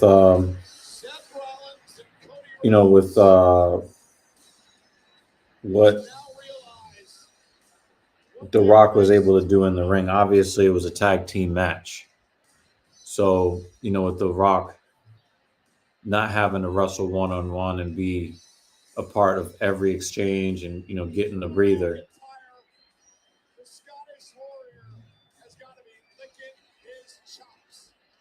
I think Cody Rhodes did a good job in this match. Seth Rollins was he was really more of just being annoying than anything. It really looked more like it was The Rock versus Cody Rhodes more than Seth Rollins or Roman Reigns had anything to do with it, They signed up for this. So they got what they deserve. This is what the bloodline said. So now they've also set the stage for Seth to lose his title as well.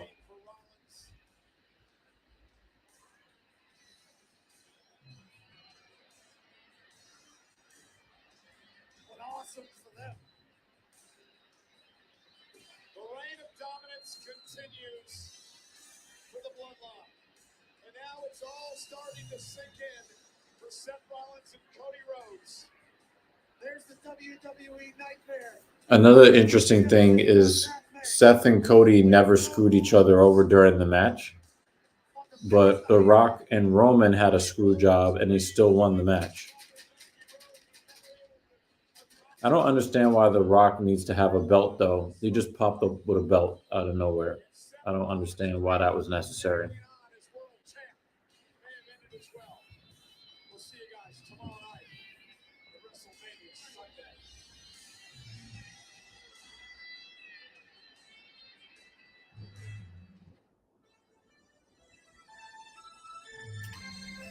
All right, y'all. I've been at this for about 8.5 hours. Definitely up a lot later than I expected. The main event was pretty good. The women's championship match was pretty good. Everything else was very close to trash, and at best mediocre. I was gonna give night one a 2.5 out of 10, but the main event, being as entertaining as it was, bumped it up to a 3.25 out of 10. Other than that, this was not good. This was not a good show.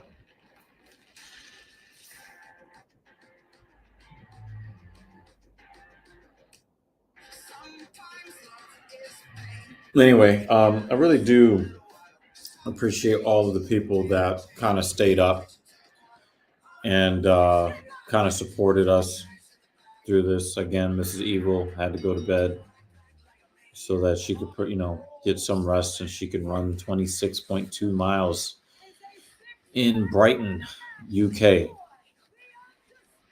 Her first international marathon. So I'm really hoping the best for her, that she gets to run the way that she wants to run.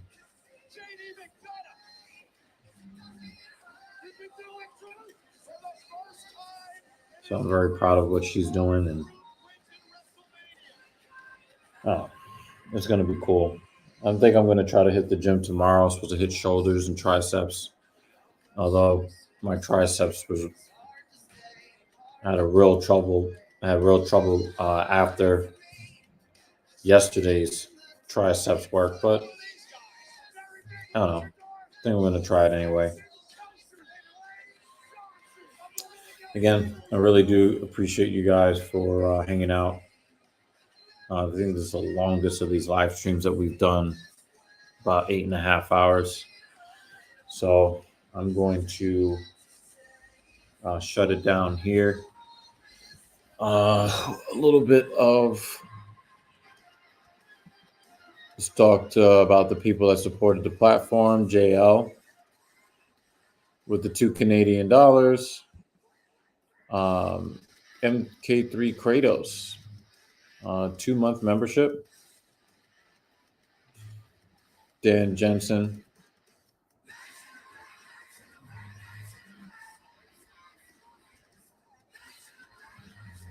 Yeah. All right. Well, I'll leave you guys with this. As Dan Jensen always says, please, please, please be safe out there in the real world. See you next week when I'm back in New York. Yeah.